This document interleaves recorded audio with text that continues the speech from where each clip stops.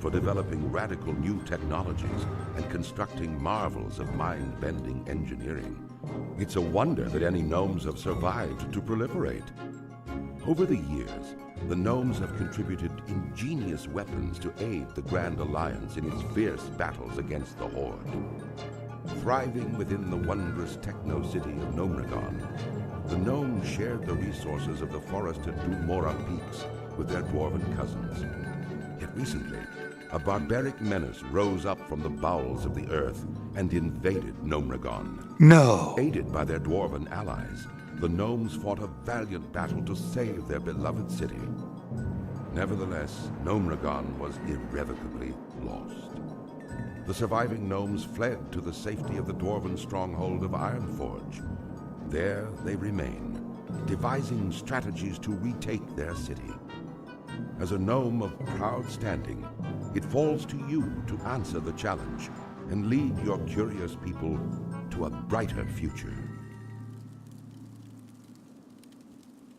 Interestingly, I was watching on my other screen here, and what it was recording was very smooth, and mine was stuttery. So this is the 20th Anniversary Realms, and I have a couple characters here now. I actually was just playing around. Here, I'll show you what I did here. Let me log out.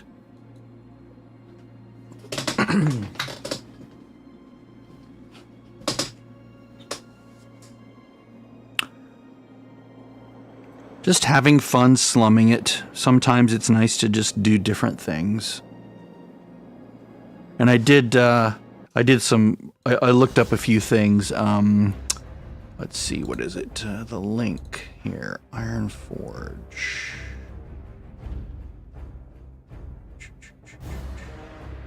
Where is it? Ironforge Pro, that's it. There's a website that lets you see the realm status, sort of various servers, like not the current servers, not retail servers, but the older servers, the official WoW servers. So if we look at Pandaria, for instance, if we just look at the US PvE servers for Mists of Pandaria, you can see there's almost 22,000 Alliance players playing. Significantly more Horde for some reason. Don't know why. That's atypical for PvE. Normally you'd see that under PvP, right? Sorry, there we go. Yeah, see, PvP is like really heavily Horde. If we go to Classic Era, which is the servers that began sometime, well, I think it was maybe 6 years ago.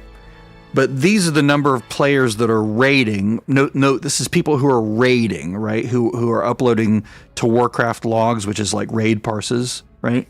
So it's not the full inventory of players. So like if we look over here, for instance, in Mists of Pandaria, there's probably twice this many characters, maybe 3 times this many characters, maybe even players that just aren't raiding, right? There might even be like a couple 100,000 characters, you know, at various levels that are just playing just to be silly. You know, maybe they do dungeons, but they just don't raid, right?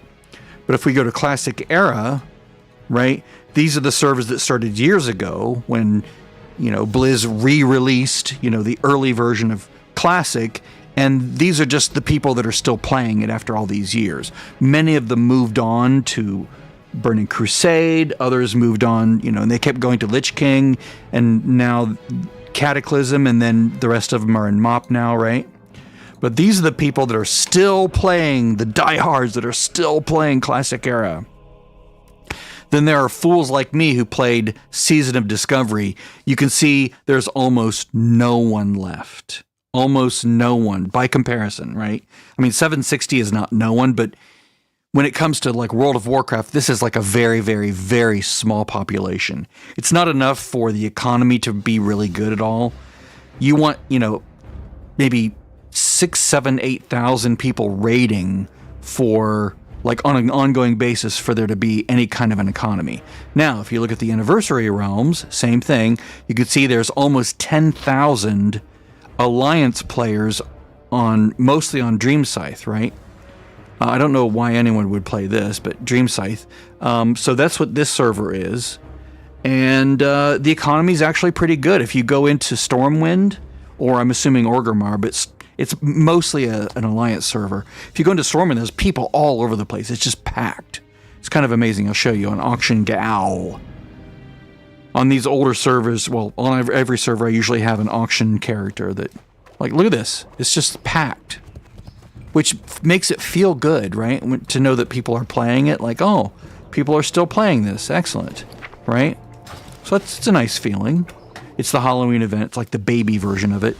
I made a little dwarf hunter here that I might play or might not play, but I just made this character, so I'll be playing her as well. But I leveled this guy up. It took me about, I'd say, 5 hours to hit level 10. And I'm currently just bouncing over here into Mulgore, which is a horde area, right? This is where Tauren begin, to see if the Rake will spawn, right? So if I click on this, this is like a rare scanner that will alert me if a rare enemy, a rare spawn comes in. These little pink dots on the map are where people have, like, nabbed him, and using some software, they will just upload the location where he was spotted or killed. Probably killed, right? But if I just sort of like tour around this little white area here, and just to see if he's spawned, because I want to see how fast he is. He's, I don't really need him. It's just one of those fun things to do, because he has like one of the faster hits in the game. Not that it matters for what I'm doing, because I don't do PvP, but for PvP, it's a little bit better to have a faster pet. Like if I have a little macro here. Oh, there we go. He did spawn. Nice. Okay, so what I'm going to do is I'm going to hit T, and he is 1.2, so he is fast. Let's see, what level is he? He's 10, so I can actually, let me get rid of some of these enemies around here so I don't have to deal with them. Because I'm going to tame this guy. I'm going to get rid of my pet and tame this guy. Just for funsies.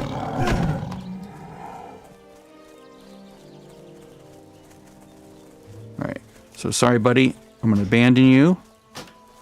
And we're going to come all the way back and tame the Rake. Hopefully he doesn't end my life.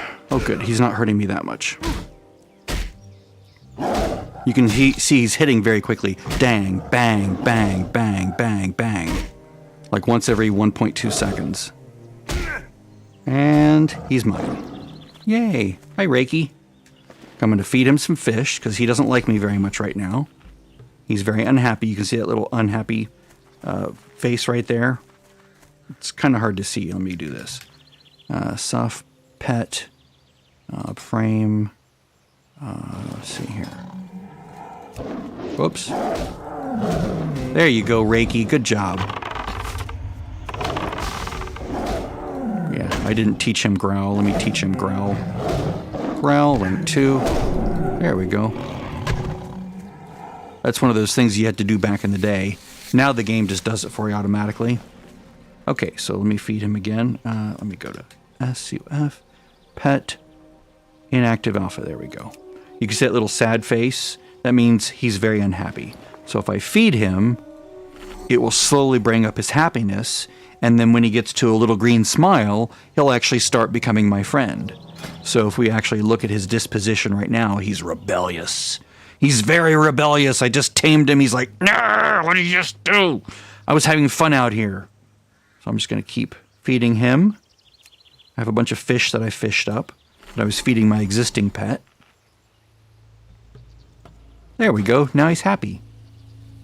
Now he'll actually start to increase his disposition. So he starts at 1. I think the top is 6, which is best friend. And as he rises, I think it's like one every 30 minutes maybe of just existing as my partner, as long as he's happy. As long as he's happy, for every 30 minutes, I think it is. Maybe it's an hour, I forget. I've played this character for 9 hours and 14 minutes. So I think it's every 30 minutes, because the first half of that was no pet, right? Maybe even the first 2/3. It's really slow to level a hunter. in this version of the game. It like takes forever until you get a pet. Once you get a pet, it's like poof, breezy, awesome.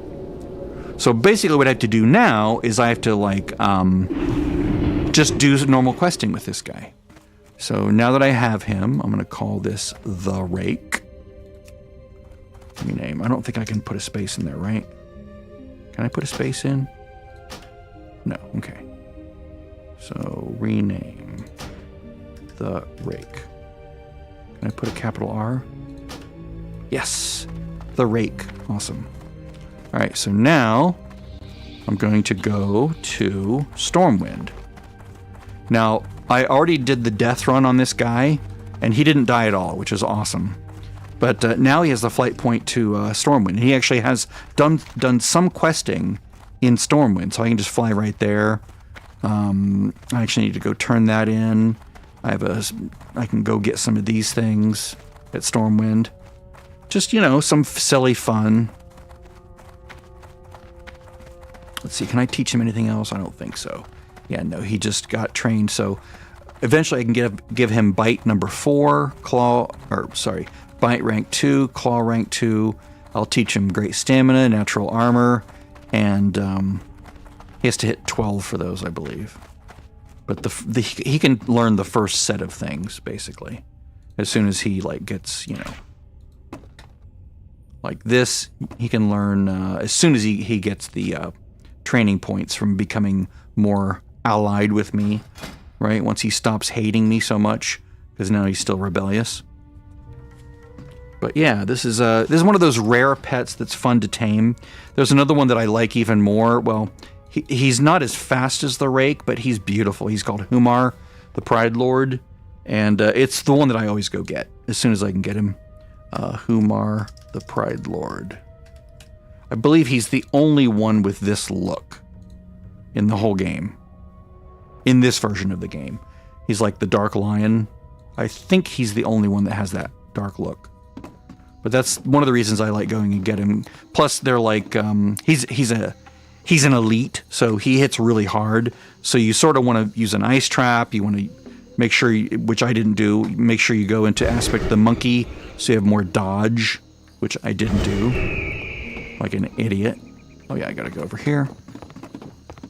We're gonna jump off the boat here, which is a little trick to cut down on travel time. And boop! Because otherwise you have to wait for the boat to dock, and then you're running off the boat, and you have to go on that long path, and it's easier just to do this.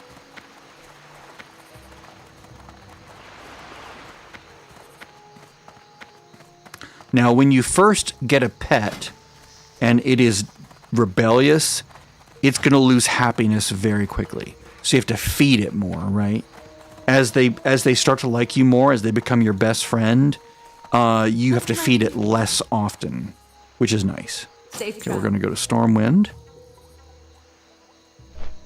And now we're just flying. That's all we're going to do now. Now, if I wanted to, I could save a little bit of money and just stop off at Ironforge and then use the tram, which is a way to get between Stormwind and Ironforge for free. From this point up here on the map, where this big giant gray square is, down to here. And I have all these things on the map, which let me see if I can turn these off. Let's see here, my journey quest by zone, questy options, icons. Let's turn them off. No, let's turn them off on the main map. There we go. There, now it's less confusing. This giant thing right here, where this little castle symbol is, to this castle symbol, there's an underground tram that's free that goes between them. Probably about as fast as a flying mount does, like this. Well, not a flying mount. There are no flying mounts in this version of the game, but as fast as a flight path would go. Which is like a little bit more than twice, or a little bit more than 4 times running speed. So it varies. It sometimes goes faster, sometimes slows down, depending on what part of the route it's on. It might hitch a little bit and slow down and then speed up again as it goes a different direction, as it hits interconnection points between flight paths. Because it used to be, in the very first version of the game, that first came out, or even in the beta, I forget, I was told, you had to get on a flight path, and then you could only go one step, and then you have to get on it again and go to the next step. Get on it again, go to the next step. Like if you wanted to go from the top of the continent down to the bottom, it might take you like several jumps, right? And then the developers said, okay, this sucks. Let's connect these together. So like right now we just flew past, well, there's a flight path right there, and we sort of flew very close to it, but that's a different thing. It's like multiple avenues of getting from point A to point B. And at this level, it doesn't consider that flight path anymore. But once we do unlock it, we'll fly right through it as we go down, I believe. I think. Depends on what our source and destination are. But, yeah, this is... I'm going to keep that, tell you what, let's keep my player frame inactive. Let's do the pet frame down to 50%. That way I can at least track his, I can track his happiness when he's, 60, yeah. So I was thinking, you know, I'm having fun in this, and there's a good population. I've read that they are planning to take it to the Burning Crusade. So if you look at WoW server path 2025.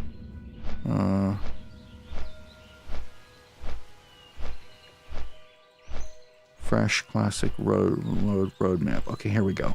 So here's the roadmap, right? This is next phase, so we're now in phase 6, I believe. So if we actually look at this graphic, let's look at the original. There we go. If we zoom this in, we can see that Cataclysm Classic ended. I played this when it first came out. I actually played Classic since it first came out off and on. I did play some Cataclysm before Autumn, and then I sort of got tired of it. I didn't join in here. I joined in for about an hour here the other day, and I was like, nope, I'm not playing Pandaria. I don't like it. I hate this expansion. I'm just going to skip it. Maybe I'll never play this particular track of the game anymore. Then there's Season of Discovery, which was amazing when it came out. I loved it so much. And now it's so bereft of players. There's almost no one playing it by comparison. This 20th anniversary edition is actually surprisingly populated. Like this winter, it's going to go to Burning Crusade Classic, which pleases me because I loved Burning Crusade. If you want to get a taste of the game the way it used to be before all the changes, join the 20th anniversary Classic server. It's a really good way to learn how this thing worked back in the day. It's not fast. It's very slow. It's very small, meaning leveling is very slow, right? It's not like playing an arcade game like today's servers are. Today's servers, you do things so quickly, you kill so quickly. It's like an arcade almost. See you later. Okay, so let's see here.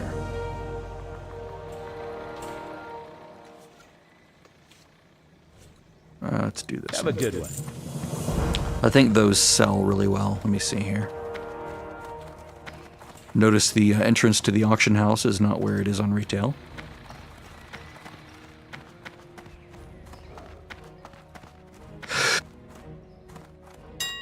I'm only using Auctionator because I don't need to really use anything else. Let's see here. Yeah, these sell well. Oh, it's still 3 sacks of 5. Nice. Let's sell these. And these. I'm basically holding down the Alt key when I'm posting these. No, let's sell these at 84. No, let's sell these at 122. Herb. Okay. Looks good. Oh, maybe I can sell that. That just dropped. Someone might buy that to DE it. Or put it on their Twink. Yeah, that works. Oh, light feathers, that's right. Light feathers are used by mages and priests for their slow fall and or Slow fall for mage and levitate for priests. So I'll just hold on to that. Let's see, BOE. You need something? You can see the old trick or treat is not really the same anymore. It's just there's no bucket to click, right? Light bless you. Let me grab the rest of this fish out of my... Whoops. That's happened a lot lately. Don't know why. Unable to connect. Having internet issues.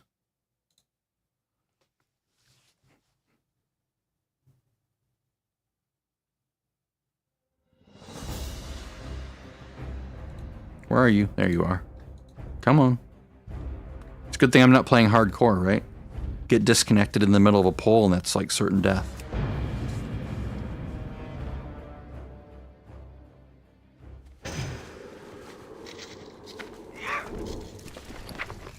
Alright, auction successful. Nice. Alright. Now normally I would use a macro to feed my pet. And I think I do have one here actually. This one's fish. Yes, okay, good. So let's change... yeah, I'll just use this one for now. So what that does is it says, do cast the feed pet spell, and then from my inventory, find and use, as if I'd selected it, the Longjaw Mud Snapper. Apparently that's what I was feeding my pet the last time I played. Back in the day. Although, that's odd because I can't imagine why I would feed a pet like that little amount or something. Anyway, oh, I can do it right now, so let's go see how this works. Control keypad 2. Your pet begins eating the Longjaw Mud Snapper. 35 happiness, 35 happiness, 35 happiness. Basically just that number right there. 35 is the highest it goes, and now 29, and now no more. So he's basically as happy as he can get at the moment. Let's go buy some more arrows, and then let's go play that warlock. I was tempted to like create just a bunch of hunters, right? Just to like...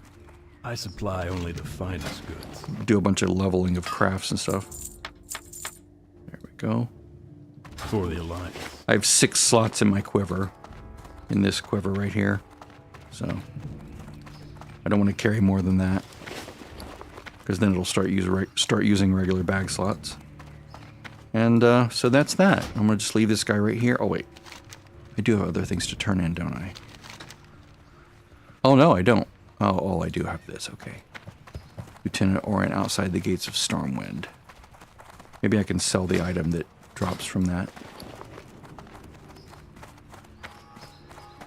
Everything's for sale.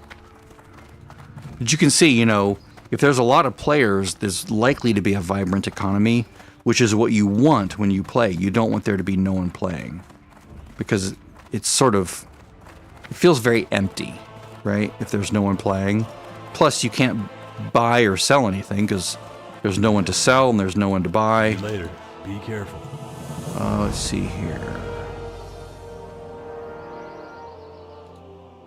I'll do See you that. around. Have a good one. All right, let me do this real quick.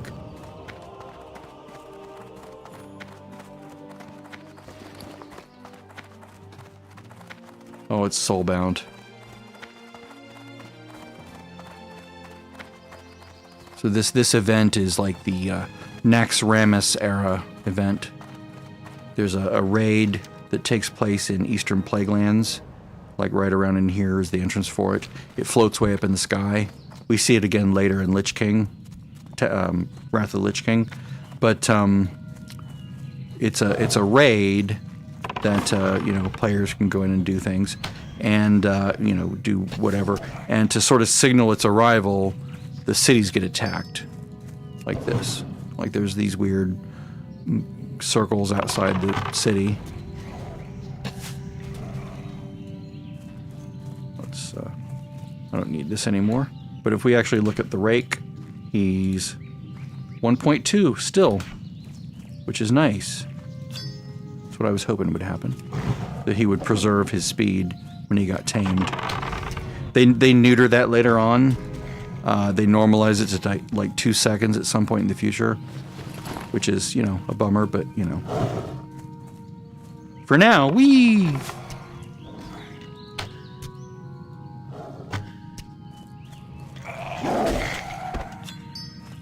Okay. Work complete. Now, fortunately for the gnome that I created as a warlock, and I'll probably create a mage as well as a warlock. I always do gnomes because they have a boost to intellect, and that makes them, oh good, light leather sold. That makes them a little bit better at being spellcasters. It's a shame they can't be healers, right? Priests or whatever. At least not in this version of the game. Just mages and warlocks, I believe. What can I do for you? Be careful. All right. So what level am I? 13. Almost 14. Nice. Now, of course, the rake is going to catch up pretty quickly as I, you know, go quest. But I'm just going to come in here and park myself sort of by the board after I throw this in my stash, because I'm not going to need this for anything. I doubt I'll be 50 anytime soon.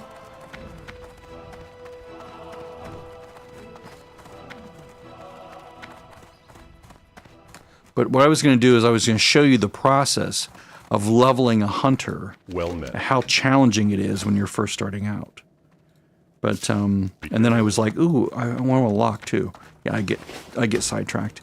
But let's go do the hunter real quick, and I'll show you the trick with playing a hunter at low levels in Classic, and even in Burning Crusade, and even in Wrath of the Lich King. Spent countless generations mining treasures. I hope I have my sound adjuster so it's not like bang, bang, bang. Stronghold of Ironforge Mountain. They rarely ventured beyond the wintry peaks of Dulmora. Recently, however, the dwarves unearthed a series of ruins that held secrets to their ancient heritage. Driven to discover the truth about his people's fabled origins, the great king Magni Bronzebeard ordered that the dwarves shift their industry from mining to archaeology. As part of the Grand Alliance, the stalwart dwarven armies have been called away to battle the merciless horde in faraway lands. In these perilous times, the defense of the Mountain Kingdom falls to brave dwarves like you. The spirits of the ancient kings watch over you, and the very mountains are your strength. Different origin story is in your hands. But same starting location as gnomes. All right, BT, profiles, combat. I need to delete all these others, but it's just work to do that. All right, so let's get this quest. I am using some mods here, or add-ons, not mods. They don't mod the game, but I'm using Arc Inventory, of course. Auctionator for buying and selling. Bartender, which puts these guys here.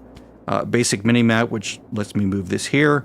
Hiding bar to show minimap icons not on the minimap because it's cluttery. I'd rather have them over here. Kalile's tracker, which is over here, instead of on the screen up here because I don't want shit covering my screen. Letterbox view, which is the add-on I wrote that makes the game letterboxed and more widescreen. Let's see here. Pawn, which helps me figure out what gear is good based on certain, criteria. Postal for mailing ease. Prat, which makes the chat box better. Questy, which is showing me like this exclamation point. That little item right there, for instance, it shows quest-related things. Let's see, rare scanner is what I was using. That's what helped me find the rake easily. Shadowed unit frames, which lets me put, my unit frames on either side of this basic minimap, as opposed to like up here in the corner. And it lets me sort of like simplify it so it's not as much eye clutter. Threat plates gives me bars that have widgets on it that I like. So if I get closer to the enemy here, it's going to show a bar above his head. Now, it would normally show a bar, but this bar, there we go. Notice it has, like, this is my current target. It has, this little baggie next to it, so I need to loot it for something, right? But I just like the way that threat plates works, and it also will change the color depending on who has threat. Like if I have a pet and I have threat, it'll be red. If it goes green, that means my pet has threat and I'm good. So that's the idea, is to get it to be green by not doing too much damage. All right, so then what else do I have? That's threat plates. TomTom puts that green arrow up here. If I say I want to go over there, then notice how it's green when I'm facing the right direction, red when I'm in the wrong direction. And that's, where I'm going right there. And I can say remove this, and it works with Kaliles, which is nice. And then the last one is wide quest log plus, which makes this bigger, as opposed to just, if you were to chop off this right half of this and just put this underneath this, that's what it would look like. It's really annoying how little you can see. All right, so it's this. All right, so what I'm going to do is I'm going to go to my macro for auto shot. Where is it? Oh, here it is. Auto shot. And that's the wrong icon. I guess I just changed it to a thing, didn't I?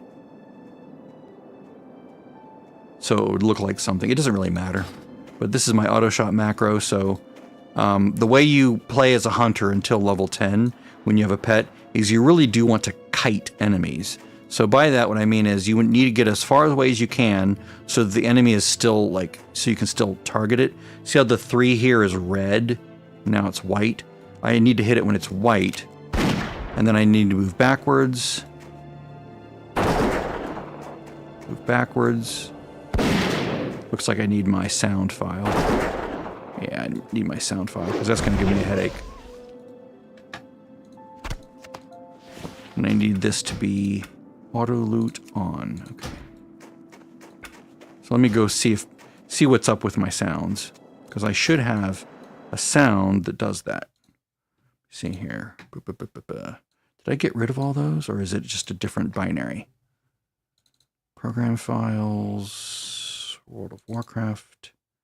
I think I had it under classic era. Let's see here. How would that be stored? It'd be under the data folder, right? Well, classic, no.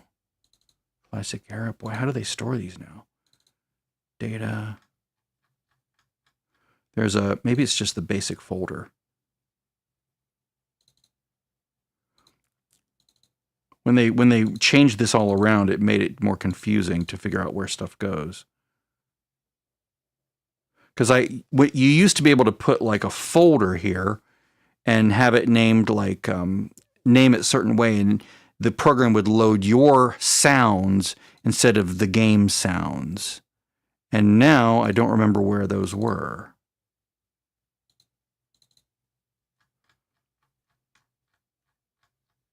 Why it's going to bug me. I might not be able to play a dwarf if that's the case, because I don't do gun sounds like that.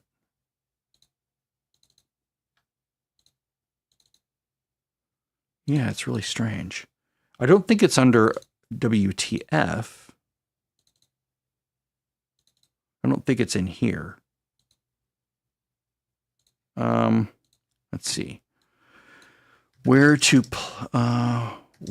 put replacement sounds in WoW folder. Okay. You should put custom sound files in your WoW folder with the retail sound directory. Creating subfolders, spells, items, blah, blah, blah. World of Warcraft. Go to the retail folder. So it's underscore retail now. So there's no sound folder here now. There's no sound folder here. Did I lose those files? I don't think I did. Let me see here. Did I copy them over here?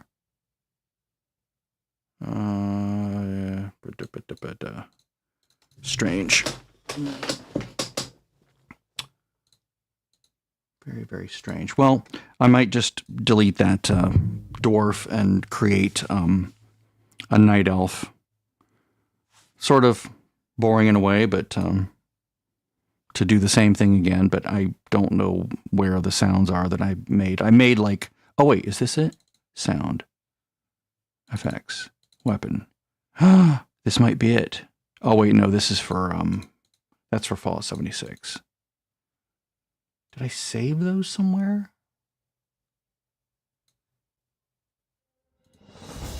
Tell you what, let me go look. Let me pull this over here. Let's see. Documents, desktop, localized documents. No. OBS, no. Not that. I thought for sure I kept them somewhere. No thanks.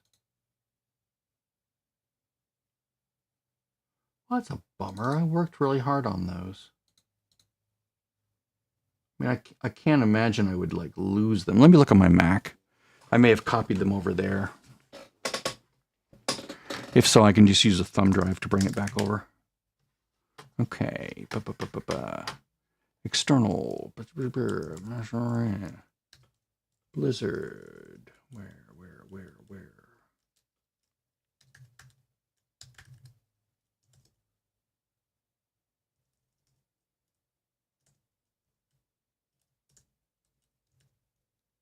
Yeah, don't have it anymore.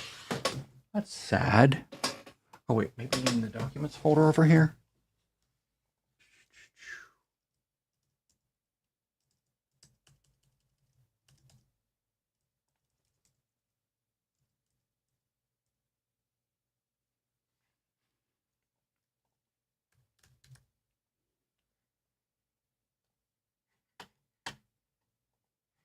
I'm looking all through my Mac because I keep everything over here.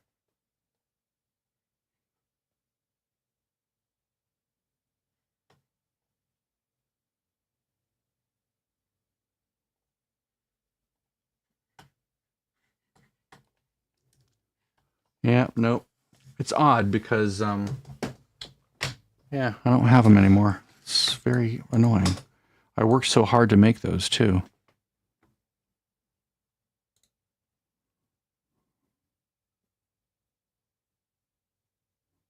Go away.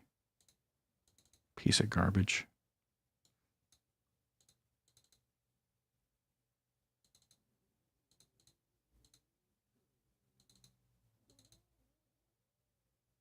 App data, local, Blizzard. Yeah, I don't have them anymore. Okay, I'll just have to use, I might remake them because it would be like, pew, pew, pew. It was like a pea shooter kind of a sound is what I made because I basically just removed almost all the frequencies. All right, so let's delete this guy. I'm not going to play a gun. All right. So we'll do a night elf. Another night elf. Hunter. Let's do a huntress. Let's see here. Let's make her skin color. That's good.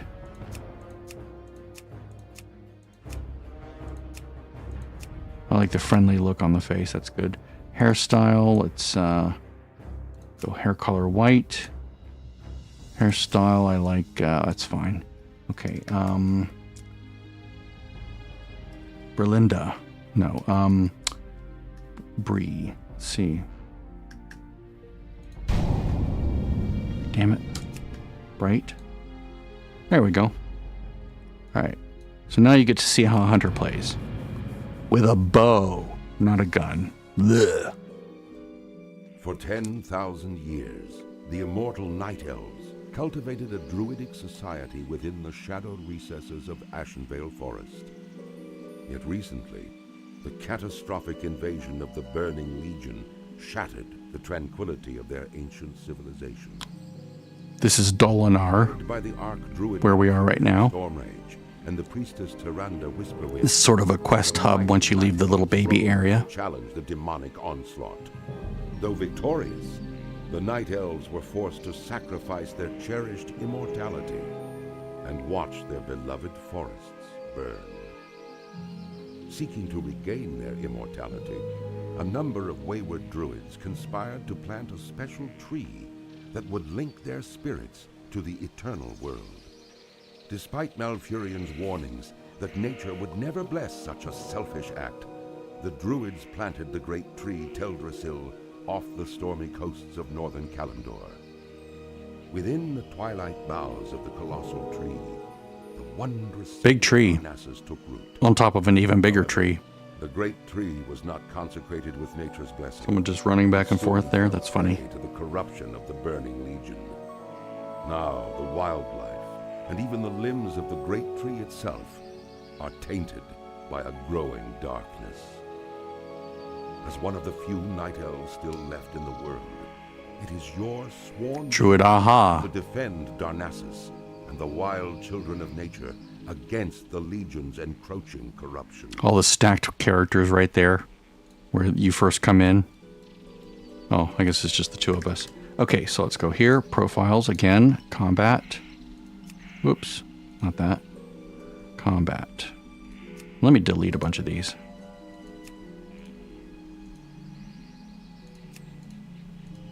It just makes them by default, and then I switch it over.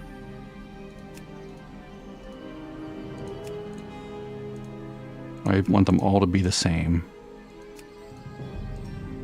Basically, all of these just get deleted. Except for, like, 4 of them.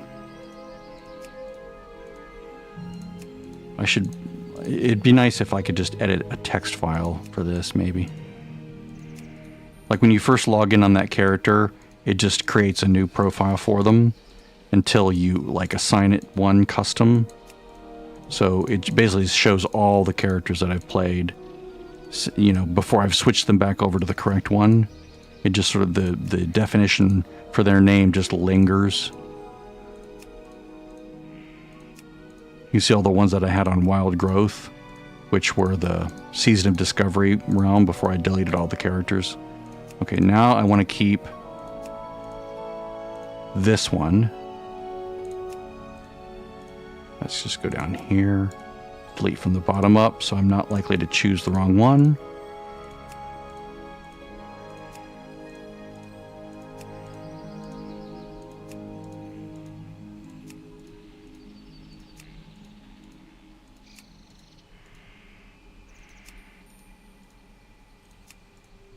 All right. There we go. Excellent. All right, so now we quest. I am listening. The balance of nature. May the stars guide Kill young night sabers and blah, blah, blah, blah. Okay, so let's get our macro here. Let's see. Doing this again. Where's my auto shot? Near the beginning, right? Yeah. No. Auto shot. There it is. 3 here, and we're going to put Raptor Strike on 4. Now, the way this works is we want to kite, as I was saying. And let me turn off, let me set the graphics so that the ground clutter is low. Because I don't want to be fighting to see things at this point. There we go. This is what the original game looked like, very low clutter. So I want to make it so that this text right here is not red. So let me go to the bar, go to text style, and let's see, 14. Let's go 16, 15. So see that red 3? We want that 3 to not be red.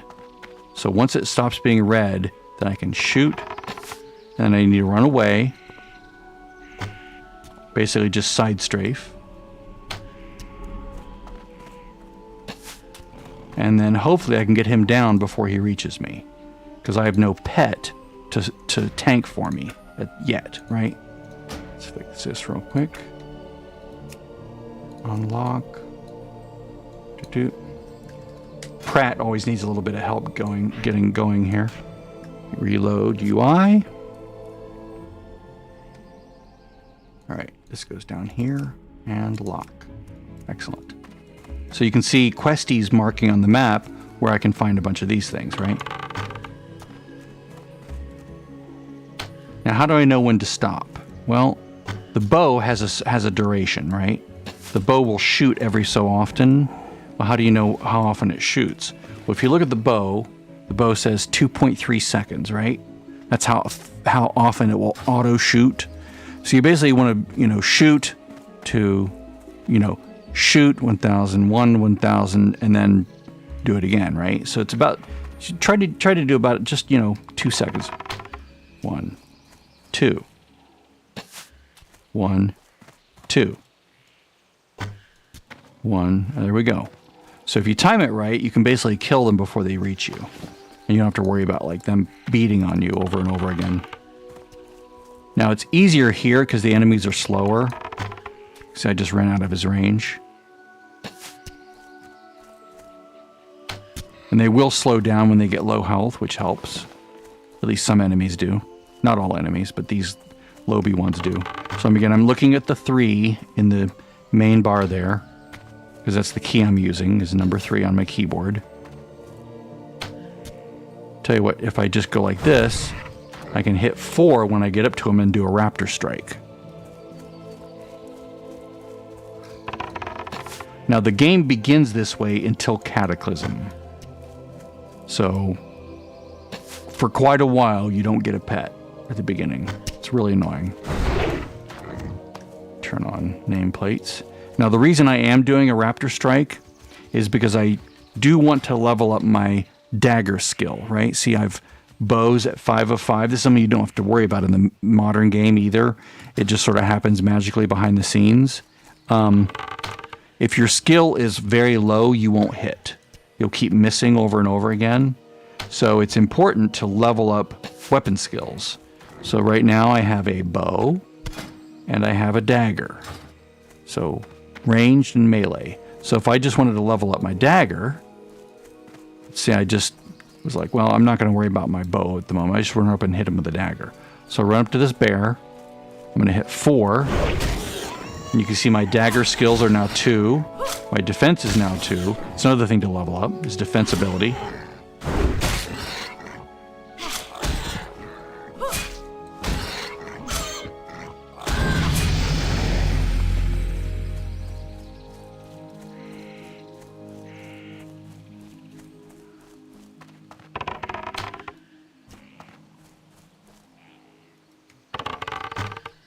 Apparently he's moving too slowly. There he goes. But this is how you play Hunter for 10 levels. Well, 9 levels. 1 through 9. And then you get your pet. Well, you get a quest. You get a series of quests to get a pet. And that's fun. The pet quests are awesome. They don't just give it to you. You have to earn it, which is nice.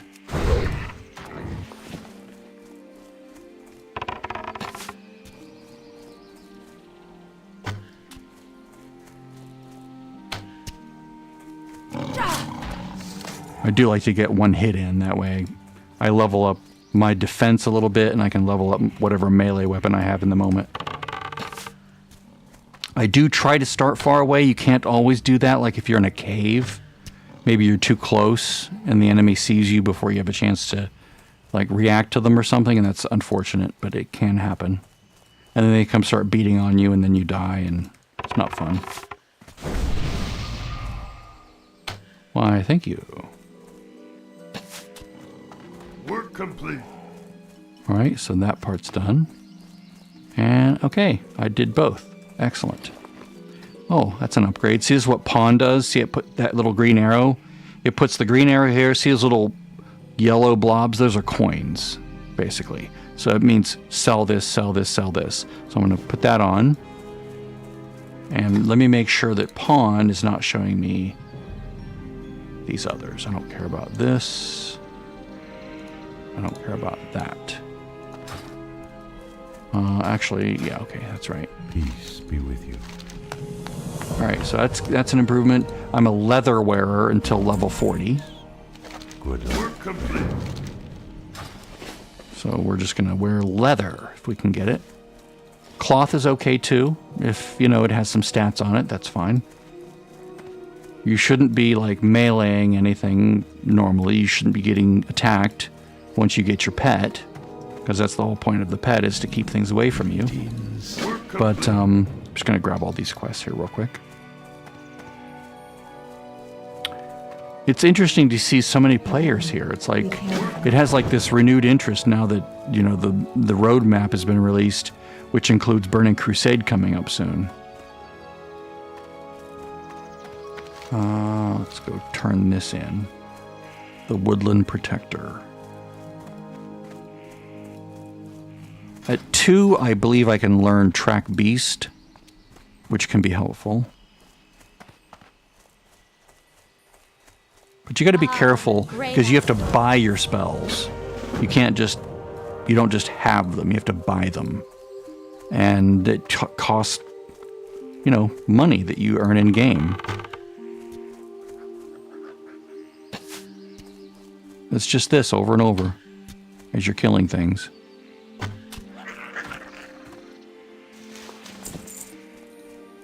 Of course, it's harder if the enemy's higher than you, because you can miss, and they have a lot more health, but this guy's fine.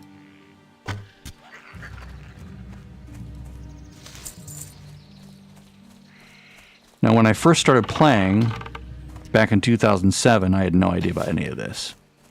Not only that, but I actually ended up meleeing even with my pet, or I would sometimes swap back and forth, right? Because I didn't understand, my pet wouldn't hold threat because I didn't understand about growl. Because, you know, never played the game before, so you don't know those things. They don't explain it very well. So later on I learned, oh, you have to teach your pet growl. Got it.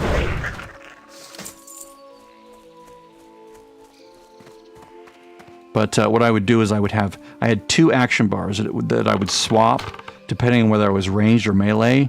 And I put a lot of thought into it, and it was quite elegant, like ranged, something got close, then I would swap to my melee bar, and I would just run in and blah, blah, blah, blah, and melee, right?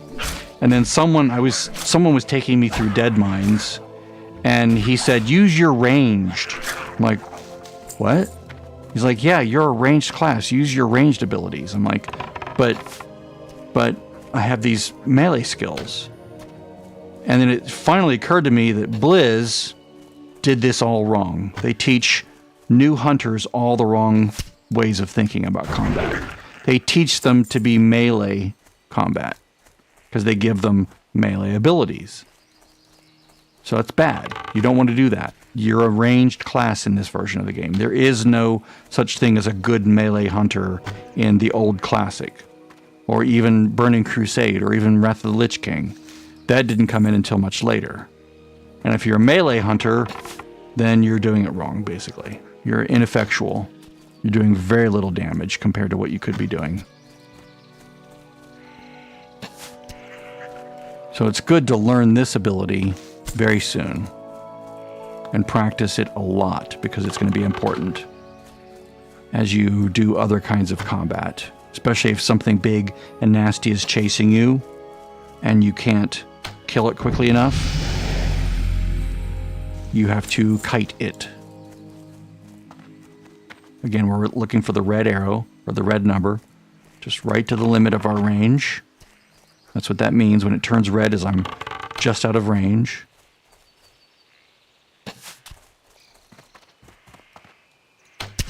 There we go. All right. Work complete. Easy peasy. What is nature's call? I mean, it might seem like no big deal right there, but you haven't really seen any serious combat yet. You just haven't. It's what we're doing right now is really easy stuff, like the little yellow enemies that don't really hurt that much, and they don't care if you're next to them. You can just sort of hit them, and they're just like, oh, someone's hitting me now, and they start coming after you. But they're not red, right? They don't come chase you from as soon as they see you, which is what we're going to run into when we go into a cave. And caves are particularly bad for low-level hunters, because we're not really built for melee. And sometimes we don't see the enemy until it's right on top of us. Let me buy some more arrows here. I'm going to save this. Whoops. I'm going to put this water right there in case I do need to drink. I shouldn't need to, because I'm not really using any spells that use mana yet, but I will be using mana as soon as I get Hunter's Mark. It's a very low cost very efficient boost in DPS. Ishno, So we'll get that. So let's go up into the tree. Gonna go find the hunter trainer. And you'll see what I mean by about having to buy your spells. This is true for this version of the game, for Burning Crusade, for Wrath of the Lich King. I think in Cataclysm was when they finally got rid of that, where you don't have to buy spells anymore. Not only that, but you have to buy different ranks of spells. So like, you know, Arcane Shot, there's a rank 1, and a rank 2, and a rank 3, and a rank 4. Not only that, but like healers used to like use different ranks of spells depending on the situation. So that's the one I want. Level 6, okay. Serpent Sting is very good. Let's see, this is 13, and I believe Serpent is more, yeah. May the stars guide you. But I'll be buying Serpent Sting, but not Arcane.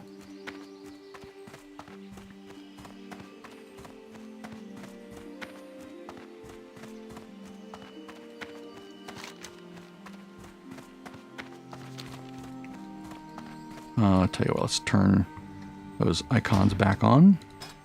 Questy options, icons. Yes, there we go. There. We know we need to go north. And you can, of course, kill things along the way if you just want to farm for more XP. Let's actually go this way. I'd like to get to level 4 before I do anything near the cave, so let's go kill these mangy night sabers and thistle boars. Because there's some spiders that we're going to run into in the back, and I don't want to deal with them until I'm at least level 4. I don't want to go into the cave until I'm 5.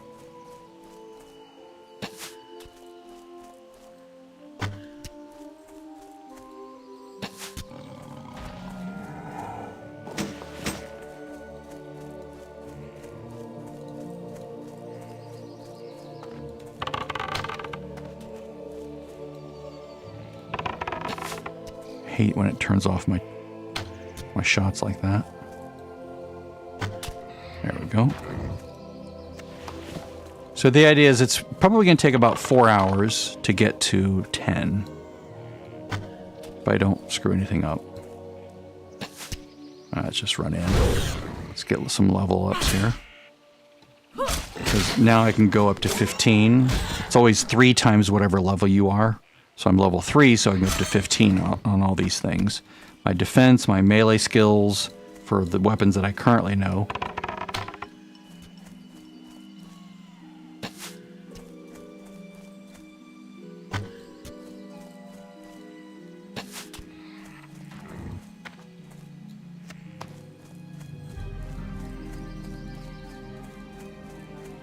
Looking at that red 3. As soon as it goes white, I can shoot.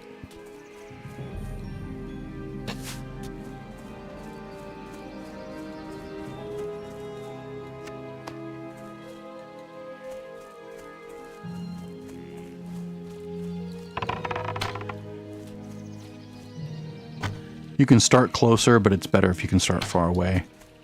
So then you do more DPS.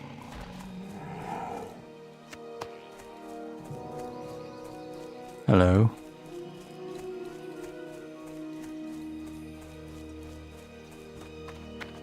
Mm-hmm.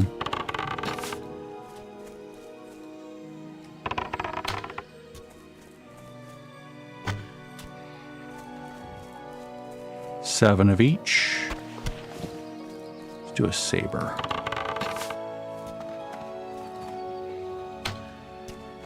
The reason I'm strafing instead of turning all the way around is because I can... Whoops, let's turn that off with the escape key. If I go like this, then I can't... It's harder to turn around. It's better just to strafe like this, looking sideways.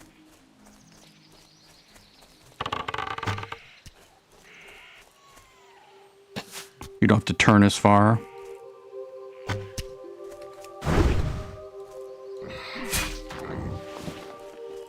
Let's see. 2 more of these guys. You can even do a trick where you turn around in midair and shoot as you're spinning.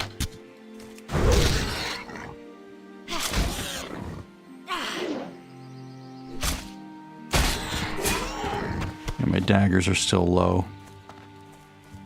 Alright, now we need three more Meiji sabers.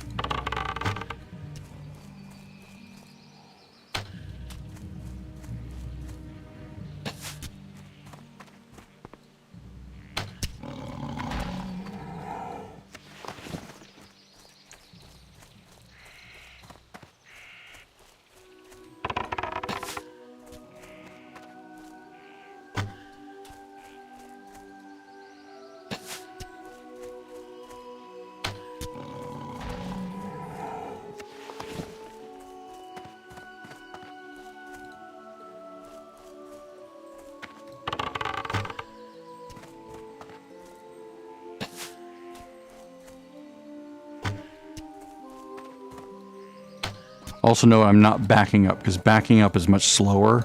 I could back up, but you don't move as quickly. So I like to keep that distance between me and the mob. The movable object if I can.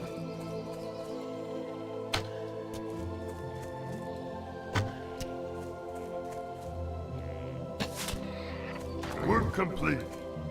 Alright, are we close to 4 yet? Close. Let's go find Ivrin first. There's a guy tucked in a little crevice up here. That's what she said.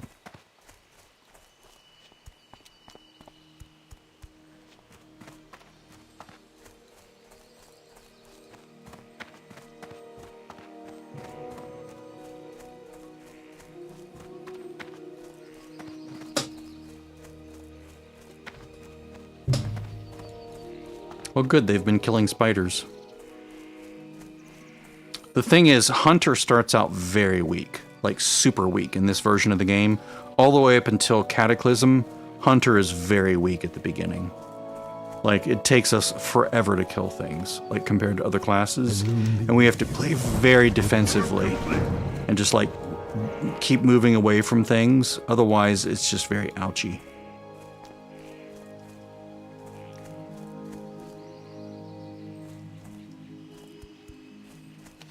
Because we're given a melee toolkit that is very, very weak compared to like rogues or warriors, and we don't cast spells, you know, up close. Like any spells that we get, like arcane shot or serpent sting, or even just our bow in general, it just doesn't work when you get close. Like I can't shoot this thing with my bow. See how it's red?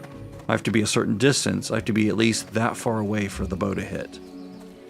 And so it limits what you could do as a hunter before level 10, because you need to keep the enemy beyond a certain distance in order to use your ranged abilities. If they move within that distance, they can basically just like pwn you. It's unpleasant, to say the least. Especially if you get swarmed by a bunch of enemies, it can be very painful. But once you get a pet, you become like a god. You become more powerful than all the other classes once you get that pet. At least for a while. At least until, you know, end game when everyone gets all their gear. But as you level up, you literally level faster than anyone else because your pet is so powerful.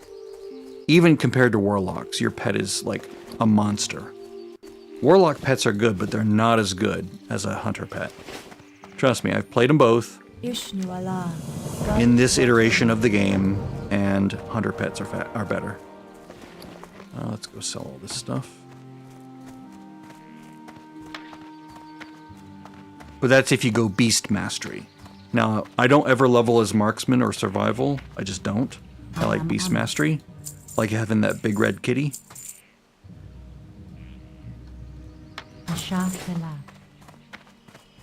Okay, now I need to get, I'm harvesting items from around the screen. You can see these little gears. I'm finding things around the trees. They're like these little things. Where are they? I'll show you. They're like acorns or something. Like that. Or they're mushrooms. That's it, mushrooms. We'll do that when we leave the Dolinar delivery. We'll do that last in this little baby area. We're in the baby area of the Night Elf race.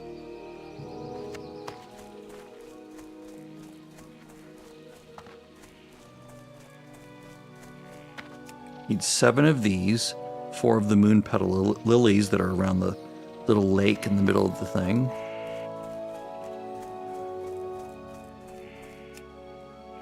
I'll record this until I get to Dolinar, and then I'm going to pause. Maybe go rest my eyes for a bit. Because they do get dried out playing, because you sort of like you focus and you concentrate, and you're like, oh wow, I haven't blinked in a little while. So it's like, oh, I better blink. So you get dry eye.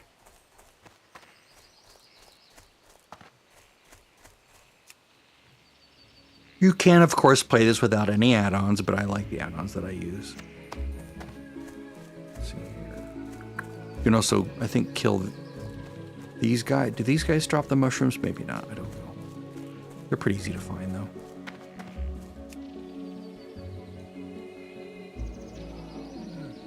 Let's head towards the lake. We get those 4 flowers. And then I need to get a webwood sack, is it? Or no, webwood ichor from, or ichor from the spiders that are up in this area up here, up north of these. And then I also need to get 10 webwood venom sacs from those same spiders. So 10 of these, 1 of those. Okay, here's a moon petal lily.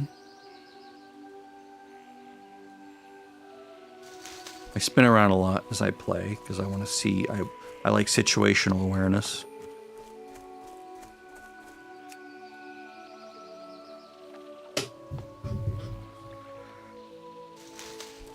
Yeah, you can see someone's, you know, join us. We're going to be raiding in TBC.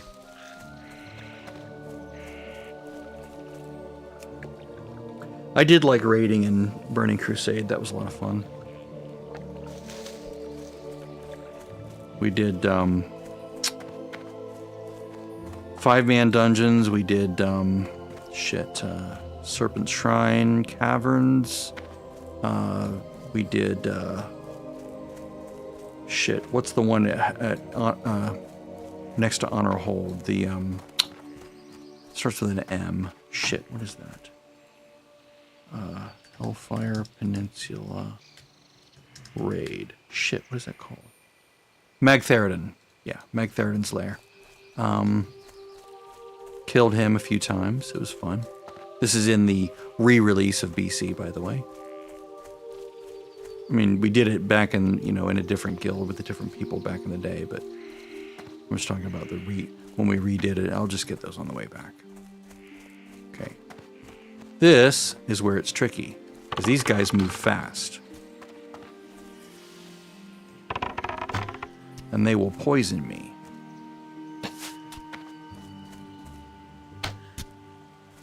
Boop.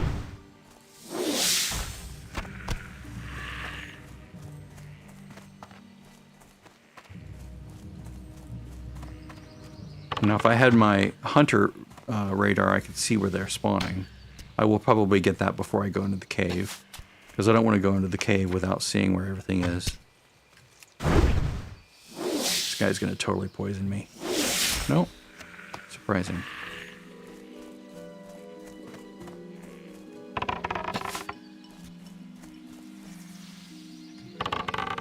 God, I hate it when it turns that off. Robs me of like a fraction of a second of DPS there.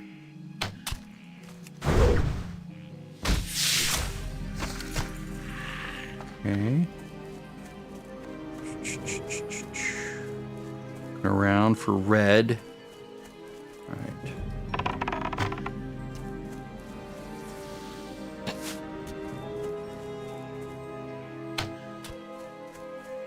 Much cleaner.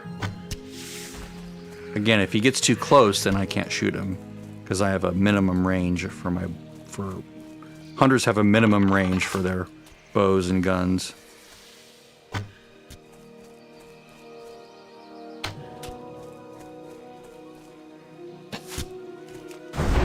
right about there. Right where I shot him is right about the limit. Okay, there we go. Good. Webwood Ichor.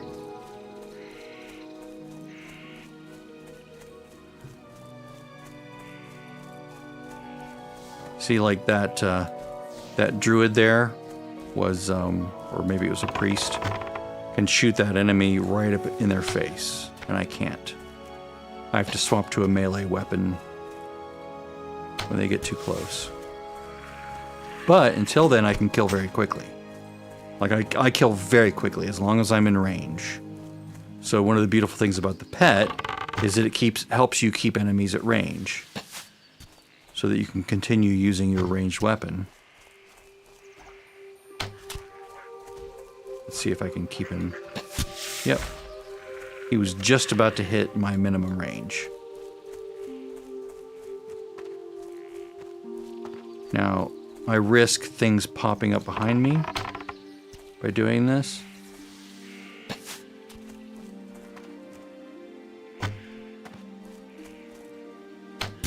Yeah, too close. Thank you.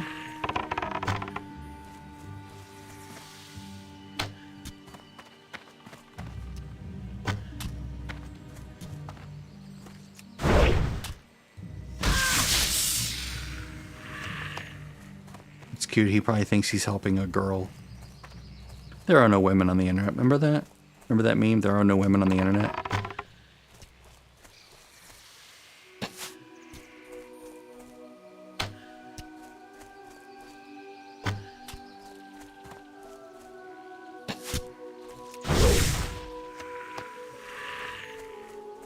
See, how close are we to 4?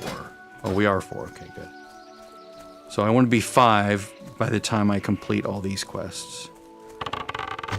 Like the ones I'm doing now.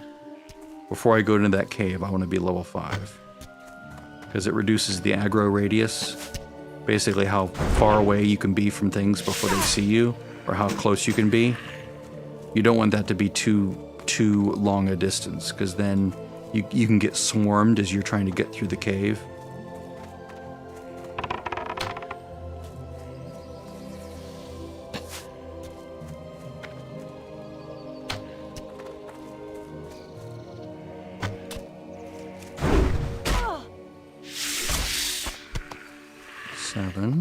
Need 3 more. There's plenty of spiders in the cave, but I don't want to go in there yet.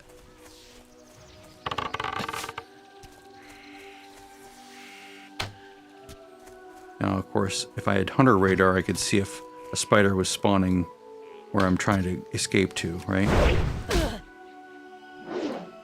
This guy moved a little bit fast for me. He's gonna poison me. Nope. See, like that right there? That spawn? That's, yeah, right on top of me almost.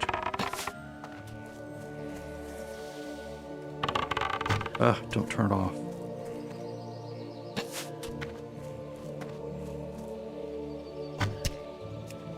Ooh. Yeah, there it is, poison. It's not a lot of damage, but it's still annoying. One more. Just need one more venom sac.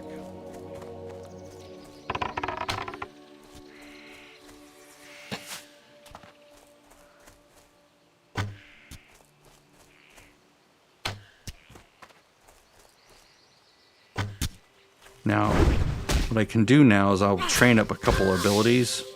It'll help me do this a little bit more efficiently. All right. Work complete. So now I need to do one more mushroom.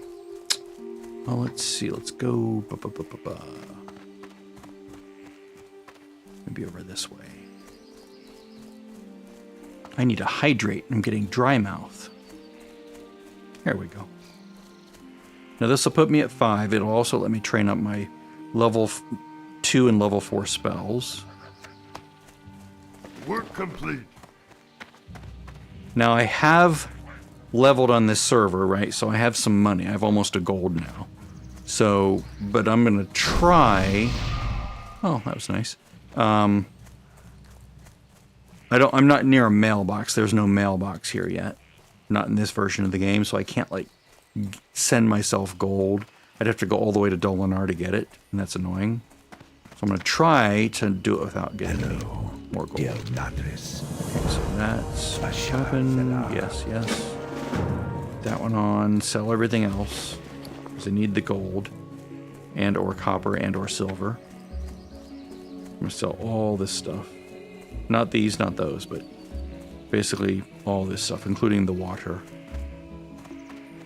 Who I need to get that quest to and turn it in. Let's see how much we The get here. loon be with you. 4 silver, that's pretty good. I can train 4 things. Well, the tracking at level 2 I think is 10 copper, but the ones at level 4 I think 1 silver. So I'll be able to get 4 of those. Farewell. Good luck. I'm going to bring his antidote to him. But while I do that, I'm going to go upstairs. I have 5 minutes to get to him, which is more than enough time. I'm going to go upstairs and train the hunter abilities. So I'm going to get Serpent Sting. Let's put that on the bar already. It's relatively cheap. Actually, let's do here. And I can't do Hunter's Mark, sadly. Not until level 6. That would be nice.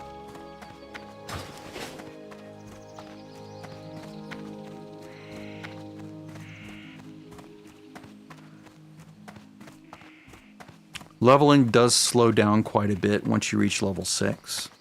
It seems to take like 3 times as long to get Peace be from with you. 6 to 10. Okay, so that and that and that. Excellent. The loon. All right, so aspect of the monkey. That's going to give us some dodge. That's under beast, so we're going to put that here. We have our serpent sting, and we have track beast. So let's put that on left arrow. So now we can see where all the beasts are. We still have 3 minutes, 3.5 minutes to get to Ivorin, which is going to be more than enough time. He's not far away. He's like over there. Can we sneak down there? No. We can sneak here. So we're deliver it there, and we need to go to the entire back of that cave. Now, if someone's been there recently, they'll have cleared the cave. And at that point, I need to watch for respawns, because you can get surprised with enemies respawning after a while.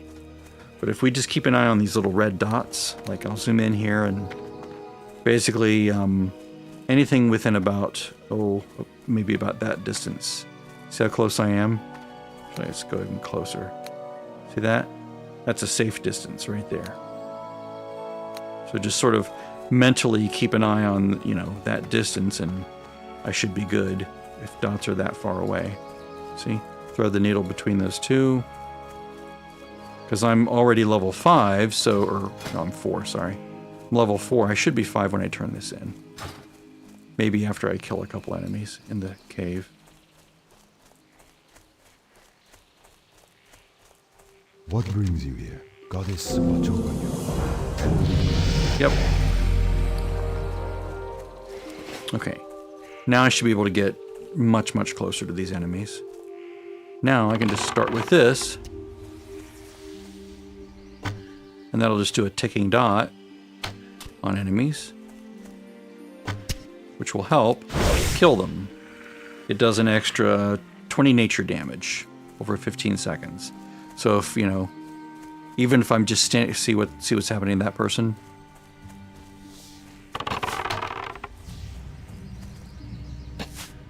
I'll rescue them.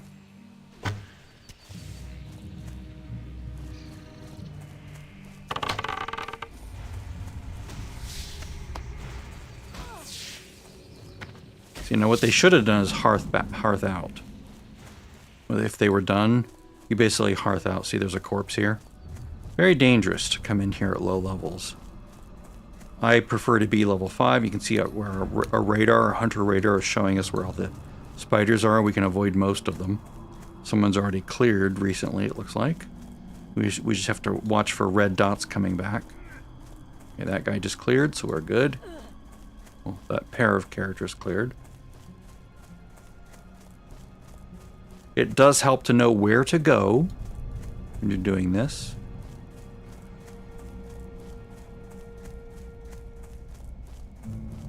Yep, easy peasy. Lemon squeezy. Grab an egg. Whoops, I want to jump down. Get the egg, and then we will hearth out. Work complete. That way we don't have to like fight our way back out. We'll hearth to the base of the building that we were just at. Well, I guess to the starting point. Alright, so now we're going to turn this in. We're going to get sent up to the top of the building. See, how long have we played? 41 minutes to get to level 5. That's crazy, isn't it? Can I assist you? Oh, let's see here. Chest armor, yes. Goodbye. Work complete. Let's put this on. Tell you what, I'm going to grab something to drink. I'm very parched.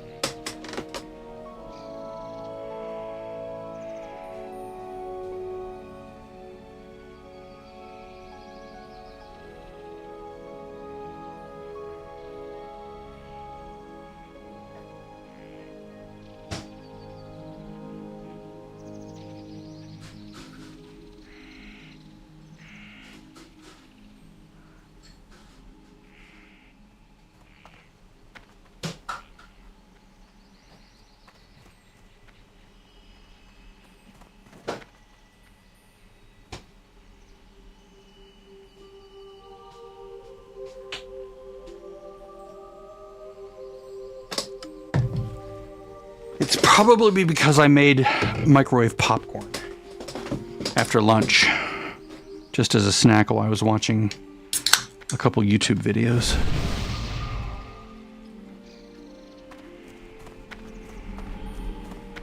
Why, thank you for the thing. See, they're in a guild. What's their guild called?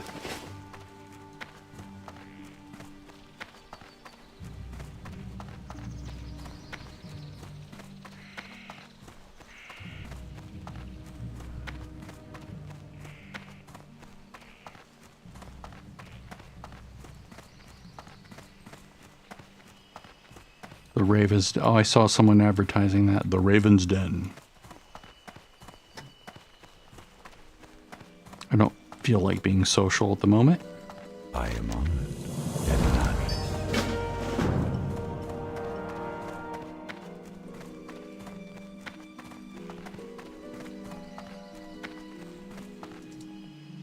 Let's take a shortcut here.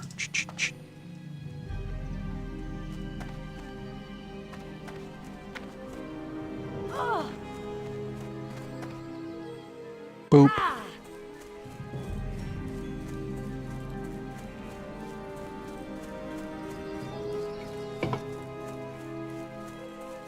Did she do the same thing? She did. Clever girl.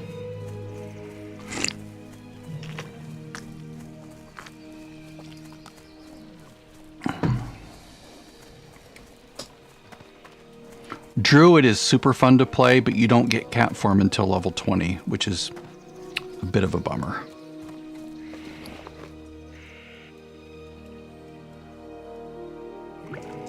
Work complete. We go back up top, which is the ramps over there.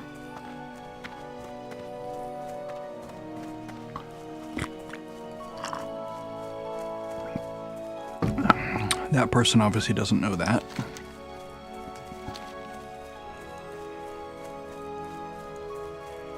They probably came down through those slats.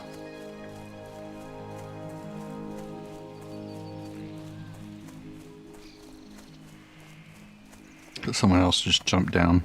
A lot of people know all the shortcuts to like bypass things, like even dying to something, just so you can not have to run all the way over to something. You take the death penalty because it jumps you like half a zone. You spawn at the graveyard. Especially as a low-level hunter, it doesn't matter at all to get the debuff to your stats.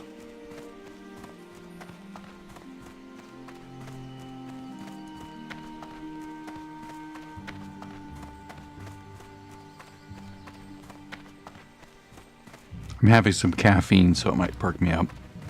I might keep going. I'm really surprised how many people are here in this low level area. It's interesting. Voila. Good luck. Okay. Now this is our trip to Dolinar.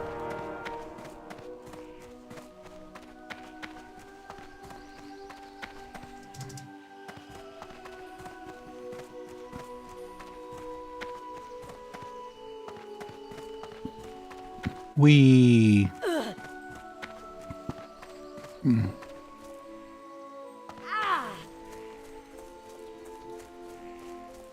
shortcut upon shortcut upon shortcut.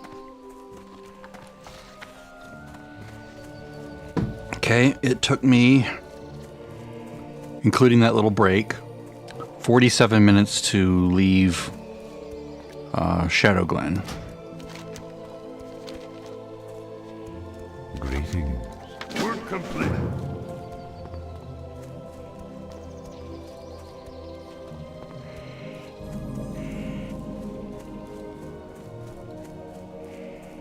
Okay, I'm level 5.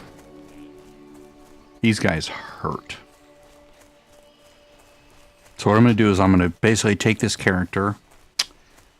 Will I park her and let her accrue rest bonus? I don't know. I would like to get her a pet.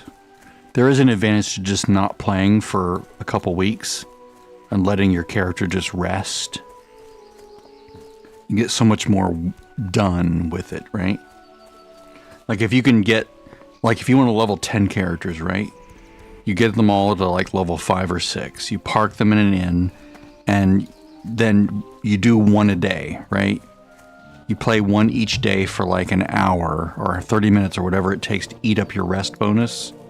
And I even have like a macro that'll show me my rest bonus. Like if I go that, it'll say no rest. It's a very complicated macro. See, this thing's coming after me. See that? Very clever. Very, very clever. We get all these quests. I am honored. And Questy would not show anything. Actually, I forgot to get a quest because I was spooked by that tiger, or by that cat. I'm going to go get the quest that I skipped by accident.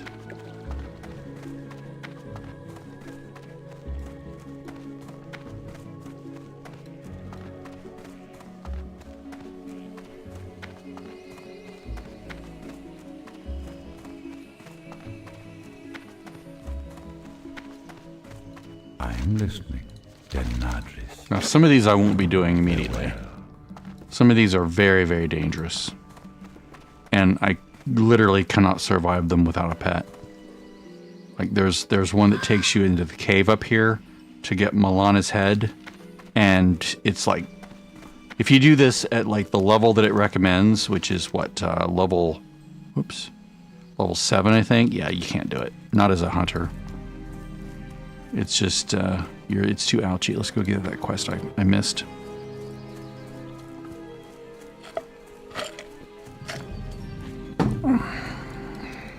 It's the guy that says, "Don't talk to me!" He's very, persnickety.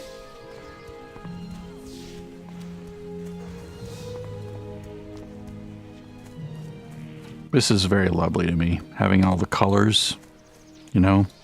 The levels next to the things. It's awesome.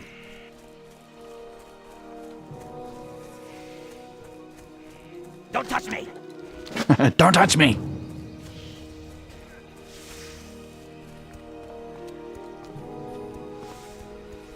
Whoa. What level are they? Is that like a human? coming over and slumming in the Night Elf area so he can earn a cat.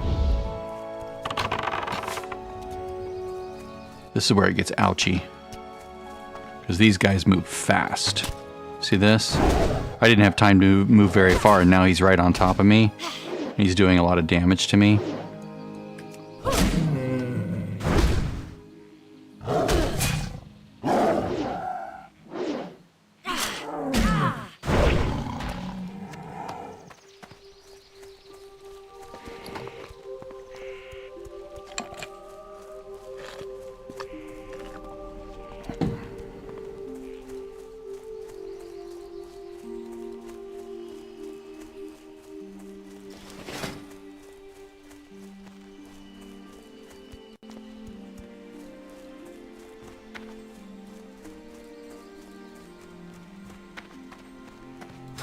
So I'm going to come here. I'm going to set my hearth here so that when I use my hearth again, I come here instead of the Shadow Glen. Till next we meet, So the moon be with you.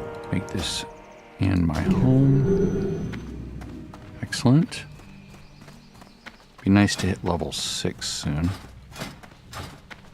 I'd rather be 6 when I'm doing these quests, but a lot of those spiders in the cave were already dead, but May the stars guide you. yeah. I might have to grind a little bit on things, but let's do one thing first. Let's make things a little bit less ouchy. Let's check my auction character here. Oh, hey there, Damien. Nothing there. Let's go to this character.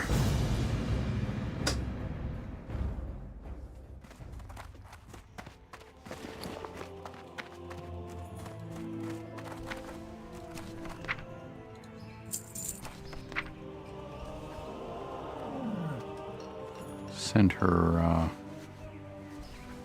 yeah, it should be enough. Whoops, oh, I don't want to send, let's send her 15 silver, not 10 gold. Right. This is, classic. The game, mostly as it was originally, aside from my two-dimensional overlay here that makes it look the way I want it to look, as far as like all the tools and everything. Oh, that's funny. All right, let's get her a better bow. Are of the highest quality.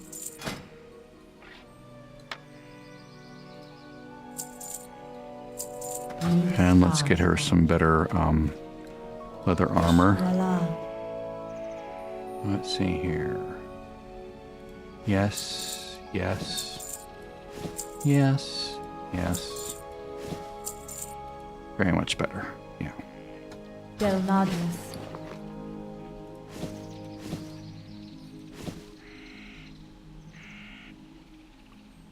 I am honored.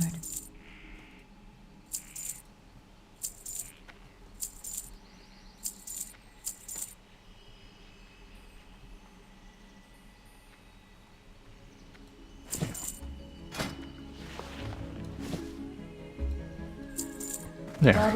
Now she's a little bit more durable. She just doesn't have to endure being hit that much. Let's see here. And then, I'm listening. not as important. Be nice to get like a staff. What brings But you? then she'd have to go get staff training. Farewell. Alright. This will protect her a little bit. It's an expensive investment, but it'll help her a bit. Alright, so let's farm these silly creatures.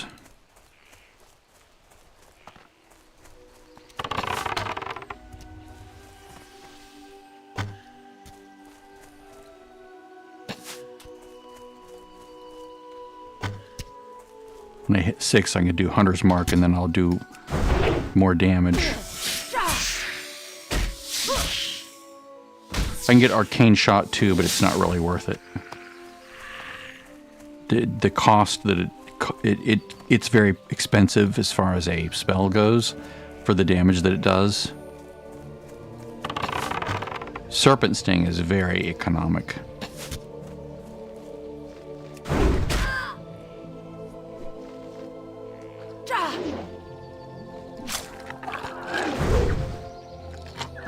That little extra armor I got is a big deal here.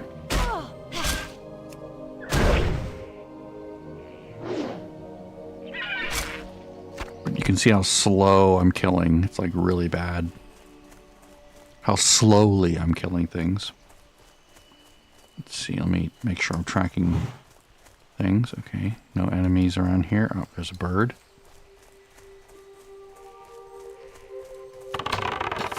Again, once I get the pet, it's amazing.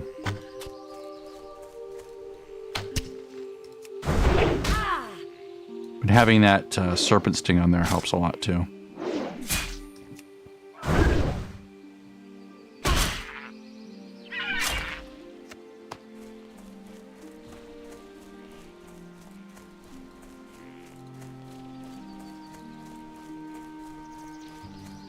Again, just watching that number turn white in my spell casting.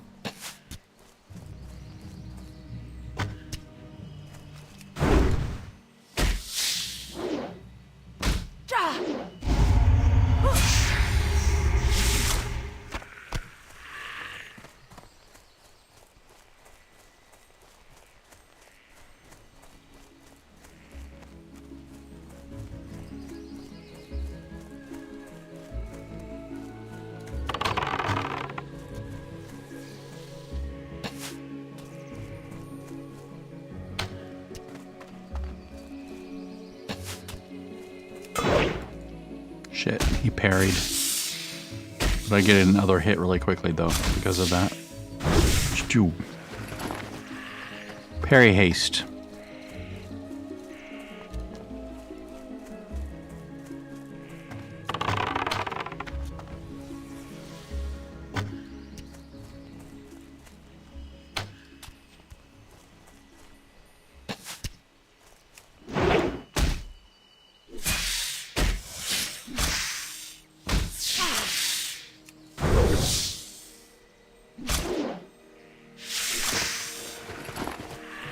Yeah, that armor is actually really significant when it comes to damage mitigation. It's like 27% reduction from that physical damage. I can go ahead and grab the, fill this up.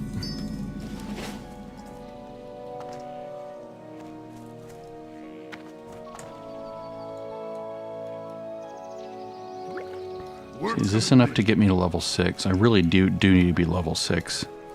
Because I really want to put Hunter's Mark on things. That'll really help that'll improve my damage. Of course, Concussive Shot at level 8, which also helps considerably. To slow things down.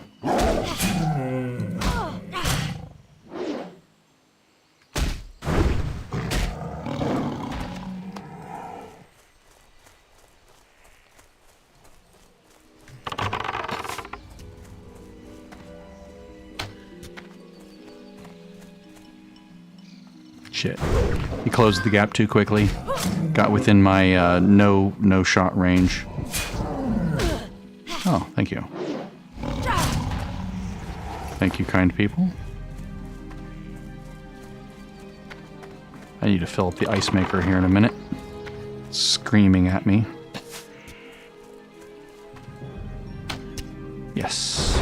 The third shot, that was nice.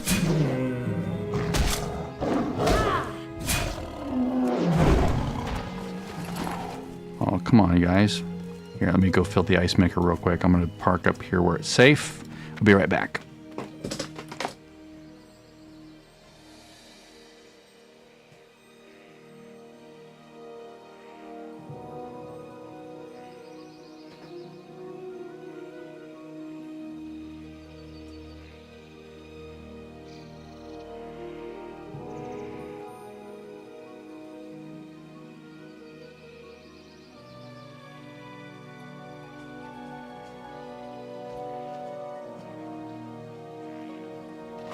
Okay.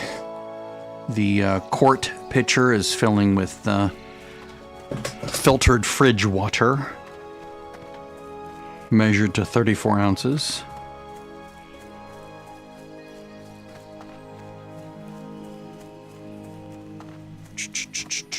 I need one more webwood spider silk. But I also need to collect legs, so I need to basically keep killing all the spiders that I see. Got him down to half health, that's good. I probably should have stung him again. That way, because right now the stinger's expiring.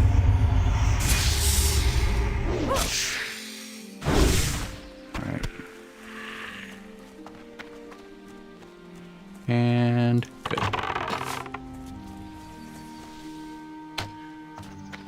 Two. 1 and 2. 1 and 2. Nice. Is this a faster bow? It is a faster bow. Does a little bit less damage each time, but or than it would otherwise. At least I don't have to. I can stop at a more granular level here.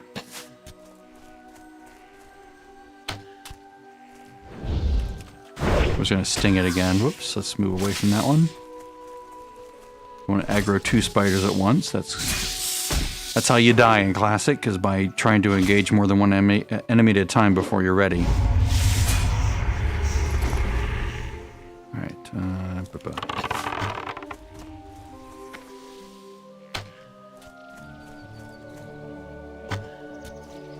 this guy's got a lot of health.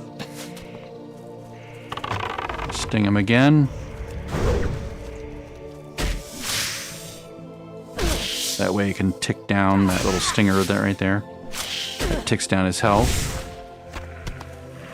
See these items, I need 7 of them for a quest that I don't have yet. But I will have it.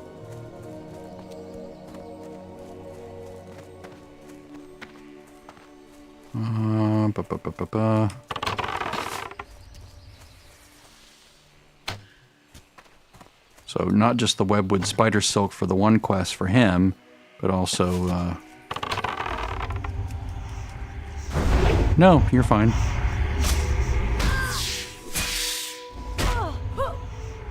Actually, I'm glad you mentioned that, because I need to go dump the water into the ice maker. I'll be right back.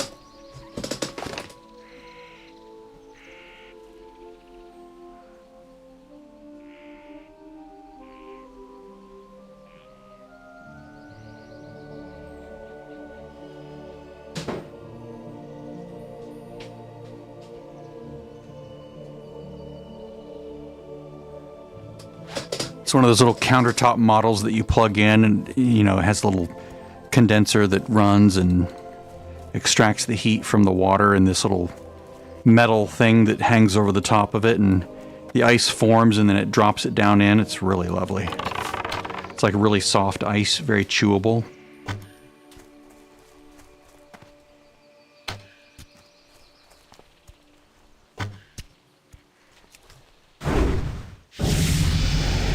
Cool. Let's go get Hunter's Mark. Let me macro it, because I have a macro here for it. 1, 2 is how I begin fights now. Because Hunter's Mark will add, if you look at the, well, I don't have the spell yet, but it adds like a certain amount of attack power. So if we look at my ranged attack power right now, it's 25. Notice the damage is between 14 to 21. When I go to the Hunter Trainer here, I am on. you have to buy spells in this version of the game. So available. Hunter's Mark. Ooh, I need more cash, don't I? Let me sell some things. Hello. Let's see. Let's do this quest. Turn in real quick.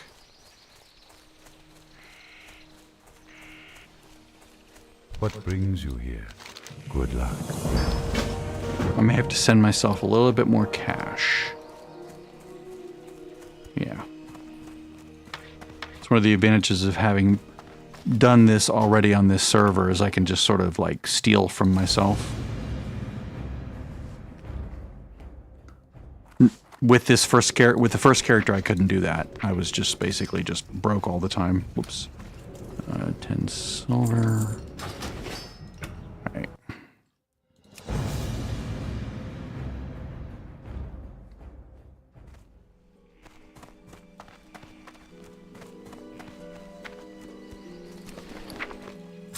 All right.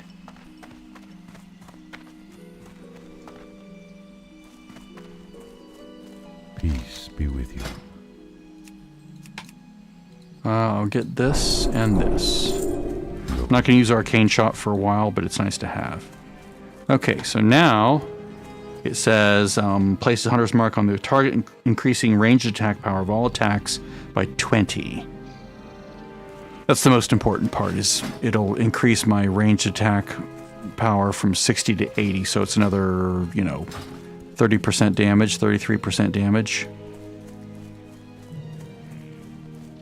Not really, it's maybe 20% damage more.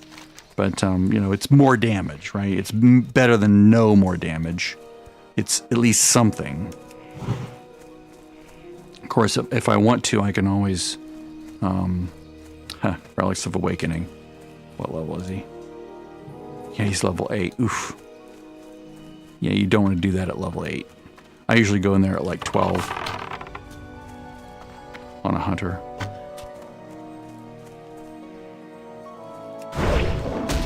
Yes, put Arcane Shot on the bar somewhere. Try it for a while.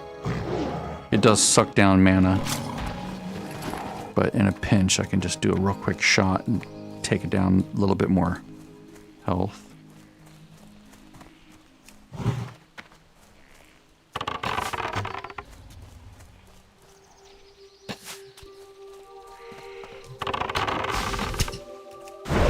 That.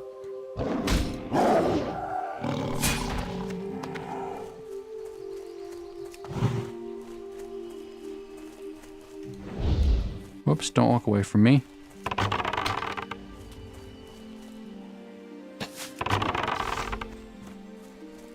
You can see it's eating a lot more of my mana that way. It's a very expensive spell. It's,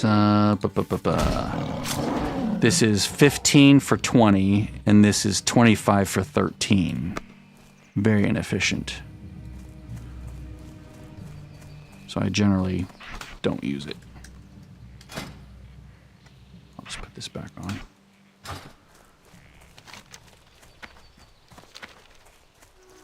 Let's see. I need to get to next goal is 7. And then I can probably survive. Actually, I can probably survive going over here now. At 6, I'm usually good over here for a troubling breeze.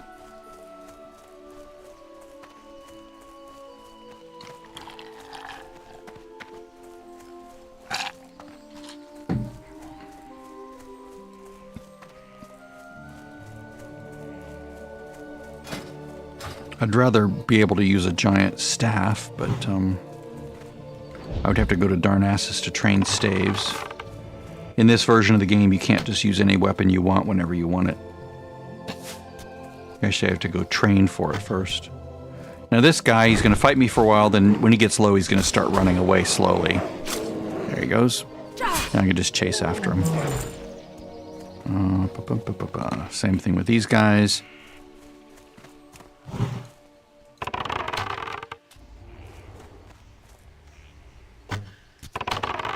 Oh, I did hit him. All right.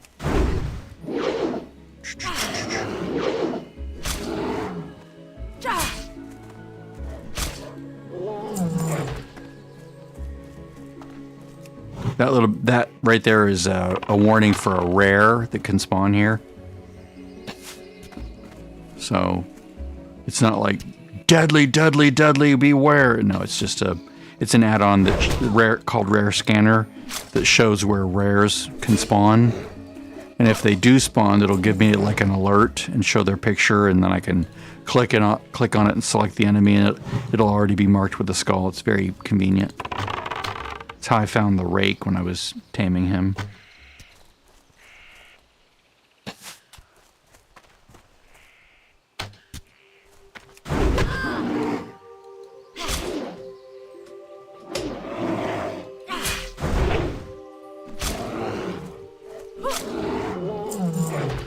Basically just clearing my way to the building so I don't get swarmed. You have to be much more cautious in this version of the game. Ooh, he's a 7. Yeah, he's going to take a while to get down.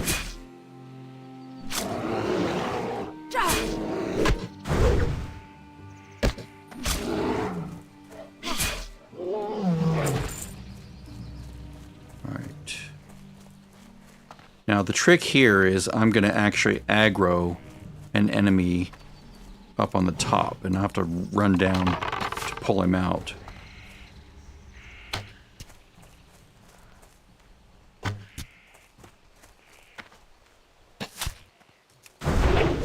In addition to the 2 down below. You basically have to play as a hunter in this game. In Classic, you have to play very carefully because, like, your melee is very weak. Very weak. Alright.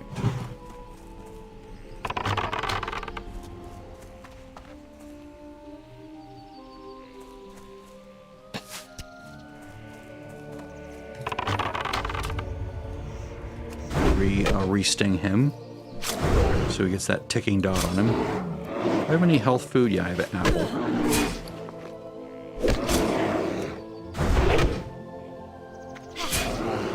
Don't you run away from me. Must have gotten that off of some creature.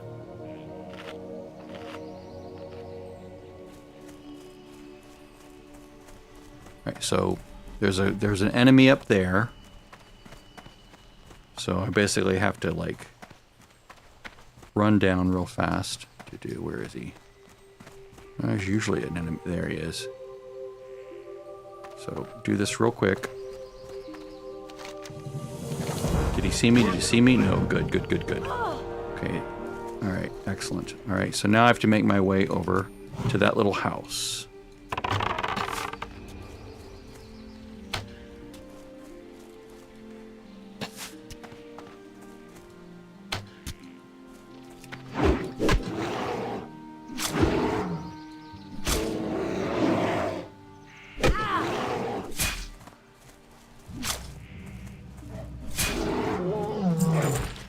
Clearing a wide space here. I need to beware of respawns here where I've been playing.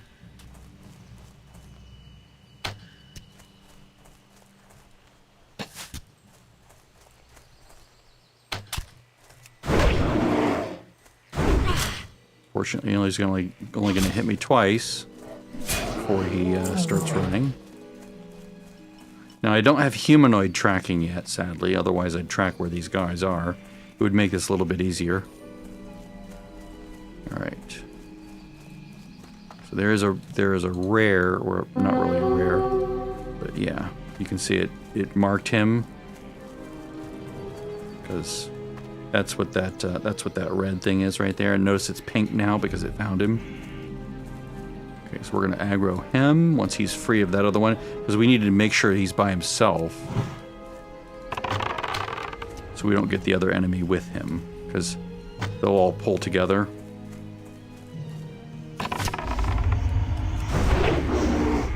Yeah, you have to be much more careful. You're right. Very tactical. The current version of the game is very forgiving of mistakes. This version is not. Okay, he dropped leggings, which are not as good as what I'm wearing. So spin your camera a lot. It's one of the reasons why I love having this wide-angle view, because I can see everything.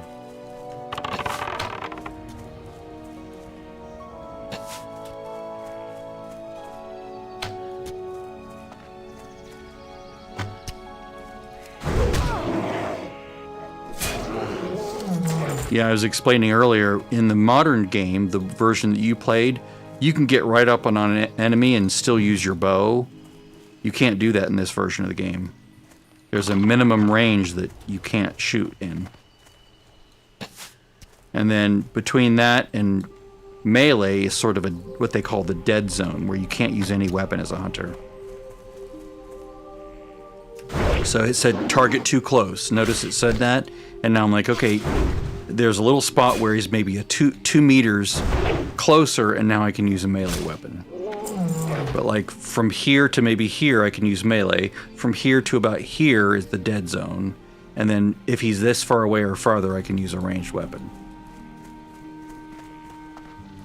Once you get a pet, this whole thing becomes so much more fun and easier. Okay, now there's an enemy in here.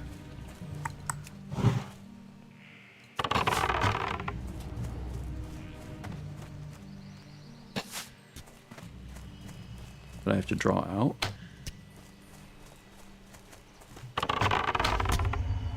See, I restacked the stinger, so it's now back up to the full amount. Whoops, I should probably use my melee skill. That's the other thing, is this version of the game does not automatically switch between weapon types.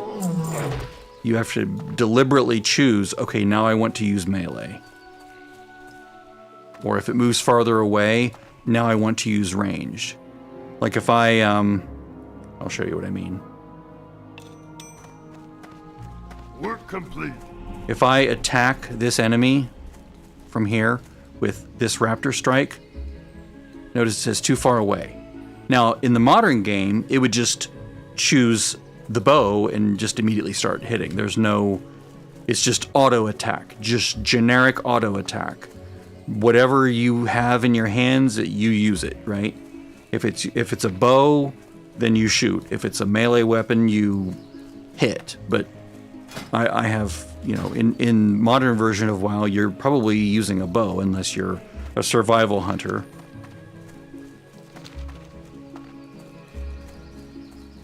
Let's get an owl feather here. How close were you to 7?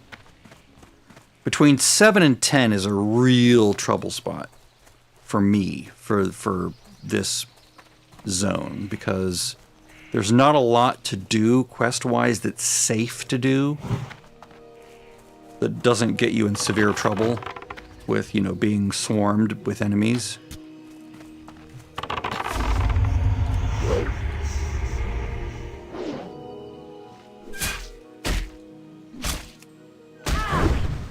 Now at level 8, I'll get a spell called Concussive Shot, and that will let me do things like slow that owl down, so he won't get to me that quickly.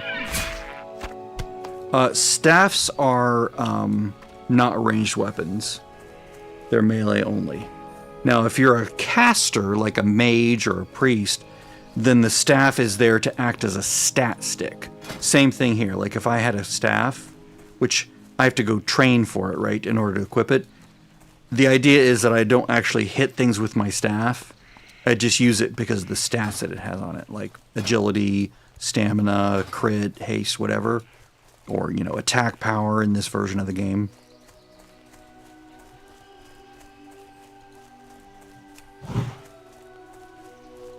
But it's not like some other games where you point the staff and do damage. It doesn't work that way in this game. So the staff actually doesn't do any damage in and of itself in this game. It's always just for stats.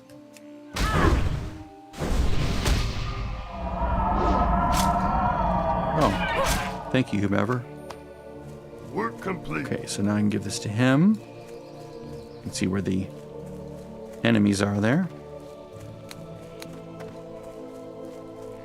I'm using my scroll wheel on this, by the way. It's part of the basic mini-map add-on that lets me turn the map into a square and move it around the screen, in this case, at the bottom. All right. So, not quite 7. I'd like to be 7 before I go to this area up here. Actually, I'd rather be 8. There's a follow-up quest that takes me up there. I can go down here to Denelin and do his quests, though. That's actually what I can do now. There's a quest that sends me up in there, like Twisted Hatred, very, very difficult as a melee hunter at my level. Oh my god, it's painful. Painfully awful. Like, I tried it on this other character that I made, dead. I was level 8, killed me, of course. Be with you. I just couldn't do it. It was just, I got 3 enemies at once, and I was basically swarmed, and it was impossible to survive. Greetings. It was comical how bad it was. I could turn this in. Let's see, I'm at 1 hour, 20 minutes, and I'm not even level 7. Welcome to Classic. At least on a hunter. If I were some other class, it'd be a little bit faster. But hunter becomes insanely good once you get your pet. Like, it zooms past all the other classes as far as leveling speed. It's ridiculous. But to get that, you have to go through this painful first 9 levels. And they are very painful.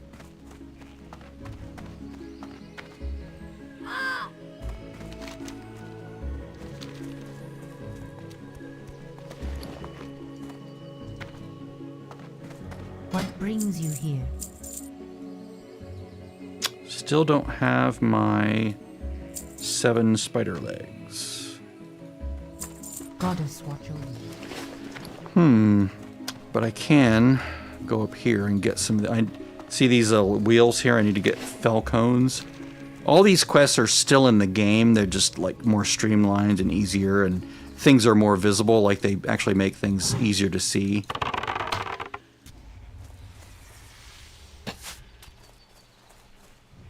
In this version of the game, things are harder to find. Like in the modern game, the fell cones have a little glow to them. Like, you can see them really readily, but now there's no glow. It's like, oh, that's what it is. See, it's just sort of like blends into the background. You have to know exactly what you're looking for. Same thing with herbs. Like, I've passed many herbs and you haven't even noticed because they don't glow in this version of the game. There's one here. I saw one up there too. They have that little green stuff coming out of them.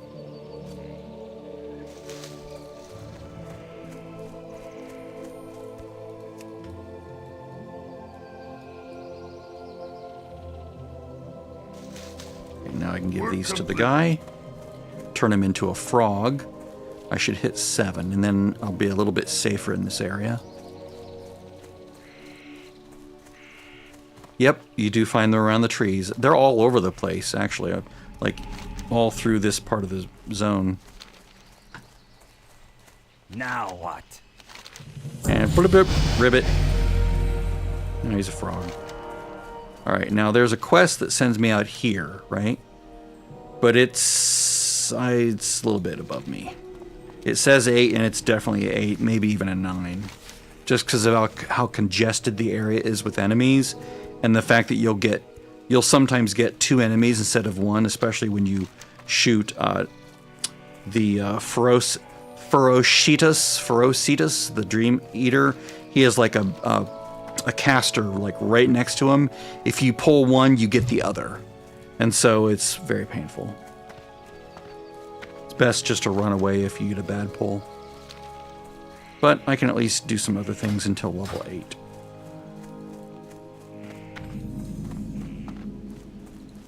It's normally at this point that I would have picked up a gathering profession. You don't get XP from gathering here, which is... It feels weird to not get XP when you pick flowers and skin things and stuff, but it's just the way the game originally was. Like, there are people who level as a pacifist in retail, like as a challenge, where they never even kill an enemy. They just harvest things. Like, they'll mine ores, they'll harvest herbs. That's all they do. They never even kill one enemy. It's kind of hilarious. It's called the Pacifist Challenge. You could probably look it up. There are people that leveled all the way to then level 80 without killing a single enemy. It was pretty hilarious. I don't know if I could do that. just from exploration and picking things. Or harvesting goods.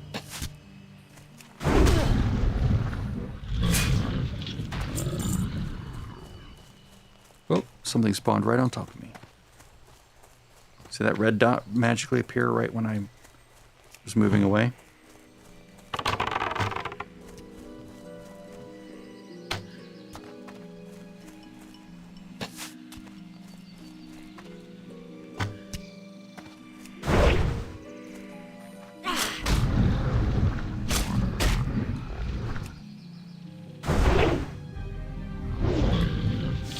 The other thing about this version of the game up until Wrath of the Lich King, although, no, they changed it for Wrath of the Lich King, that's right, for the pre-patch.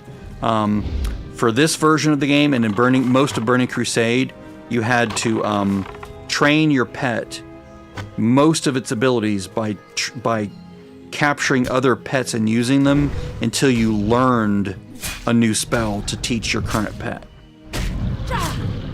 So, like, when I get my first pet, he probably won't know anything. I'll have to teach him everything. Unlike the current game where your pet already knows like everything it knows how to do. And it just becomes more powerful with those same abilities over time. In this version of the game, you can even see, like even I have rank 1 Serpent Sting, rank 1 Arcane Shot, rank 1 Hunter's Mark. Not just Hunter's Mark, right? Not just Arcane Shot that just levels with you. Nope, this one you have to go buy it every several levels. You get the next rank and it does more damage, right? Till next we meet. It's basically just a gold sink to keep you coming back to the trainer, keep you sort of grounded in a sort of locale.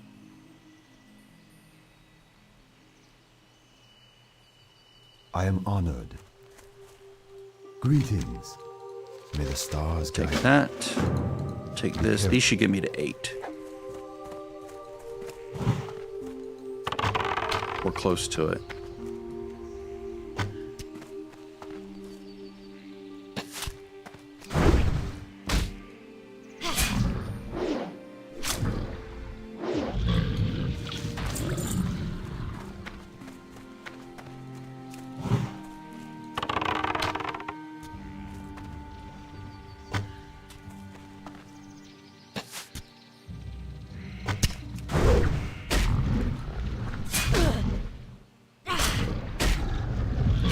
See, what are my skills now?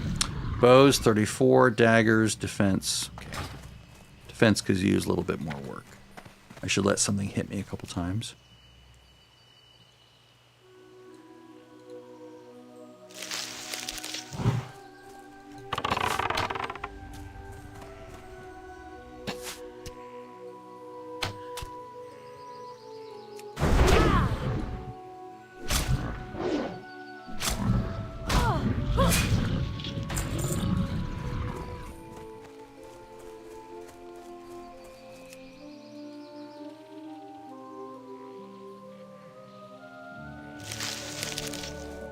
There's another one of those falcons.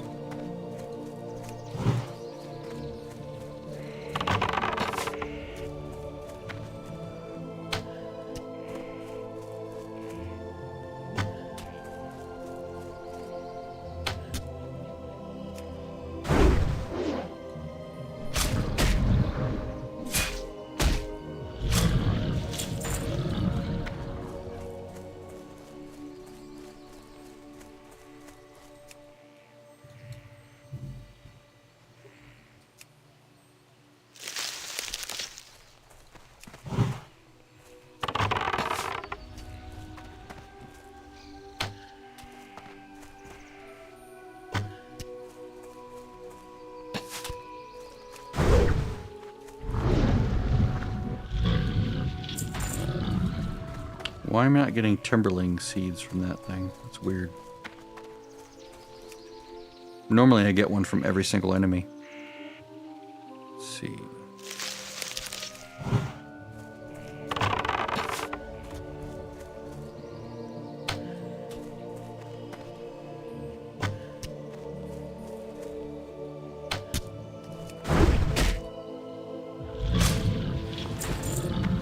So weird.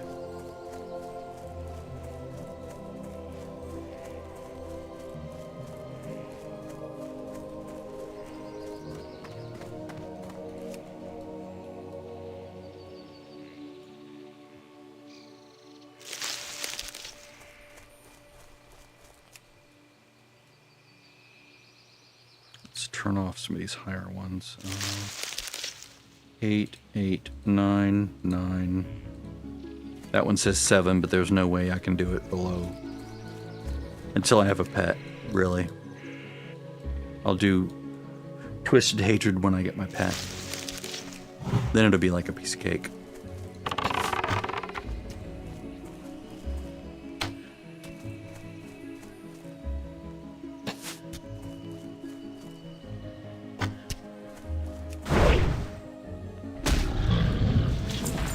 And Relics of Awakening, not a chance.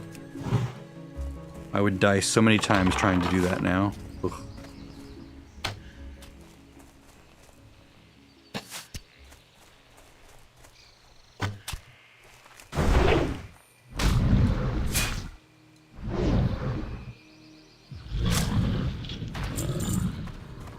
That's so weird. I'm not getting any Timberling seeds.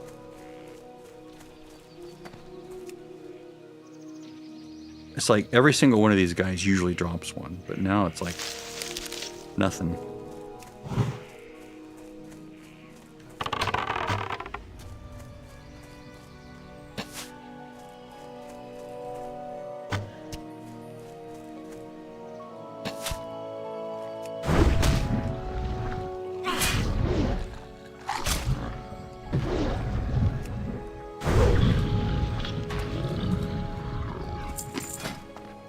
If I can get to 8, I can get Concussive Shot, and that would make these much easier to do.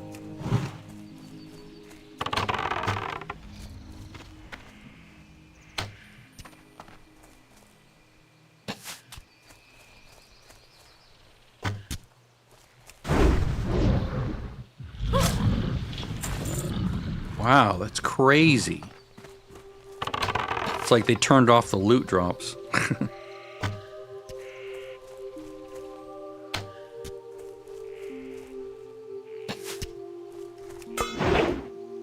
Parried me? Really?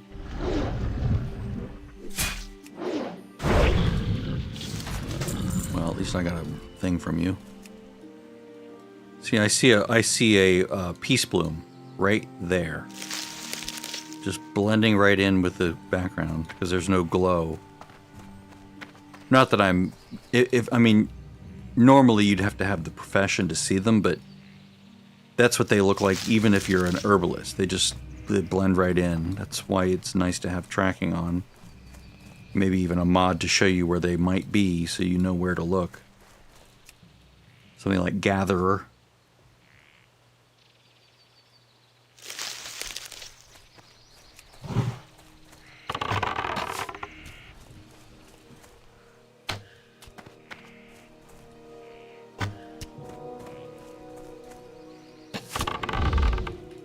Oh, he didn't get stung.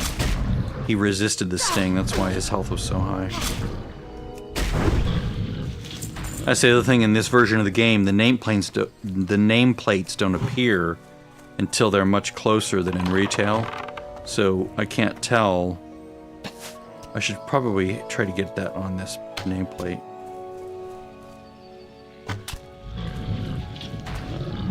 Yeah. I can hear that too.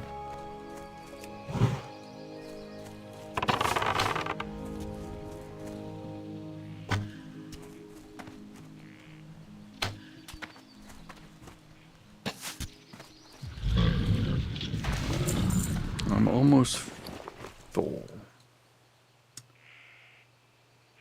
These 4 slots are for arrows, so I can't put anything in them.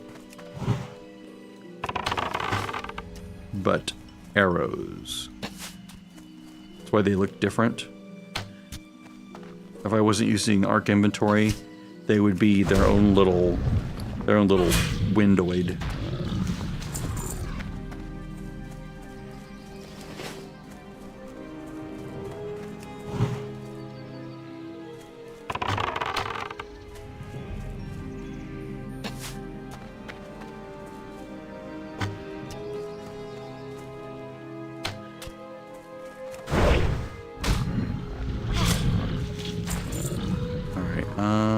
see here.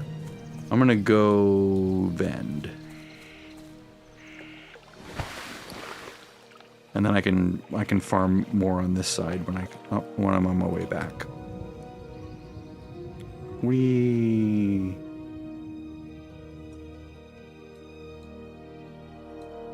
The old breath bar.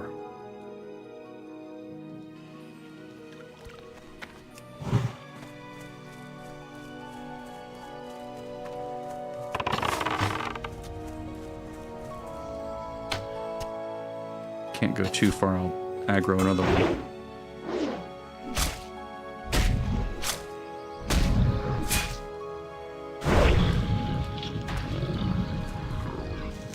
There we go. Work complete.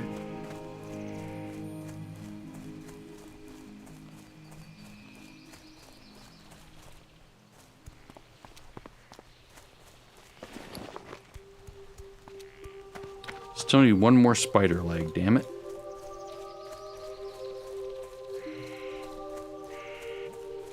Hello. Good luck, friend. How may I help? Goddess, watch over you. 6 of 7. Let's see. Whole chunk. Ishnu Allah. Till next we meet. Let's go kill another spider. Doing the cooking quest and then doing the quest for Denelin will probably ding me at level 8. I'm hoping, anyway.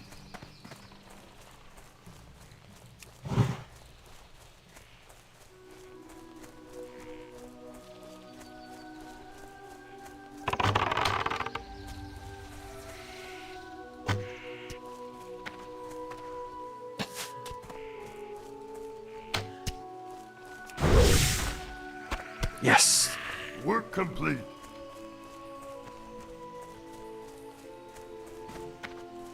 All right.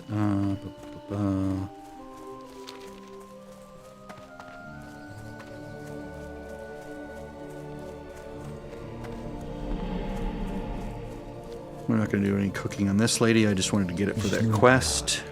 Goddess, watch over you. Good luck. Thank you. Hello. You can have that. You can have that. Rock. I will eat this for the spirit.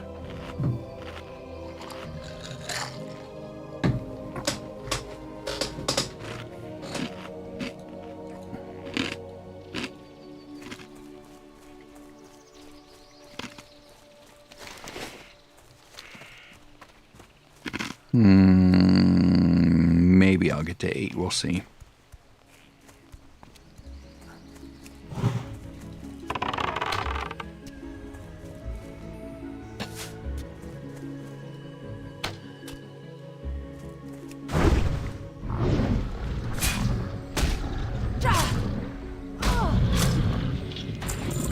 In this version of the game, enemies don't level with you ever. Unlike the modern game, where enemies will actually just match your level in most places of the game up to a certain point. So like this level 5 elemental will always be level 5. Always. Which makes it nice for like questing, because you can, if something's too difficult, you can come back and a few levels later it'll be easy. Or easier.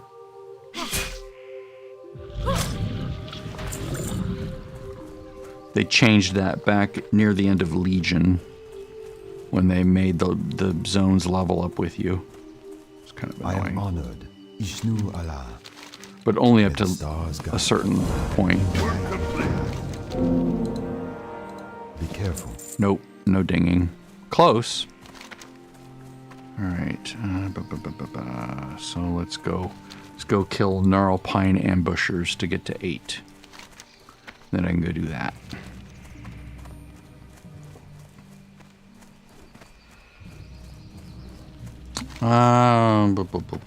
Yeah, and then let's see. Dolinar, yep. So I'll do these. I'll go turn that in. And Hearth back, do those. What else can I do on the way? Not much, really. I'm a hunter without a pet, which is like being both castrated and having your arms removed.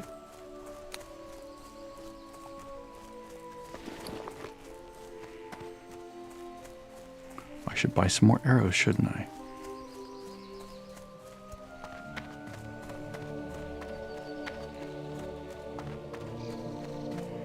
Greetings. Ashafallah. I don't want to get too many because I'm going to be buying new ones at 10. Goddess bless you. Go in peace. Actually, let's just dump all this. Feel free to browse.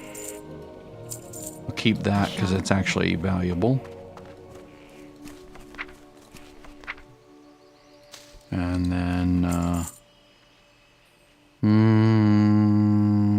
what was that other one? Alts. That clothy was Brimda, yeah. So she can be a tailor.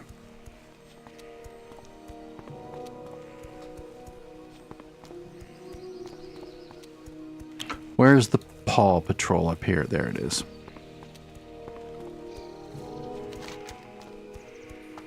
Okay, I guess I already got that quest when they were right next door.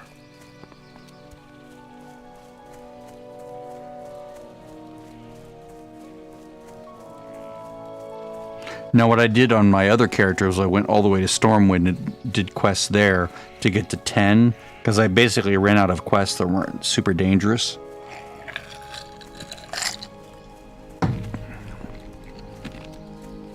So I did the death run, which ended up in me not dying, which was kind of nice.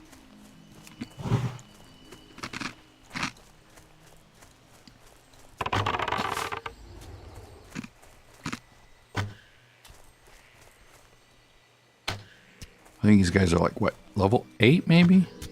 No, they're level 6 as well.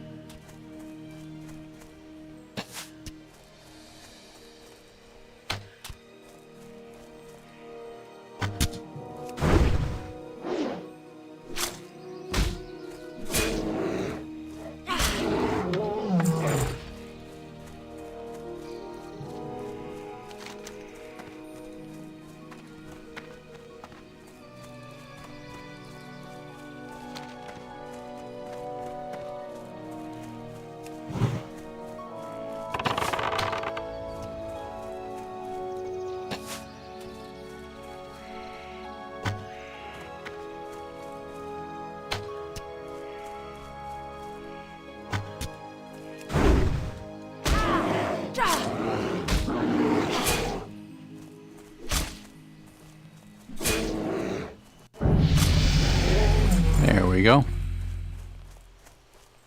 A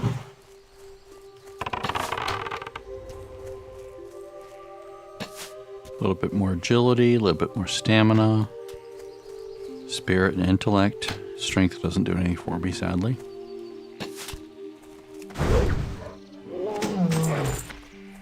Go. Respawn.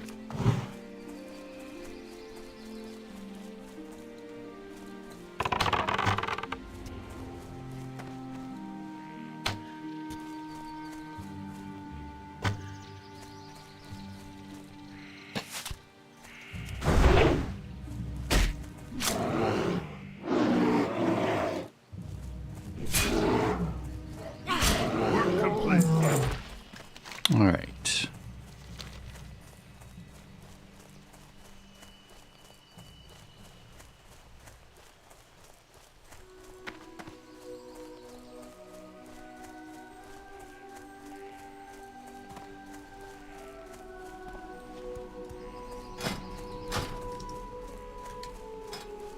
Look at all the level 5 players. Man, this server's happening, man. This is crazy. There's a lot of players on this server. It's amazing. For the great What brings mother. you here? Greetings. Warriors of the night, assemble! Ishnudal. Can we talk now? Thank you. What brings you here? Thank you. Because normally if you go onto some, like if you go onto the classic era server, you'll be lucky to have like even one player at level 5 or level 10. Just, it's like a lot of players on this now for some reason.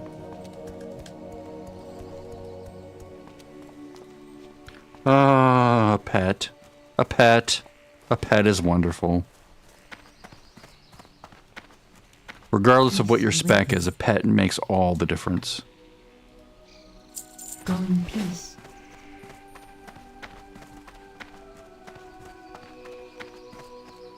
You can see there's the quest appearing in 2 levels. All right, I don't know why it keeps doing that. Okay, so parry, yes. Yes, concussive shot. I'm going to avoid spending for Raptor Strike, but I do want to pull. Do I have a macro for concussive? No, okay. Let's just pull him down on F for FU. You're going to slow down, buddy.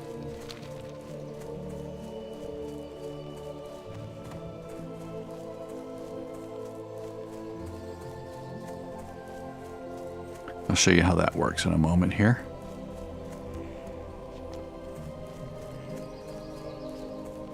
Let's take the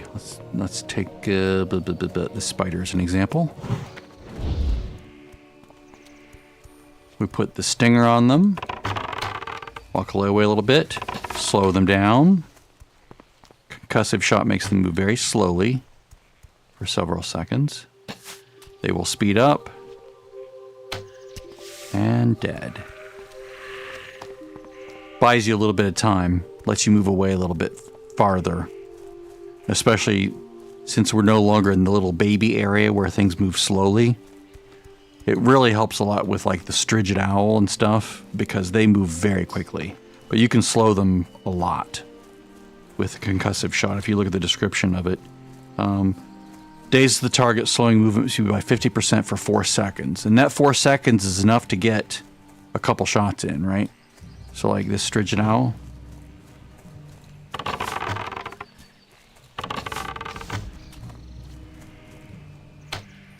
Remember how fast he was coming to me before?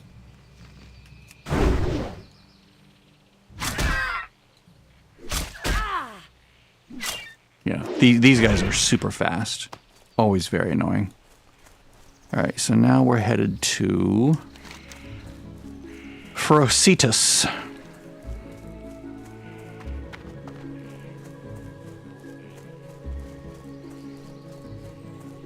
Again, super, super, super dangerous for a hunter on this server, on Classic.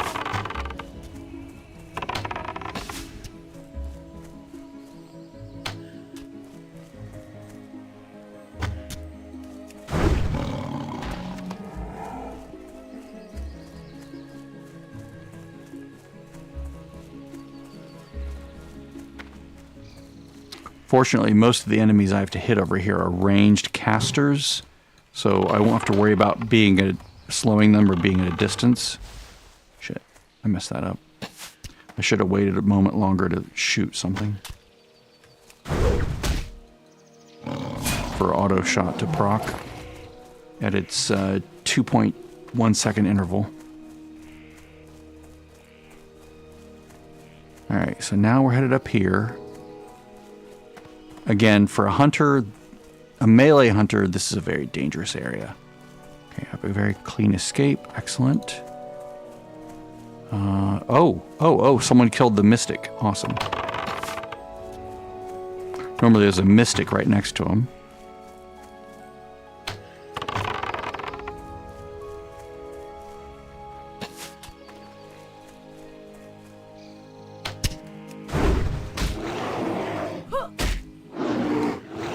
This was perfect.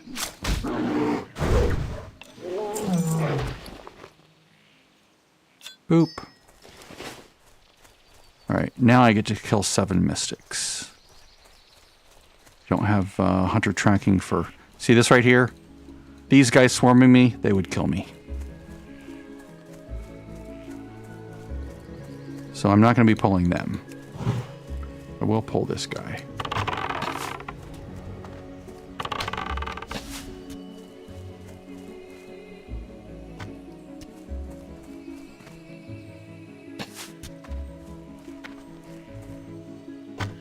Got a respawning tiger. Or saber, night saber. Let's see here. Let's get rid of him.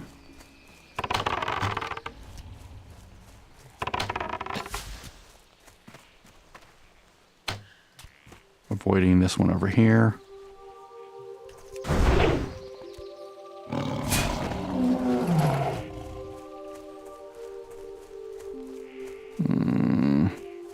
Cramping my style, buddy.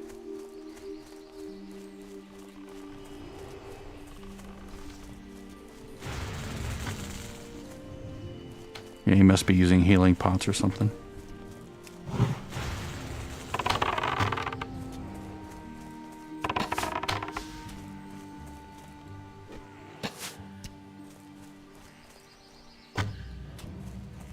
I have no healing pots.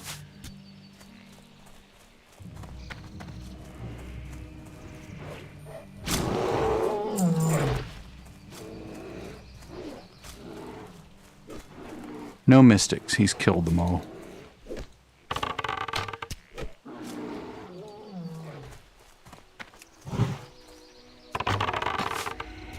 Now we're just... Oh, shit. Mystics spawned.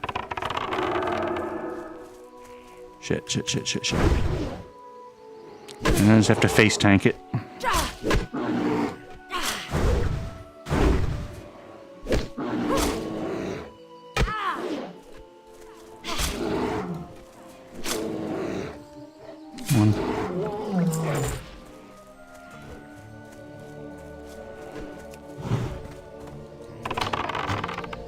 I don't have to run because it's a ranged caster. They just basically just do a lot of damage. Like that. Boom.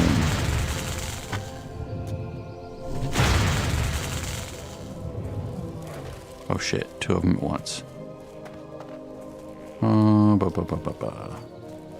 Another one here. Jesus.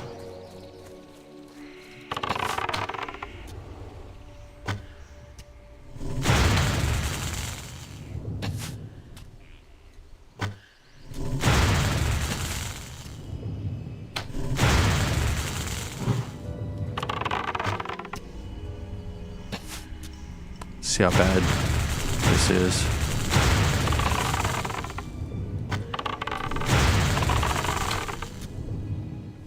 Stung both of them.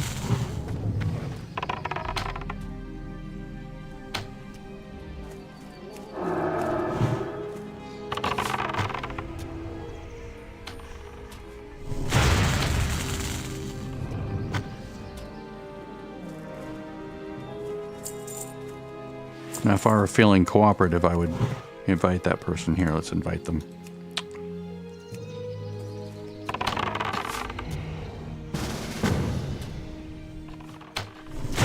That way we get share credit on the kills.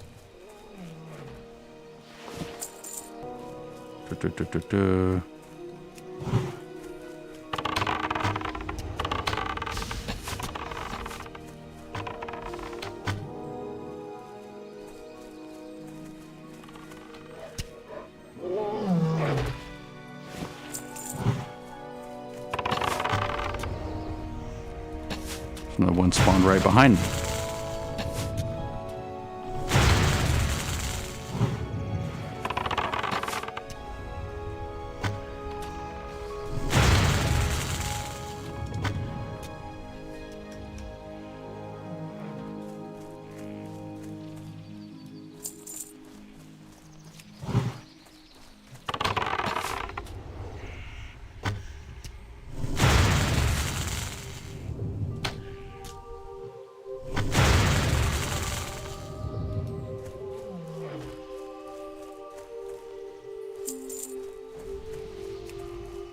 Hey, party. All right, let's just head up this way. Much easier if you can group up. I used to have, imagine that my wife was a gamer and that she would play and, she would tank and I would heal, or she would heal and I would tank or do DPS or something, but she's not a gamer. She's not into it. She played a Blood Elf with me once. She was like, how do I move this around? She's like, oh, it's like driving a car. I'm like, yeah, it's like driving a car. How you move the character around.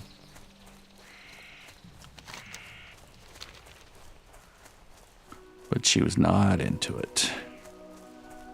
After about 15 minutes, she's like, okay, can I be done now? We went on our little virtual date. I'm like, yeah, you can be done. That's fine. Okay, so... yeah, we're going to have to do some things to move around the world here.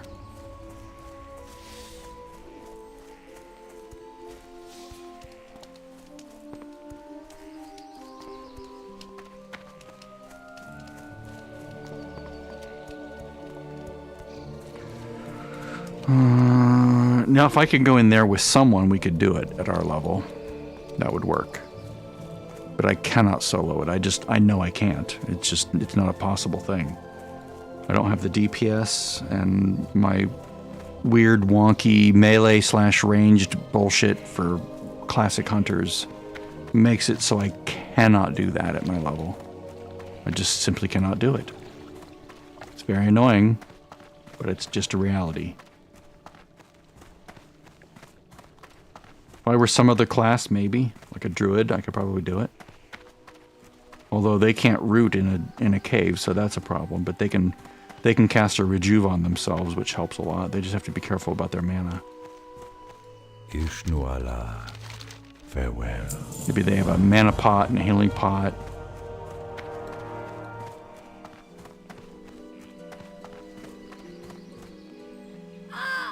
Maybe it's time to go to Darnassus. And show them my Darnassus. I could go fill this up, maybe. Let's see, I have to cut through there, don't I?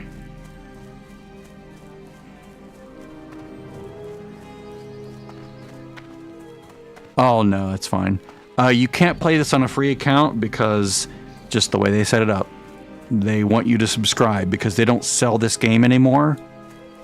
And so they just want you to subscribe if you want to play this. It's the way they incentivize the players that are sort of the die-hard, I want to play classic. It's like, fine, but you have to subscribe. Damn, okay.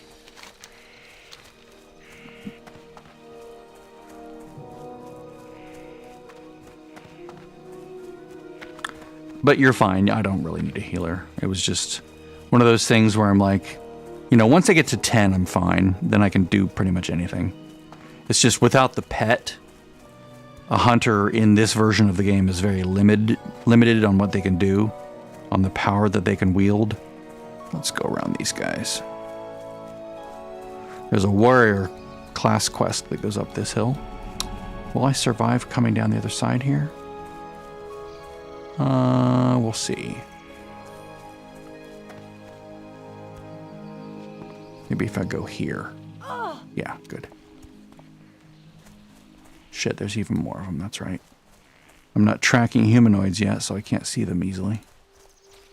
There's someone right there. Oh, it's a spider.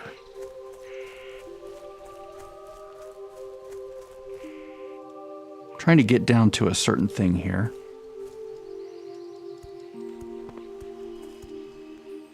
I want to avoid all those entanglements up there. Whoops. Can I get through here? It's interesting how the geometry doesn't draw. Ah, here we go. Let's kill this guy.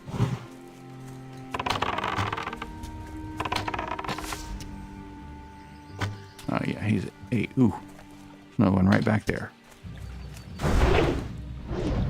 Don't want to back into that.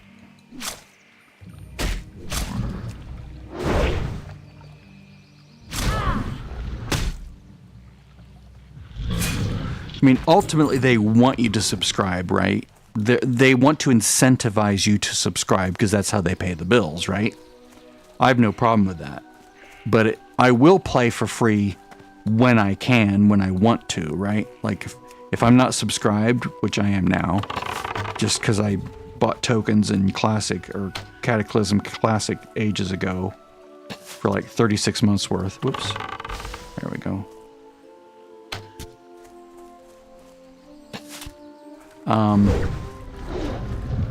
And so I can just play for free for like the next 18 months. I think I got 3 years worth of tokens about 18 months ago. It was crazy. It was just very lucrative. And so I can play for another 18 months. So I'm playing this or I'm playing that. And I bought The War Within for $30, which was much cheaper than when it came out. So now I can play in that, which is fun.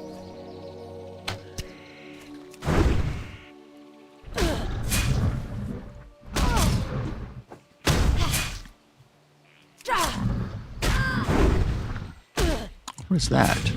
Oh, armor reduced. No wonder I was taking so much damage. A little bit of armor goes a long way at this level.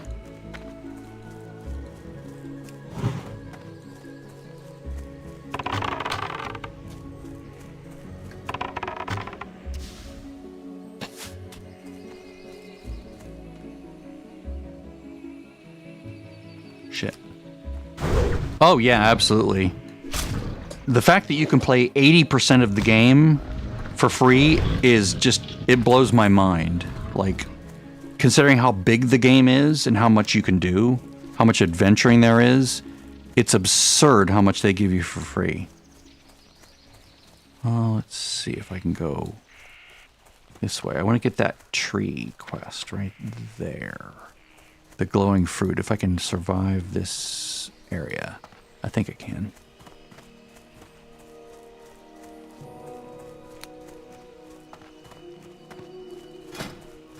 Mm-hmm.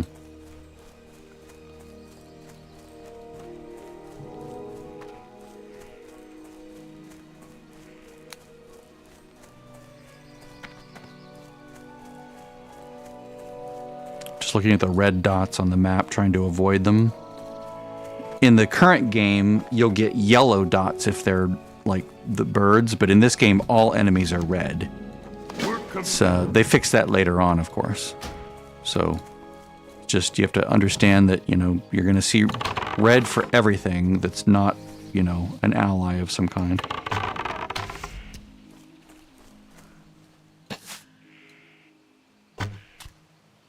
Screw it, I'll just run up.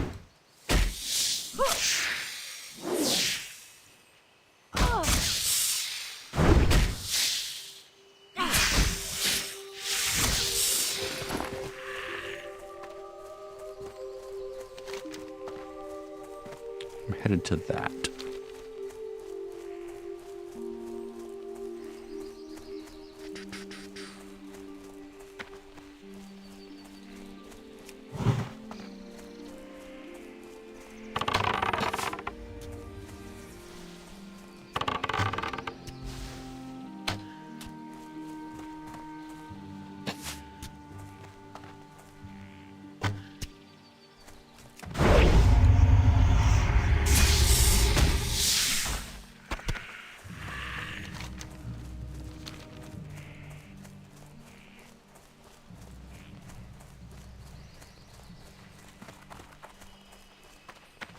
He just got himself an owl.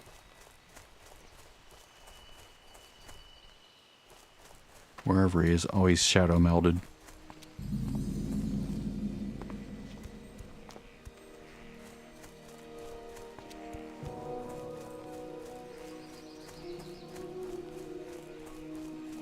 All right.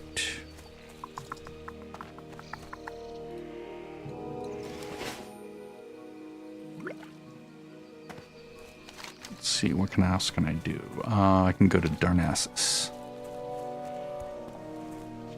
I do need to avoid the invasion that's sort of in this area. I'll basically hang to the right here a bit. Oops.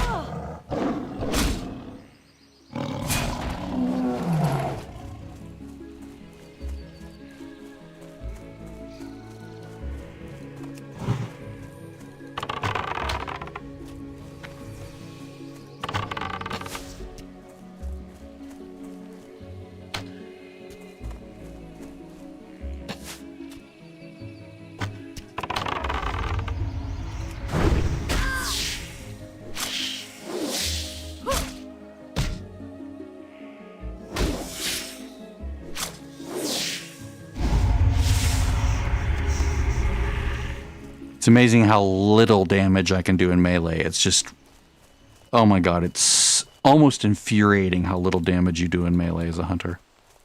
In this version of the game. They should have given hunters pets at like level 4. Or as soon as they leave the Shadow Glen, they should have had a quest. Oh, you've reached level 6. Welcome to Dolinar. You should go get a pet. They wait until level 10 for some weird reason. I have no idea why. But those 4 levels are very painful. Oops. That's the cat I'm going to come tame eventually. Shit. Missed. Because, yeah, my dagger does 2 damage per second. 2 damage per second. So he's, like, that right there. So I guess the auto attack is also doing some extra. But still, it's, like, minuscule.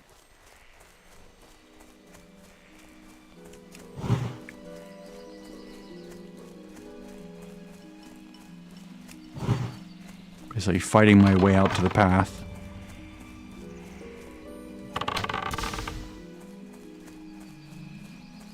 I totally borked this. My timing was off.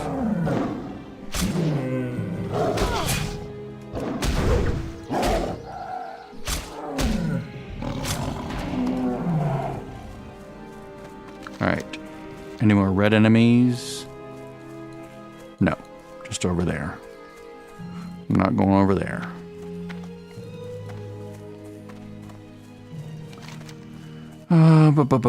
Yeah, much higher over there. I won't be going north of the path just yet.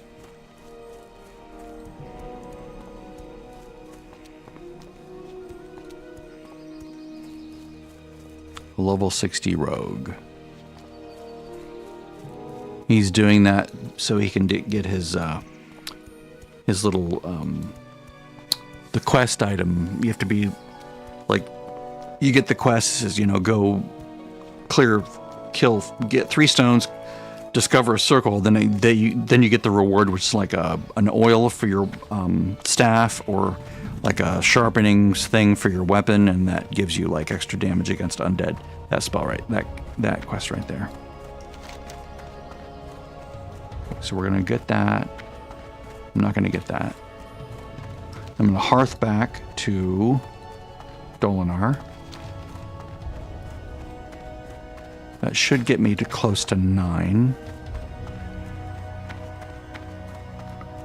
The roll game. Oh god. Go away.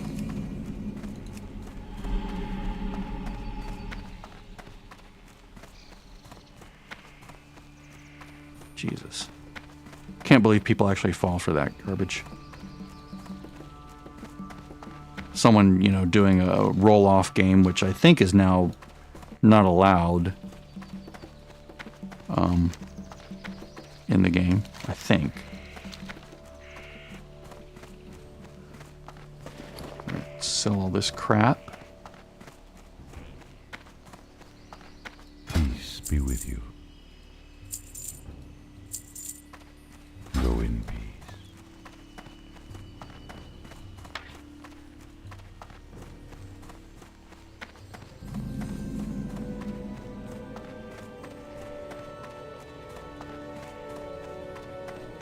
Greetings.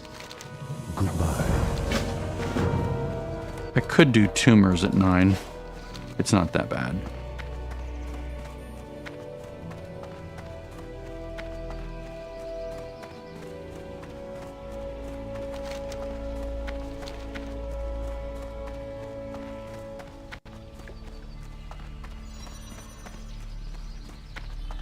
Ooh, the Onyxia buff would be nice. Also need Ani buff. I don't know how readable this text is because it's so small, and I know I'm capturing and downsampling it or downscaling it. Balloon Adore. Work complete. But someone's like, can someone drop the Onyxia buff? I'm like, oh, that would be great.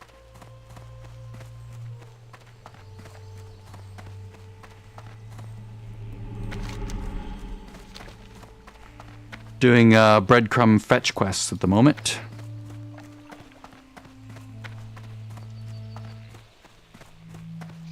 Welcome to Darn Asses.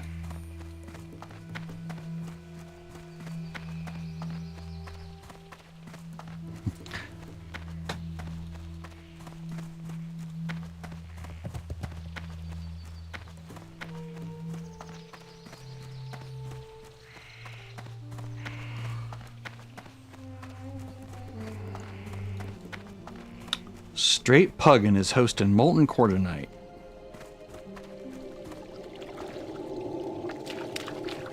All hard reserved. Oh, this, that, and the is hard reserved. Got it. Basically advertising for a raid run with 40 people. Looking for tank and healer for dead mines. Please send tell. PST.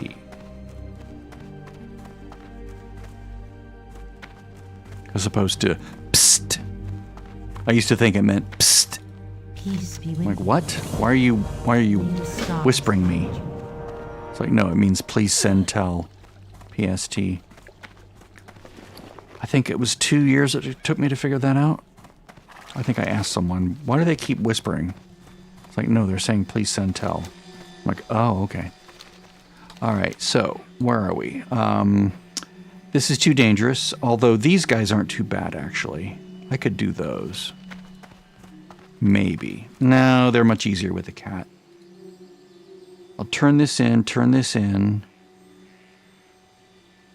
I wish the mossy tumors dropped from those enemies. Tell you what, let's go do some exploring before I go back.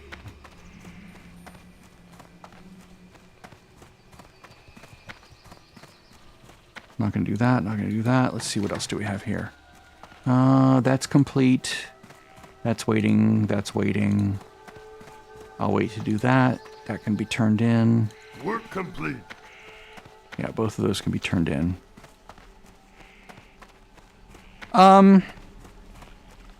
Depends on the raid. People who've been playing this know the raids really well. At least, like, Molten Core is pretty straightforward, tank and spank for everything. You just have to watch out for certain enemies, certain like patrols and stuff. But once you know that, most people in there are gonna know what they need to do by now, because it's the game's that raid came out in 2004, right? So they've had 21 years to learn it, and most of them, you know, probably farm it in retail. Like, they go in there and just solo the whole thing just so they know where everything is, and they get transmog gear and so forth. May the stars.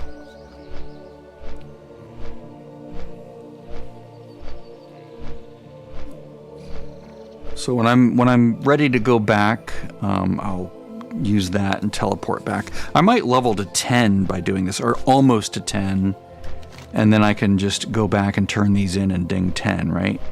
Maybe I kill a few more mobs, and then I can do the pet quest.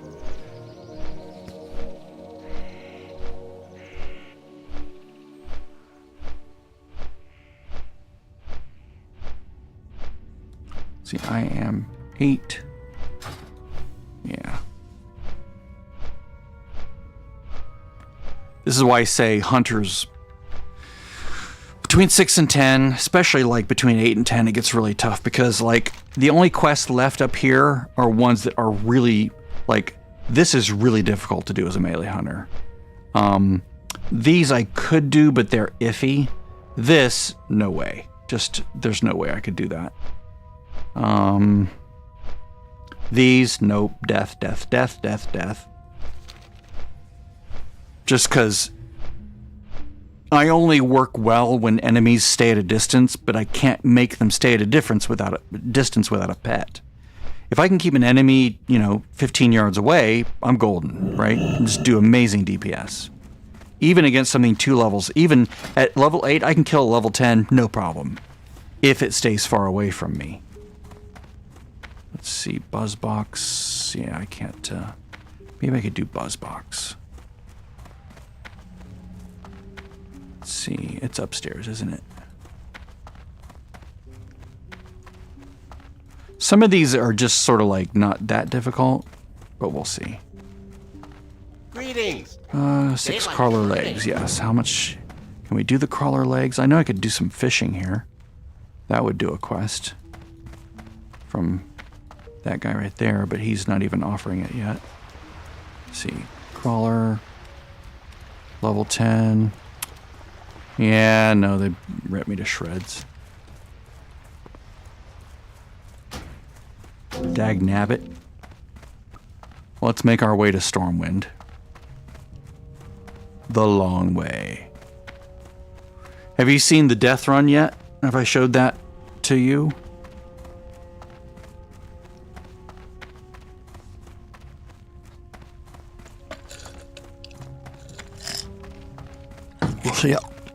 We'll see how lucky she gets.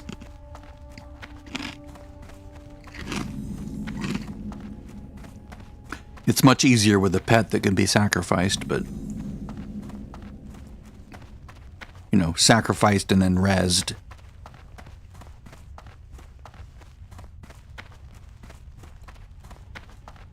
And here comes the boat. In this version of the game, there's only 2 boats, one here and one over there. In Burning Crusade, there's a 3rd boat that comes over here that goes to Goatland, Blood Mist Isle. Okay, well, what I'm doing now is what's called the Death Run. Great Tomb of Nazareth. Oh, I was in a guild with that name. Let me see. Is it still in my thing? No, it doesn't show here. Huh. Oh, that's on retail. Yeah, I was in not on this server, but in it's like a meme thing. I forget what it means, but on the Season of Discovery, I was in this guild when it was over there. Not here, but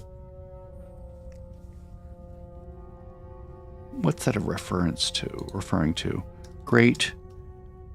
It's like a cartoon or something, or a story thing. Overlord Wiki. Here we go.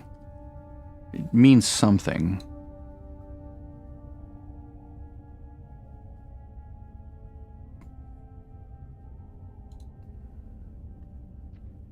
Yeah, it's like some story thing.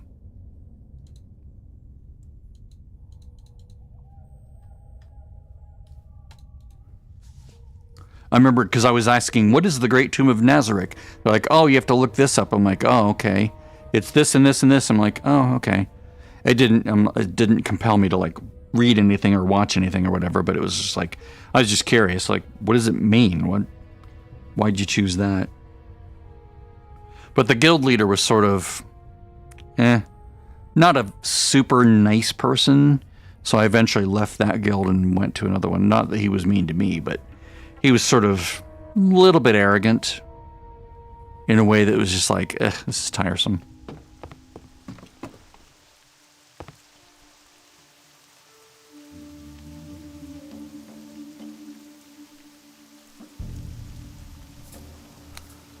Okay, so we're riding the boat to the dock, but what I'm going to do is I'm going to jump off before we get to the dock because I want to shortcut over to the flight path.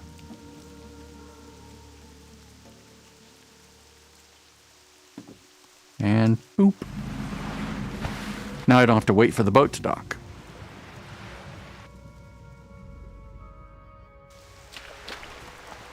See, right now it's just now pulling up and I'm already over here. Now I could take the southern boat over the docks over there that goes to Theramore Isle, but I'm not going to do that because I don't need that yet. Hello. Safe travel. Instead, I'm going to go this way. And I'm going to go through all this zone and hopefully not die, but we'll see. It helps to have hunter radar for this. Greatly helps. So the Menethil Harbor, still there in the retail. It's just sort of destroyed a little bit. It's underwater, like under about a foot of water. The flight path is still here. The boats still dock here. In fact, one of the boats goes to Northrend now, the one I just rode in on. because in Cataclysm they got rid of this death run. Now you can go directly from Darnassus right to Stormwind. And it used to be a boat, but now you can just teleport. It's just a portal. I have to avoid that guy. He will hurt me. See, it says level question mark beast in the tooltip. That means certain death. That means he's at least 10 levels higher than me. He's probably about level 22, and I'm level 8. There's another one. As long as I'm a certain distance away, it shouldn't aggro on me. And even if it does, after a certain distance, I can pretty much outrun it. Like if he had seen me, he'd start running my direction. He might have hit me like once, but then I doubt he would have been able to kill me. But the idea here is that I'm trying to get to Ironforge. At which point, actually, I'm trying to get to Loch Medan. If I can get to Loch Medan, then I can get all the way to Stormwind, no problem. Okay, let's avoid that guy if possible. Is he going to go to the side? Tell you what, let's just go this way. Oh wait, there's another one right there. Okay, there we go. He's leaving.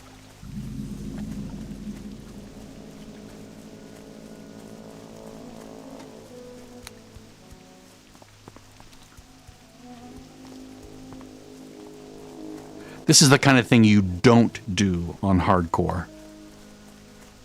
Because if you do this on hardcore and you die, you lose your character.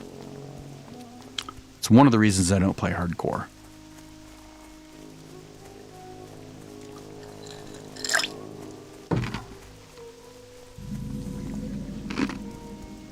Or if I did, I would be extremely cautious. And never go into caves with enemies that were any more than like 3 levels below my level. Oh, there's an alligator over there. Like if he saw me right now, he wouldn't hurt me. There's one right there. I saw him hiding. Plus he's on the radar.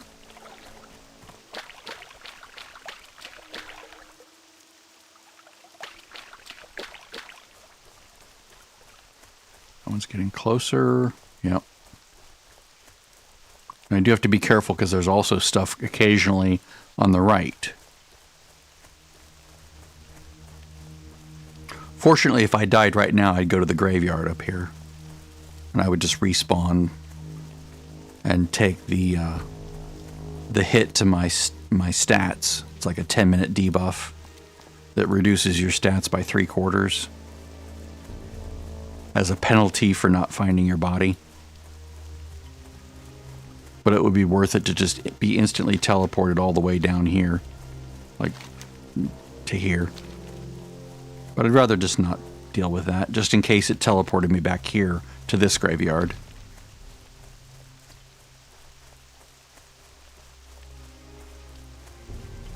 There's a guy on the right. Let's avoid him. I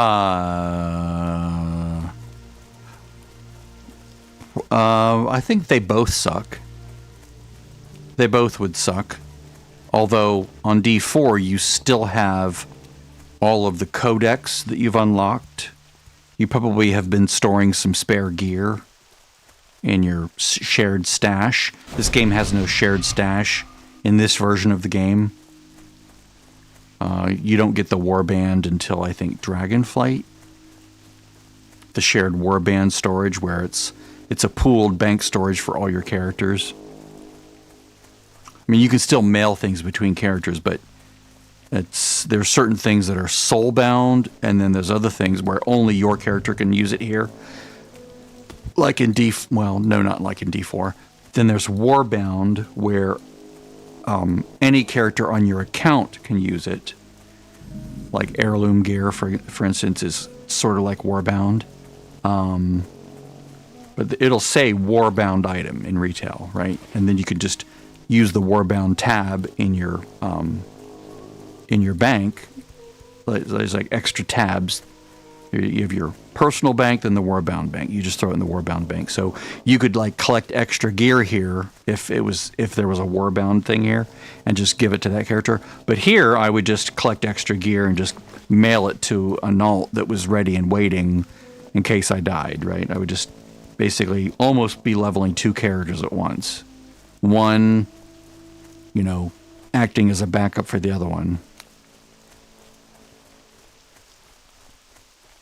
But with D4, you just, anything you no longer need, you just throw it in the bank, and you can pull it out on another character.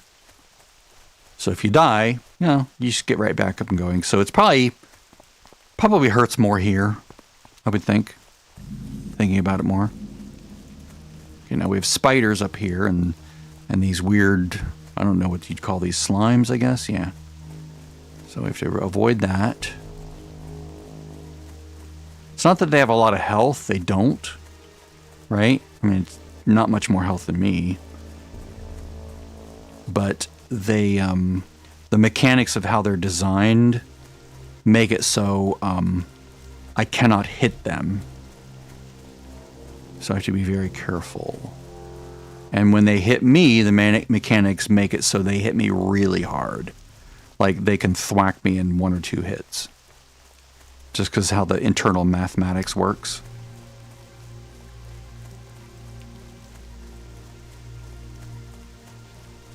Like, every time you're a level above, you do a little bit more damage. If you're 10 levels above, you do a lot more damage. And these guys are, 12, 14, 15 levels above me. So I don't think they'll one-shot me because I do have armor and some amount of health. But they might kill me in 2, maybe 3 hits. Like the first hit would probably bring me down to 60% health. The next one down to 20% health. And the third hit, dead. It'd be like thwack, thwack, thwack, and I'm dead.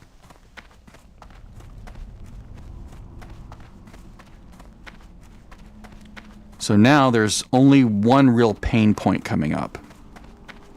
And I've gotten lucky so far on the 2 characters I've done this on recently, where someone came by and was doing the same thing I was doing on one of them, and then on another one they were coming the other direction.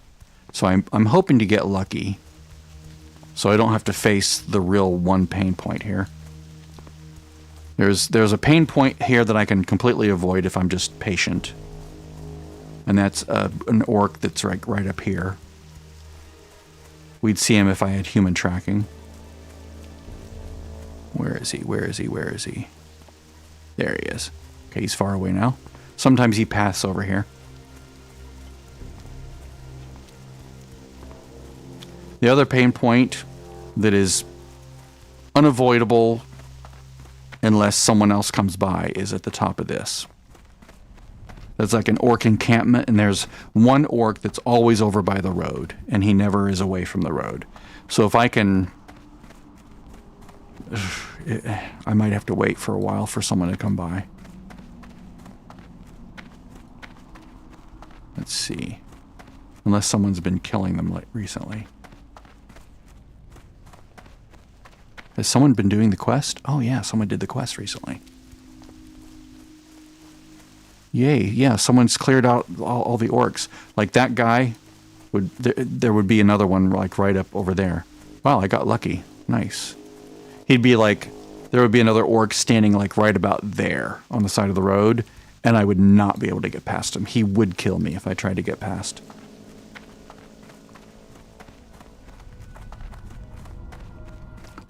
Earlier today yesterday when I brought my now level 13 hunter through, I think level 9, maybe level 8, and there was a level 11 hunter in front of me with a pet, and he stood for a moment and he thought about it. I could tell he was trying to figure out what to do, and then he started running and he sent his pet to the orc, and he just kept running and running and running, and his pet basically grabbed the aggro from the orc and died in about 5 or 6 seconds, but by the time the pet died, the hunter had already moved into the following tunnel, so the orc was chasing after him now, but he was able to move far enough away that the orc reset and just ran past me back to his spawn point.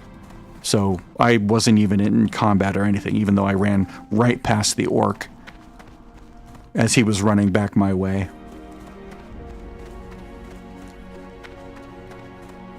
The enemies are also higher here, but generally not a problem. Because they're like, the pigs, which are yellow. And then there are some bears and some spiders up here, but I can usually avoid them pretty easily. And then once I'm through this zone, then it's gravy all the way to Ironforge. So we are in Loch Medan now, which is this zone. There's a giant body of water over there in this version of the game, but in retail, it's all dried up. The dam has been broken. The dam that's right here, it's been broken. Water spilled out over to the wetlands, and the reservoir that used to be here is almost completely dried up, like completely emptied of all its water.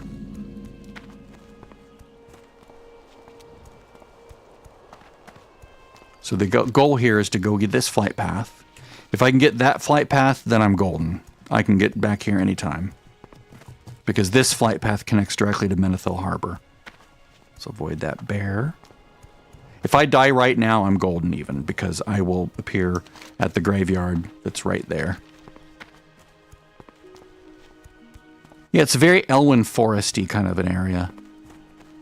Similar, the exact same music too. Elwyn Forest, the human starting area. But this is dwarves and gnomes. Mostly dwarves. But, anyone can quest here. But you can see all the dwarves. Like patrolling and stuff. So I need to get that flight path. And we'll see that it connects directly to Menethil Harbor. So no more death run for her. I totally lucked out. Someone had... Talk to me. See?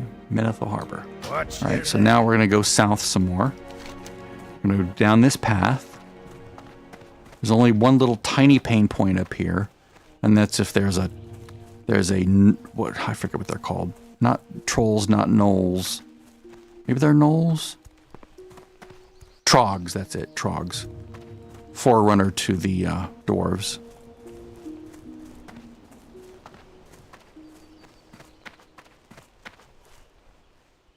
Is he going to run away? I'll just run. I'll run past. He can't kill me. He can make my life painful for a moment, but that's about it. Nope, didn't aggro. Because he's only like level 11 or 12, so it's not like he's going to see me from a mile away. If that were level 24 crocodile, I'd be dead.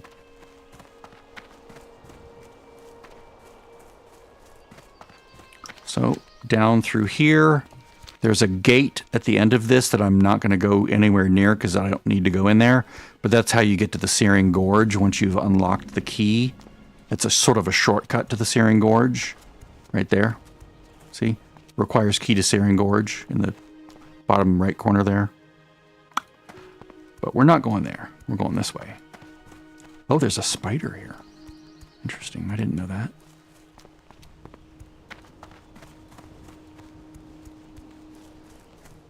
Searing Gorge is the zone to the south of this one. You go there when you're like level 48, maybe? Maybe 45. Actually, no. Maybe lower than that. Maybe 44? I forget. It changes depending on the version of the game. I think in this version of the game it's like 44, 45.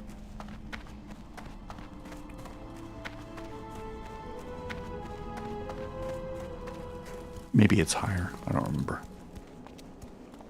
I do remember that Ungoro Crater is like level 48. So this is one of my favorite zones in the game. I usually go there at 48 on my hunters or whatever I'm playing in this version of the game. Because I love it. Dinosaurs running around.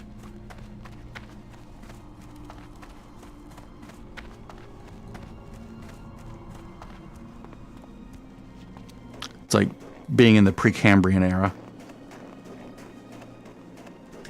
I'm probably getting my eras wrong.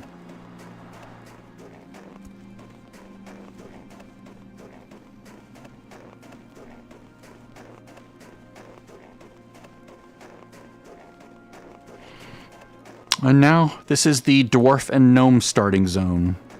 Not their baby starting area, but like the zone that they go to. This is their baby area. Then they funnel out through a cave and they go into this area here. And then this is where you play as a dwarf or a gnome until you're like level 12, 13 maybe. But what happens is I can go this way to here, then I go north, and this is Ironforge, which is a capital city. And then from there, I can get to Stormwind really easily. Because you probably never seen the tram before.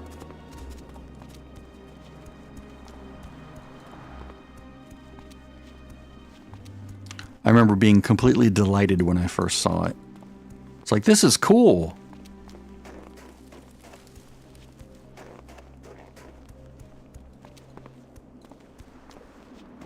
Almost level 9, just from XP. That's nice. Or from exploration XP. I will do some quests south of Stormwind just to get myself almost to level 10. And then I'll come back and turn those in. And that'll hopefully ding me 10.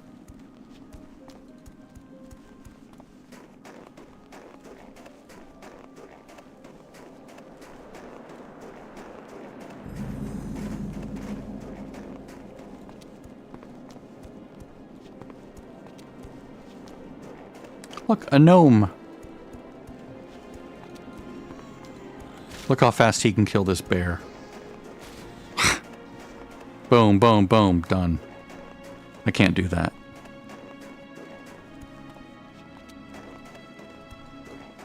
I'm built all wrong. Until I get my pet.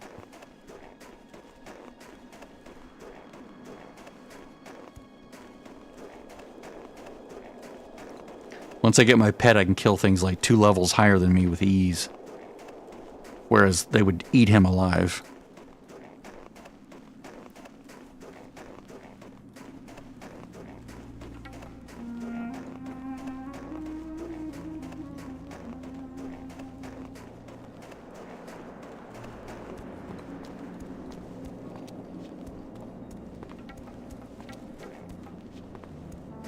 So, third character that has made a death run and not died.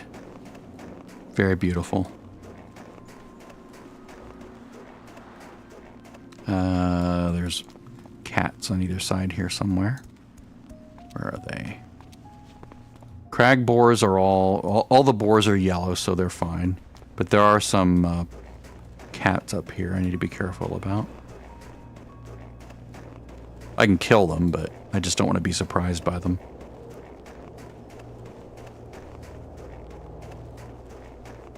You see, enemies are getting lower and lower in level because we're getting closer and closer to the baby area, which is here.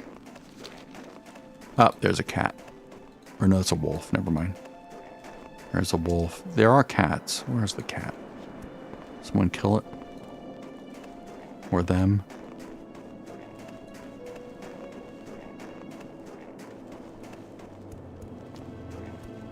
Just wolves and bears for now.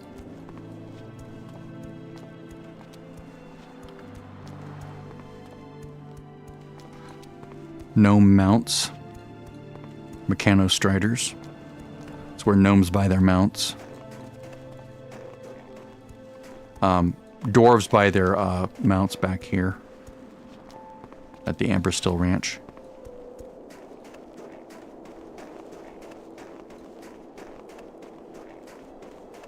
And unlike retail, there are no flight paths at the starting towns.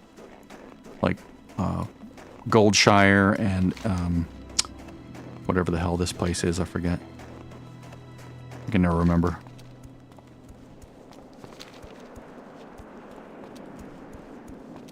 Thundermar, something Mar.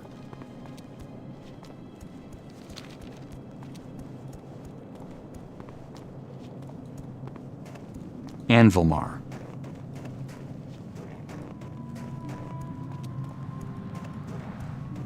I think that's what it's called. Excellent. Exploration XP works for me. think that was, what, half a level from just exploration? Oh, yeah, it's so much easier. But it's not as much of an adventure. See? They've made everything easier, but they've also removed a lot of the adventure of it, which some people really miss. So they would go play private servers, right? Where you could go play, you know, earlier versions of the game that were a bit janky, you know, to be honest. They didn't always work right everywhere, but it was still a mostly faithful recreation of the earlier versions of the game. But then when Blizzard finally saw the writing on the wall and said, okay, we could make money, right, by doing this ourselves. So they invested a lot of money, a lot of time rebuilding Classic, you know, the original vanilla game, which is what this is. This is vanilla. This is almost exactly the way the game was when it came out in 2004. Obviously, it includes all of the polish that came out in all the, like, the post-release patches, right? So they've fixed some things. They've, you know, we're up to like what 1.12 dot something as opposed to 1.00, right? So they have the newer content releases, so they have all the raids, they have all the dungeons, because not everything was in the original release, right? They didn't have all the raids. They didn't have there's dungeons in the game here almost from the very beginning in Classic that didn't exist when the game first came out. They weren't ready to be added into the game yet. So I got that flight path. So now I can fly to Iron Forge. We're going to go to Tinkertown here. So like Dire Mall down in Feralus, that did not exist. It wasn't ready when the game first came out. It was added later, right? They were still working on it, you know. Level 50-ish something zone, right? Level 50-ish dungeon. There was no reason to release it on day one because no one was level 50-ish. You know, they wouldn't be for like, you know, weeks. And no one knew anything, right? There were no guides that would tell you how to do anything because no one knew how to do anything. It was all just everyone's figuring it all out. So right now you can go to wowhead.com and you can look up everything for every version of the game, pretty much. And you can get, you know, pointers, tips, tricks, you know, comments from players saying this is broken, that still works, you know, whatever it is.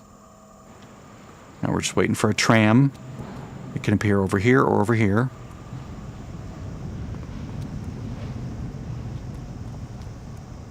This is how we're going to get to Stormwind.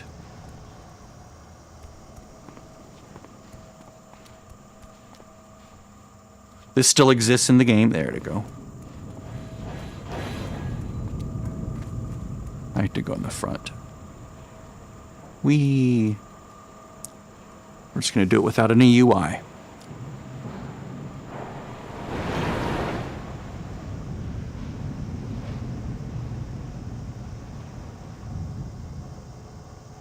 I will be panning left and right here in a moment.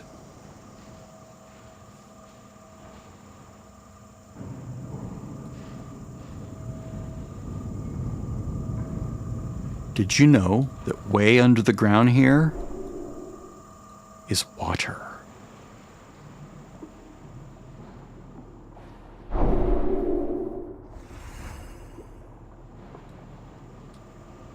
Let's see. Thanks.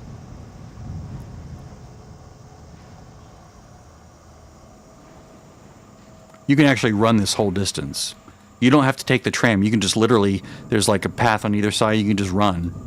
Or you can hop off anytime you want. You won't die. You won't get hurt. You basically can't die in here.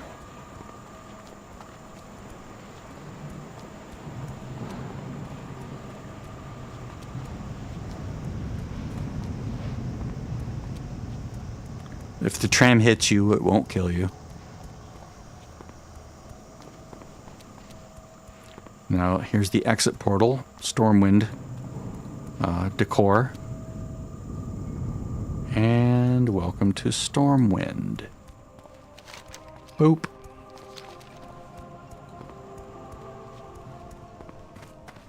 The Hunter Lodge is like right here, too. Convenient.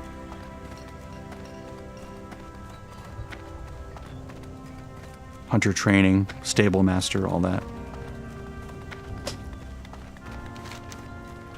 Alright, so we're gonna go out this way, so I have to go through the Dwarven District, then the Old Town District, and then the Trade District.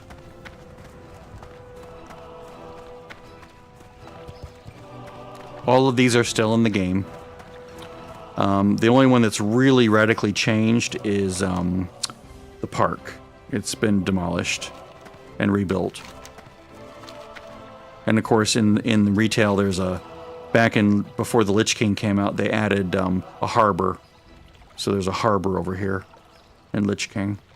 And it's still there. Boats and all that stuff. That's when they, or wait. Was that? Yeah, that was Lich King. Because then they added a boat that goes to Borean Tundra.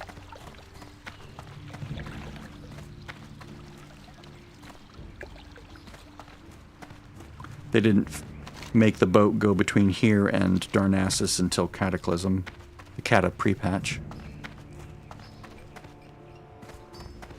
Alright, now we're gonna go south. Actually, let's get the flight path.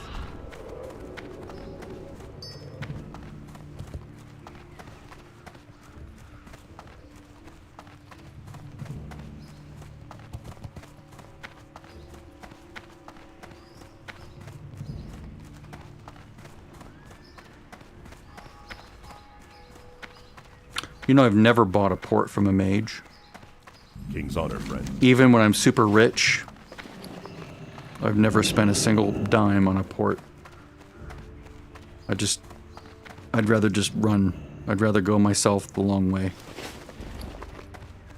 I've used a second account to port my own characters. I've just never bought a port from another character. It's not that I can remember. Like that right there. Gotten free ones from guildies. I just don't like paying for something that I could just get for free just by running. Yeah, people are making tons and tons of gold right now selling things. Arcanite bars. Let's see what else. Flasks. For raiding. He'll do it. He'll make one for you for 10 gold. If you just give him the mats. The mats and 10 gold, I'll make you a flask. Flask of the Titan, 76 gold each. It's like, I'm at 29 silver. I'm poor, I'm poor, I'm poor. Remember, I can always get back to Dolinar with my Hearthstone. Let's see the comments over that.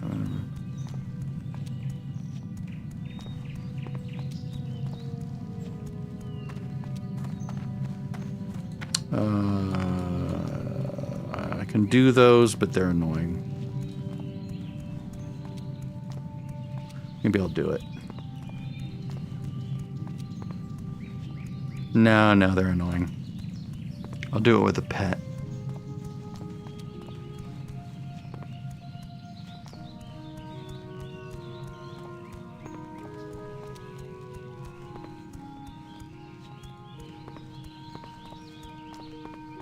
VOA? VOA's not in this game. That's a vault of...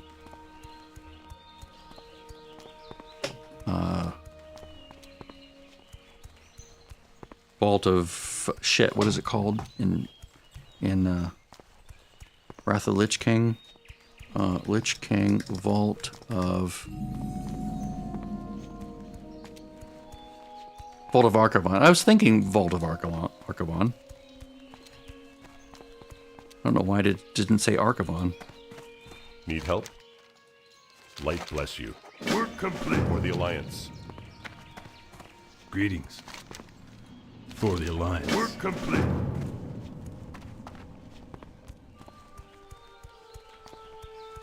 I won't be able to get to level 10 probably tonight. Or at least not soon. Need something? Because I have to go do something at 7. But I can play until about 5 till 7.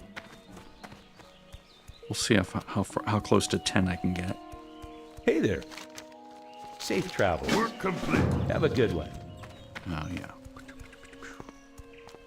I do these quests because I've just done them so many times. I know exactly what to Careful. do, Go with where to go. work complete. All right, we're going to go south.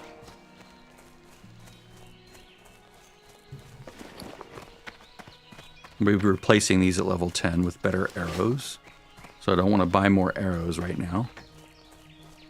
Let's see, let's avoid the spider here. Or maybe I can kill it and run. Nope, no spider.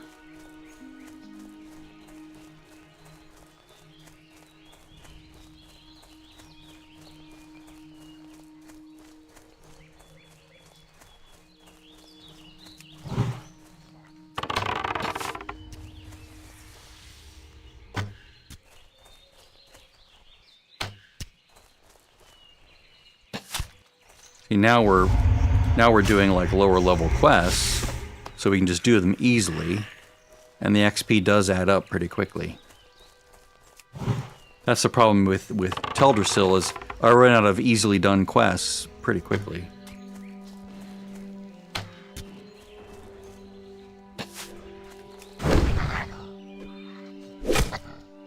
All that's left now are like cave quests, and they're dangerous.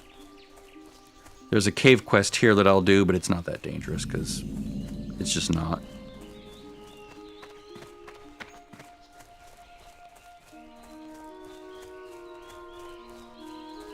It's all melee creatures, and they don't gang up as much as the imps and Melanus.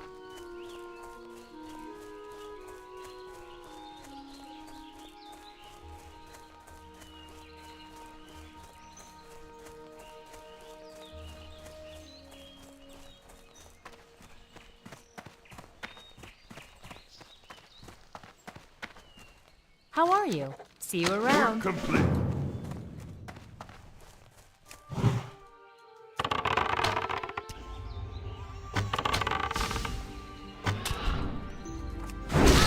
Level 6s don't hurt that much.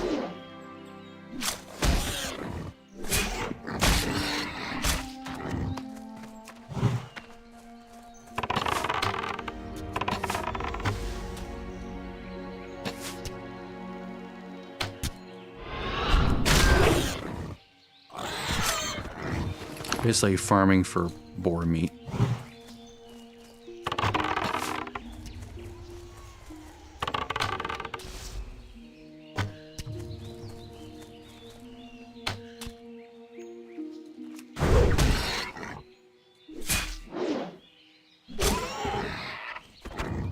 There we go.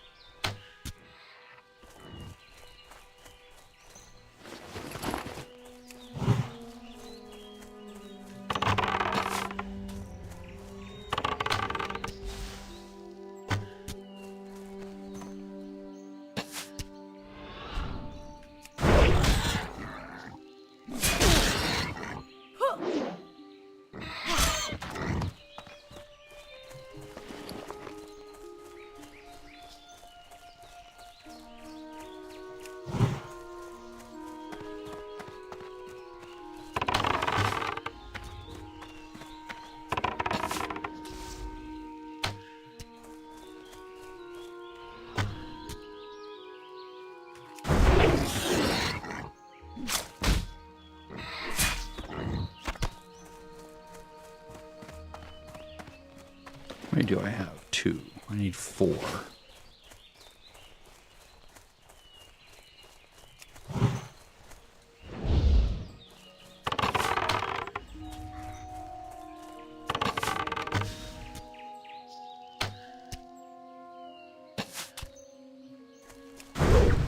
Run away, run away. You guys, I forget. And maybe they don't run away.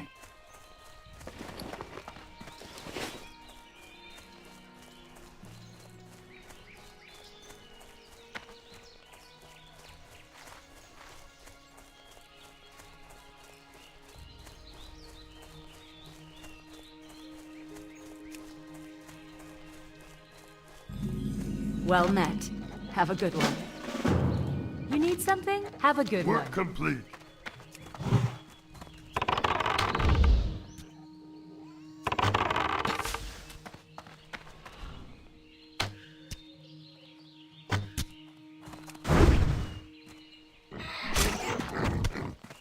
Three.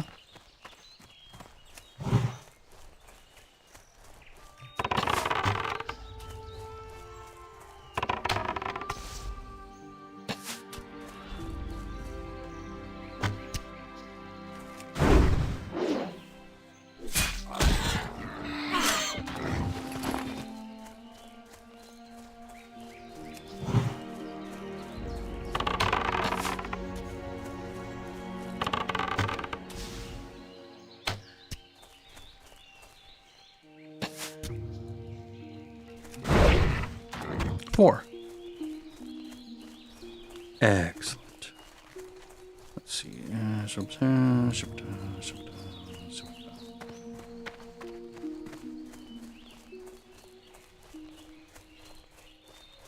I'm shift clicking, left clicking on the green ones to hide them.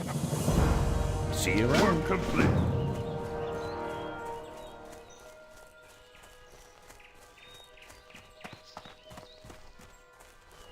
Let me set an alarm so I don't forget to switch over. Alarm. There we go. 6:55. That's good enough. Oh, Grandma. Light be with you. Be careful. Farewell. Complete. We're going to run back over to the other farm. We're going to run back and forth a couple times. And then we're going into the mine.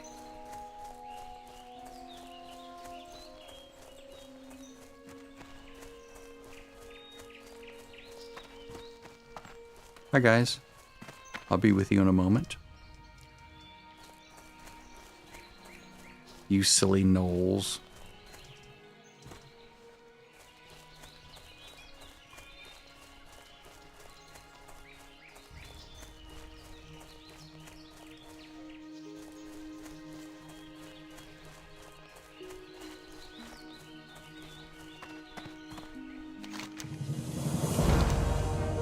Complete. There's the 4 chunks of boar meat.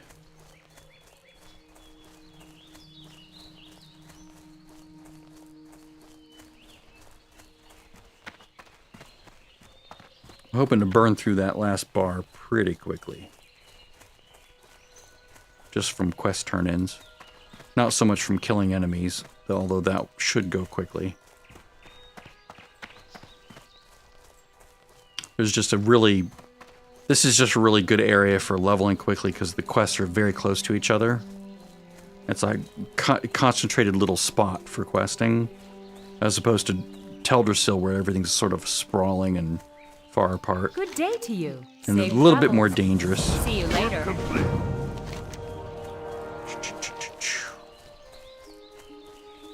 See, how many do I need? Doesn't really tell me, does it?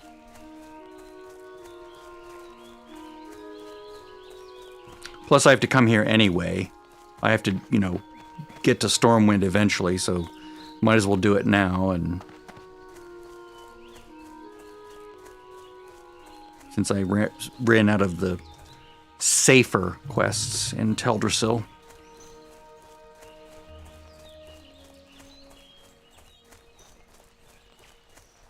If I were a druid or if I were anything other than a hunter, I would just do them. I would be fine. But just a hunter is at a terrible disadvantage at my level. Right, excellent. Now we go in. We need to scout, large candles, gold dust. We're not going to do princess. We get to kill Gold Tooth, so...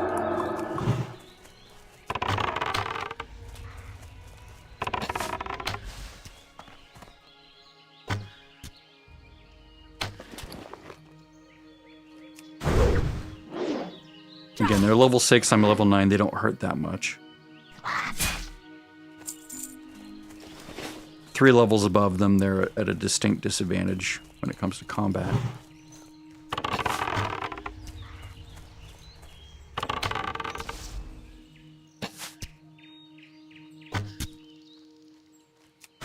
Let's see. They give me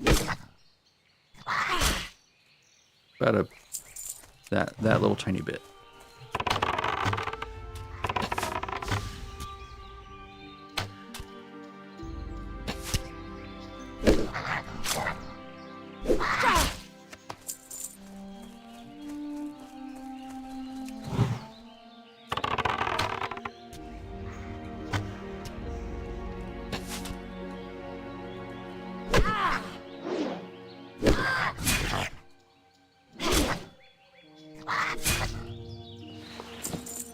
These guys are too close to each other. If I pull one, I pull both. So wait till they're farther apart.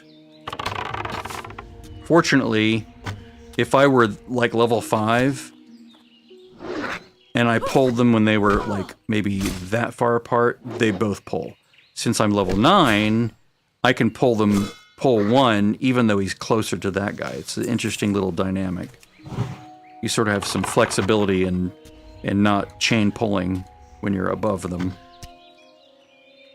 Like if I were level 30, I could shoot one that's almost like right next to the other one, and not like right next, but like if they were maybe 2 meters apart and only one would pull.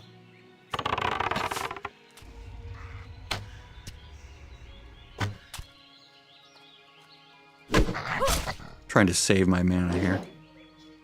So I get into trouble with something.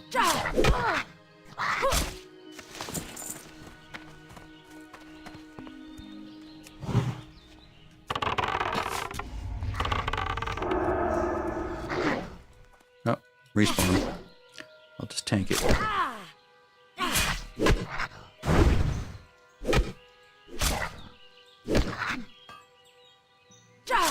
Someone's a miner.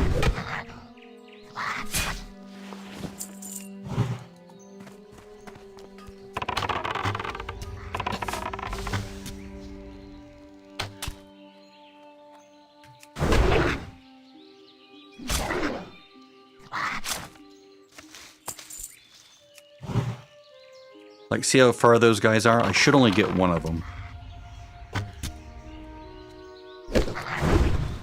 Now, if I were level 5, I'd get both.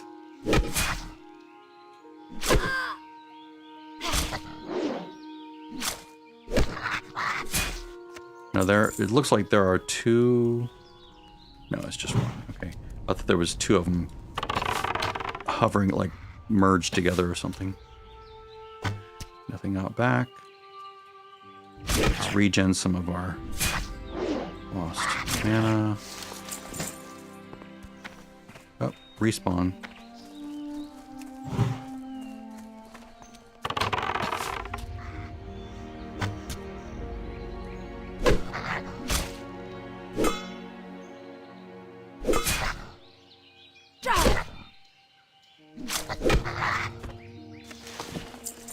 Jeez Louise. Coming back very quickly right now.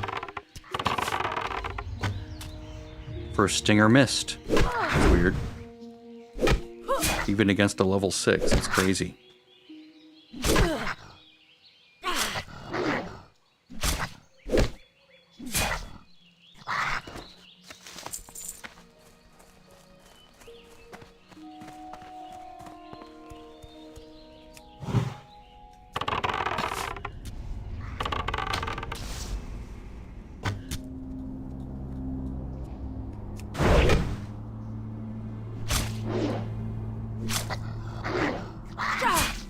I don't have humanoid tracking, or this would be safer.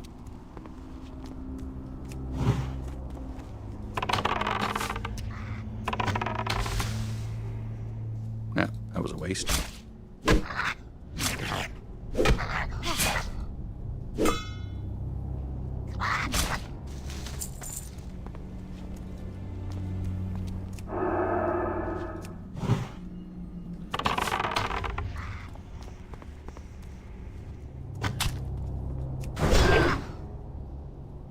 See, they won't have as much of a problem as I do.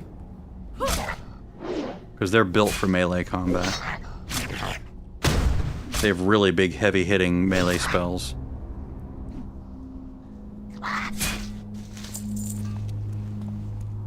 Oh, they're mining. There complete. we go. Okay, so see, watch how fast he can kill. He's actually chain pulling more than one. So, oh well.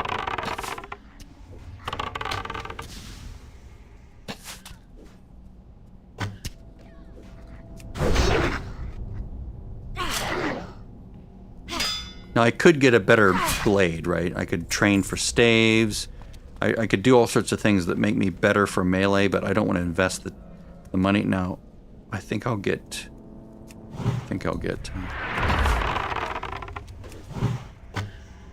Damn it.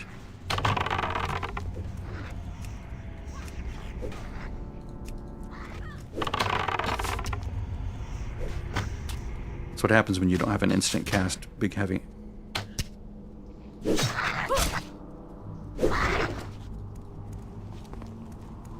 Well, I gotta wait for Goldtooth again.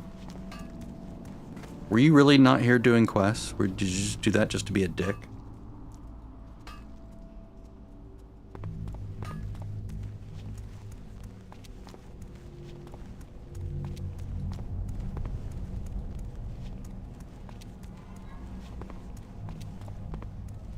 I'm here mining and I'm here to ruin your day. That's alright, he'll respawn. It's just annoying.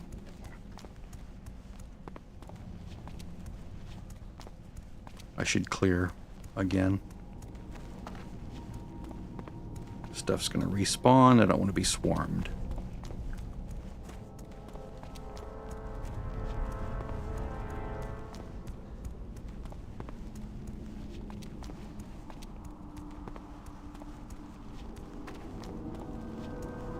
Okay, we're good. He's gonna be coming in killing things, so that works. A rogue, paladin, warrior, all really good melee DPS. And the paladin can self-heal, so that's nice.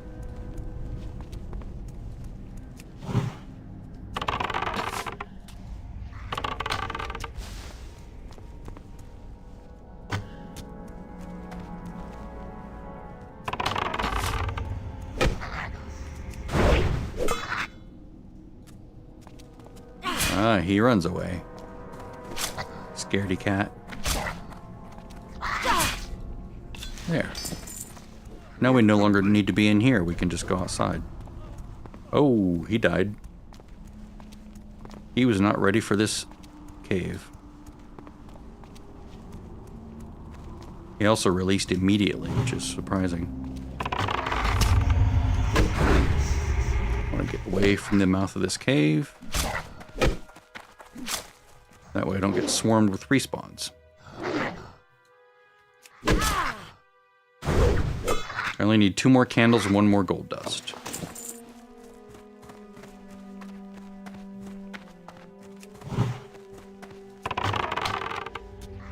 One right there. Thank you. Yep, he talked to his friend there. I'm fine. A 5 and a 6. I'd switch to the 5, but we can kill this one faster. There we go.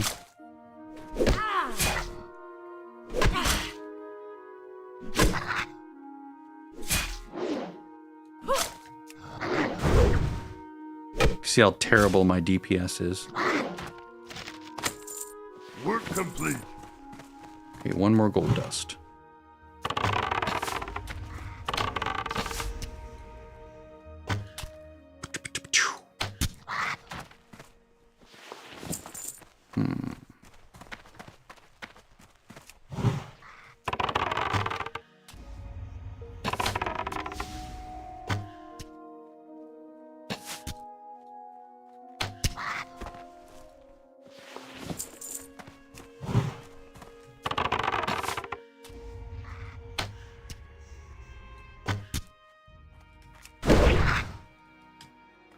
Three hours, 10 minutes on this character.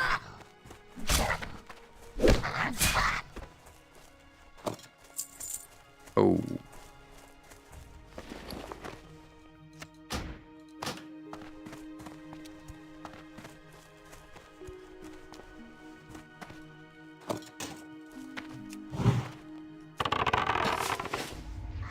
These 3 slots are quiver slots, so I can't put anything but arrows in them.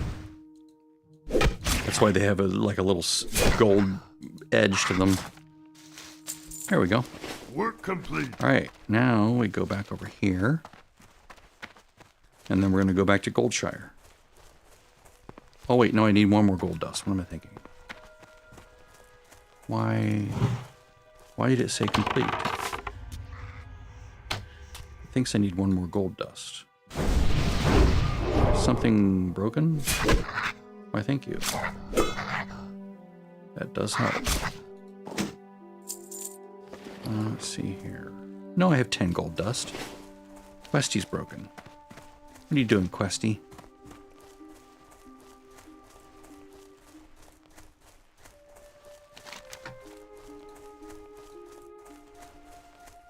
See, 5 easy quests, right in one little spot. Hello. Safe travels. Alright, so I need to... let's see, what's the cheapest thing? 6 copper is good. See you later.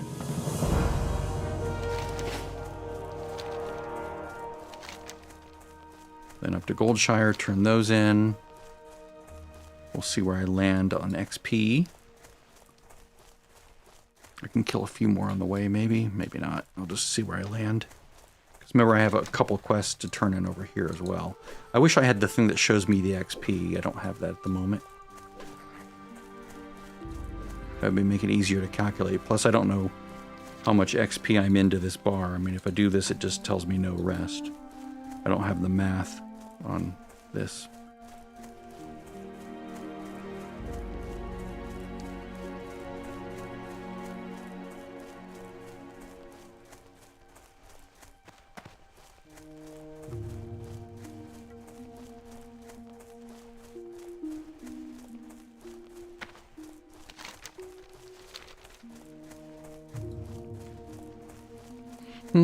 This should... I would be surprised if I don't hit 10. Either from these or if the combination of those 4 and these 2. I would be shocked. Good day to you. See you later. Light be with you. Light bless you. For the Alliance. Probably won't be doing that.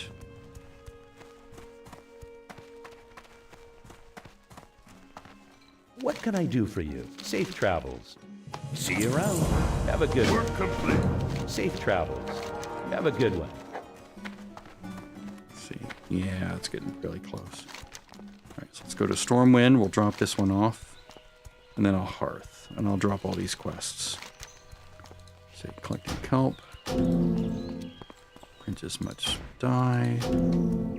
I can always come back and get them later.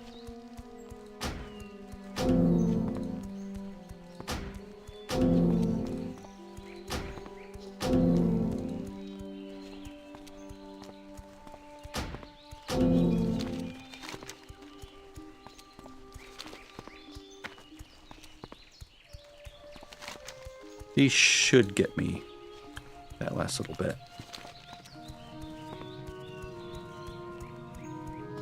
No, I didn't have to do this. I could have tried to, muscle my way through, just grinding XP in Teldrassil, but I find that gets very boring very quickly. So I like to have objectives that I'm doing. Like I want to be able to do this and this and this, and they're telling me go here, and then I get a big burst of XP when I finish the little objectives. Plus, these are fun to have for later. So, decreases their chance to hit. We sometimes save those on our characters for bosses in a dungeon or in a raid. It's like, maybe make sure you save your bag of marbles for the blah blah blah boss. This, not so much important. But this can be huge on a boss. Because, I mean, if a boss can't hit the tank 25% of the time, it's pretty big. Especially if the boss hits like a sledgehammer.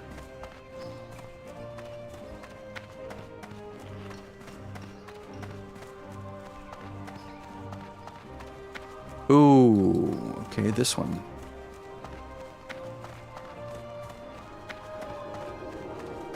Someone killed one of the enemies. Work complete. So this will give me something as well.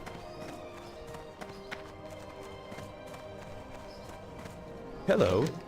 See you around. Fire damage. Yes. See you later.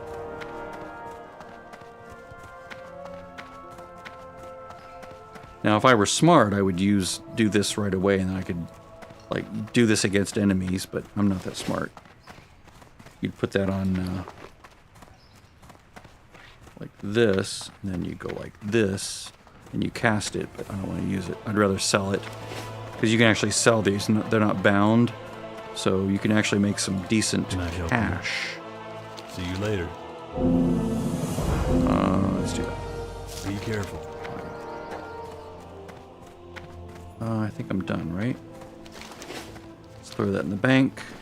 Throw some other stuff in the bank. Mail stuff to the auction tune. And then I can hearth and turn in those last 2 quests. And definitely ding 10. And then I will have just enough time to do the first of the 100 quests, maybe.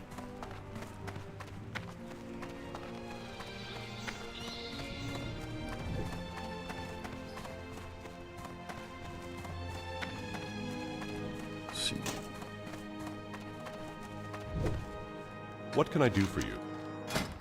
In. I'll deal with these all later. Go with honor, friend.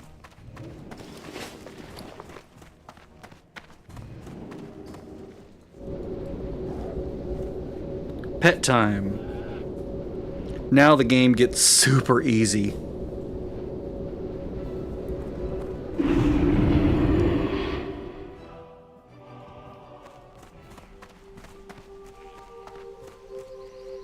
My goods are of the highest quality. Good luck, friend.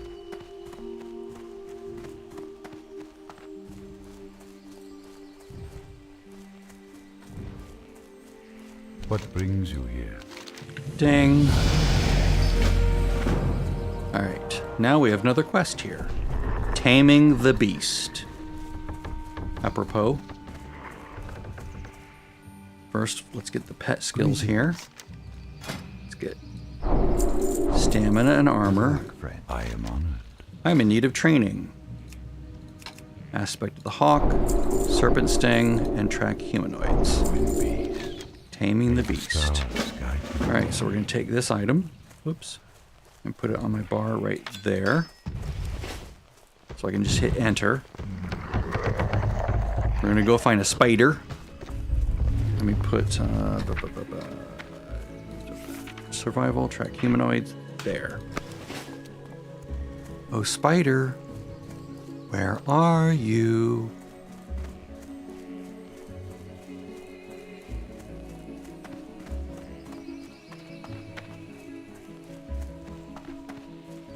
There we go. Very specifically named spiders. The webwood lurker, that's why he has a little knife through his thing. I need to get close enough for this spell to not be red, but not too close. I want a little bit of extra time. There we go. Tame it. It's going to hit me a few times. Fortunately, I still have Aspect of the Monkey on. I need to put Aspect of the Hawk here.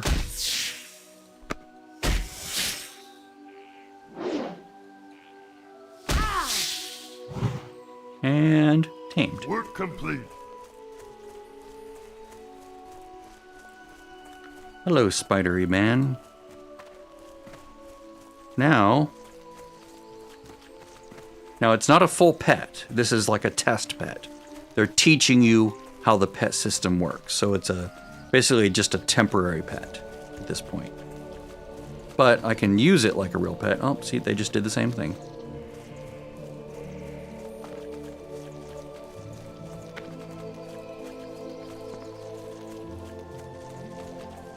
Now this pet will go away after like 10 minutes, I think. So we did that one. Now we're going to do it again. It's like, okay, you've tamed the spider. Now go tame a wolf, or not a wolf, a cat. There's a very specifically named cat down here. We're going to go down here. I have another 15 minutes maybe to do this. And this is what's great. Watch this.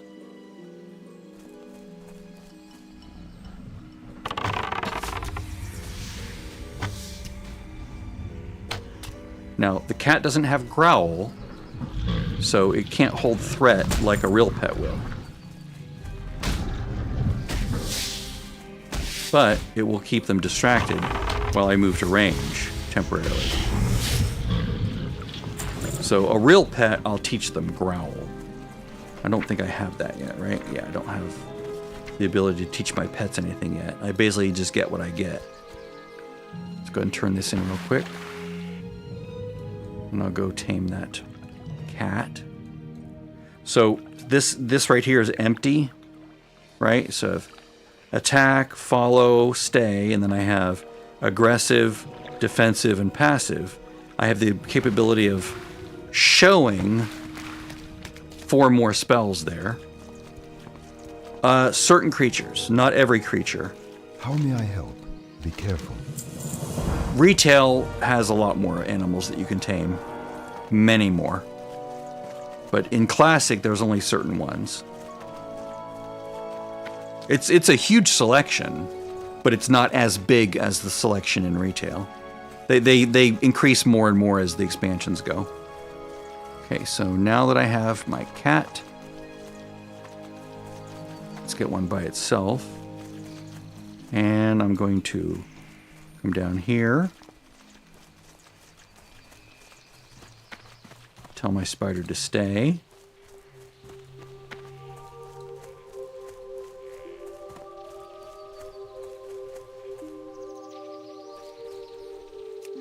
Dismiss it. Kill it. If it despawns on its own after 10 minutes, it just vanishes. But if you dismiss it like this, this isn't a real pet, remember, it's just a temporary pet, a training pet. It works on certain different rules from a normal pet. Okay, so I'm here. Let me make sure I'm right in range. There we go.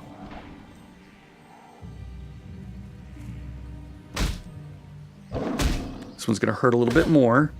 That's okay. I'm aspect of the monkeys on, so my dodge chance is up, which helps.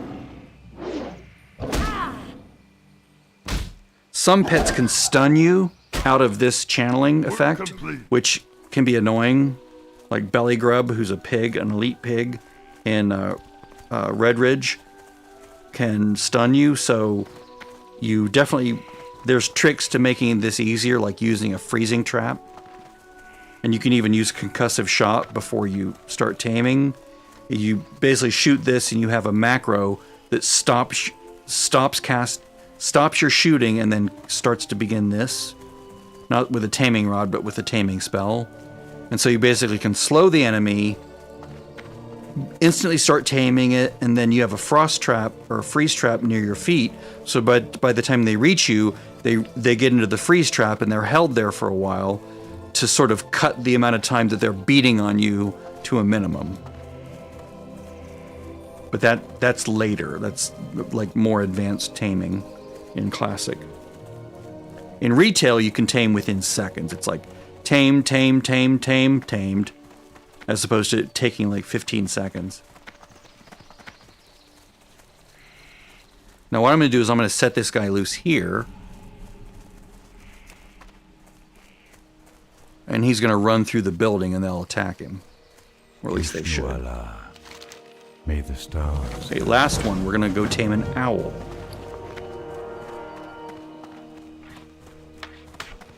And dismiss. You can see my thing turned red, so the spider's like, or the wolf's like, or shit, cat's like, what? You abandoned me. See, he's chasing me right there. He'll be attacked. Now he's dead. They attacked him. The NPCs, they don't permit a hostile animal to be in their little building, so they just kill him. I have to tame a strigid screecher, and they're over here.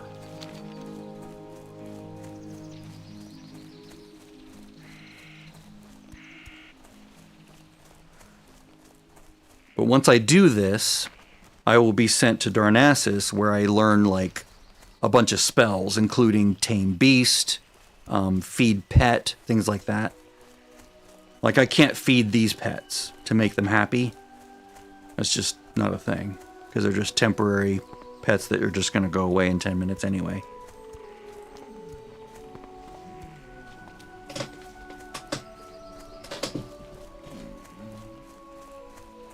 How about we just keep our distance there, buddy?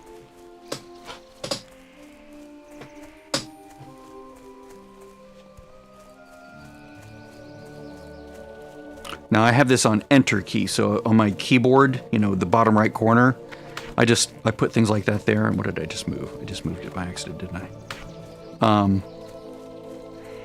As I was readjusting myself in my chair. Not in that way, but just in a my tailbone hurts kind of a thing. All right, so there we go. You just have to get this text to not be read. And done.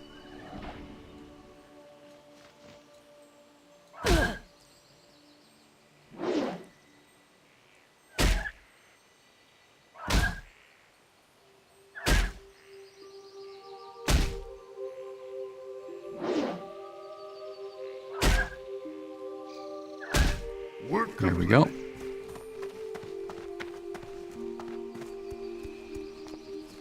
This is where the whole pet system basically begins, with this set of quests.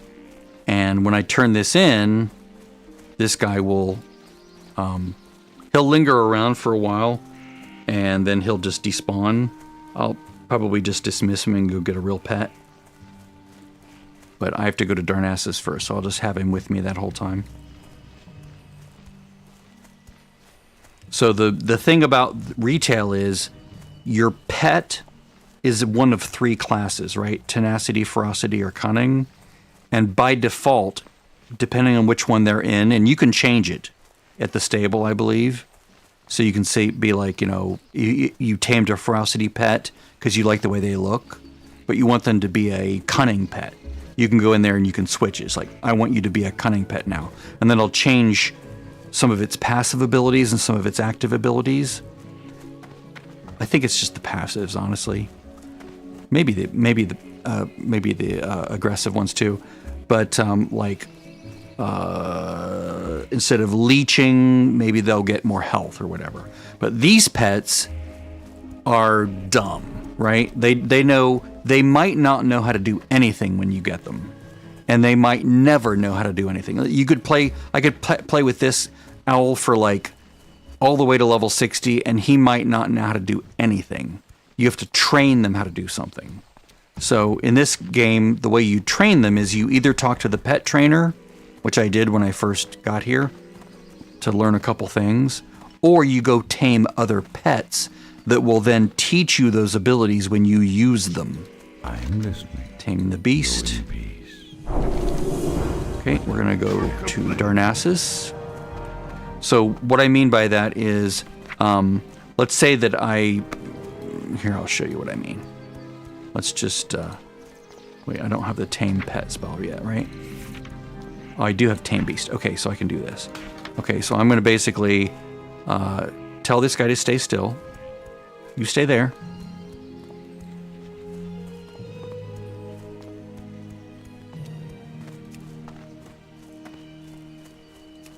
And now you go away. You're gonna be mad at me for a minute. That's all right.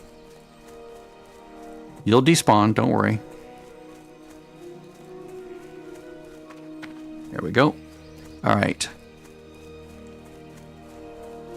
So now what I want to do is I want to tame something like a temporary pet. So like this Night Saber, for instance. This is a real pet. This pet will be a real pet.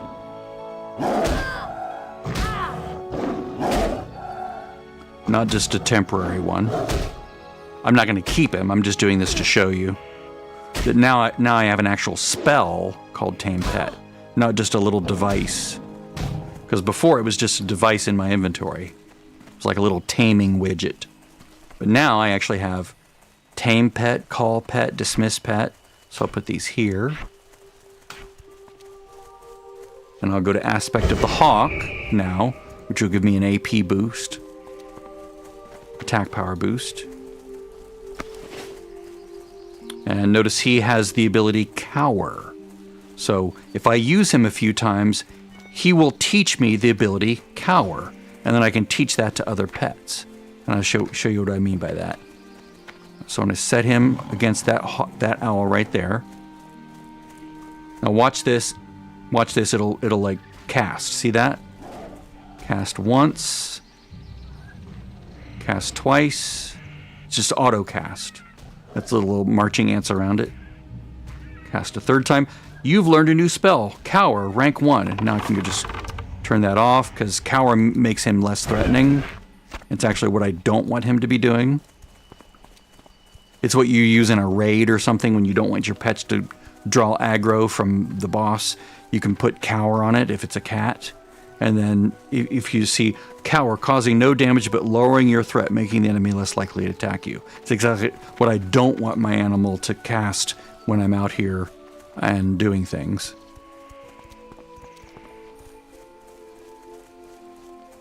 Okay, so that's that ability.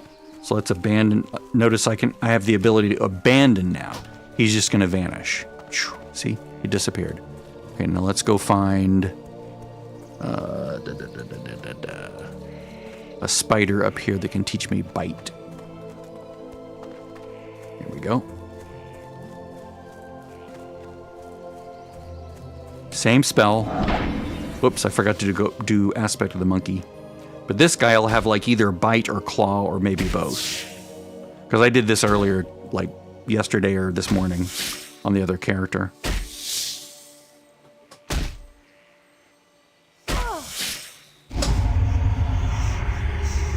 Oop. Bite rank 1. So now you have to use him.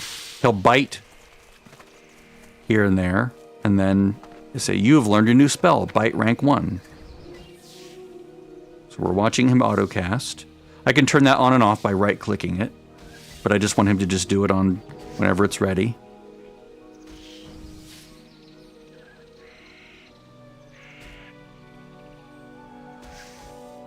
And if you go to Petopia, if you just look up Petopia, it gives you a list of all the pets and what things they can teach you. He didn't learn it, or he didn't teach it to me. So now I have to wait for his health to come back.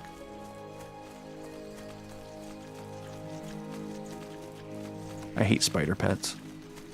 All right, let's try this again. And no Cower. Come on, buddy, you can do it. And the pet doesn't have to be happy. It can be anything.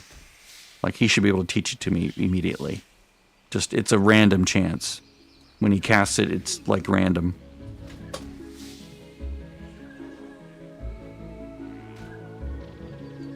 I have to leave in about 1 minute here.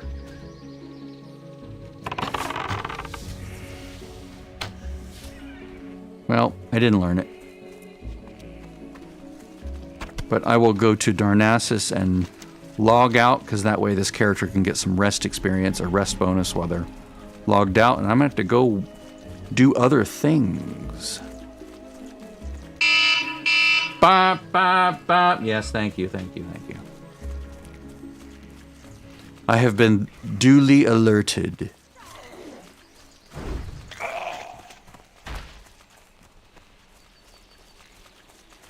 But yeah, this spider's mine. He will leave if I don't feed him because he's so unhappy. If I don't feed him in like the next 20 minutes, he will leave. He'll just despawn because that's just the way it works. So what you want to do is you want to feed the pet, which I can't do right now because I have no feed pet ability. Because I will get that when I talk to this dude up here. But I actually need to just like... Maybe I'll do that real quick. It's technically 7 is when we start watching, so maybe I'll do this real quick. Because I do want to get the spell. Although it... Will they eat uncooked eggs? I forget if spiders will eat uncooked eggs. Every pet race has different foods that it will eat in this version of the game. And if you go to Petopia, there you go. Game version classic is what you want. Petopia, WoW-Petopia/classic for this version.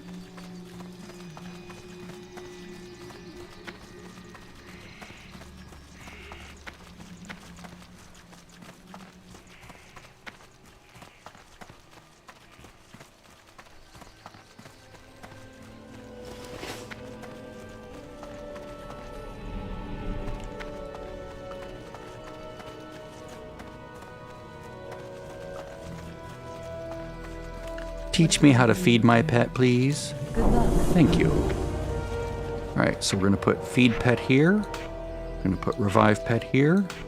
And beast training right there.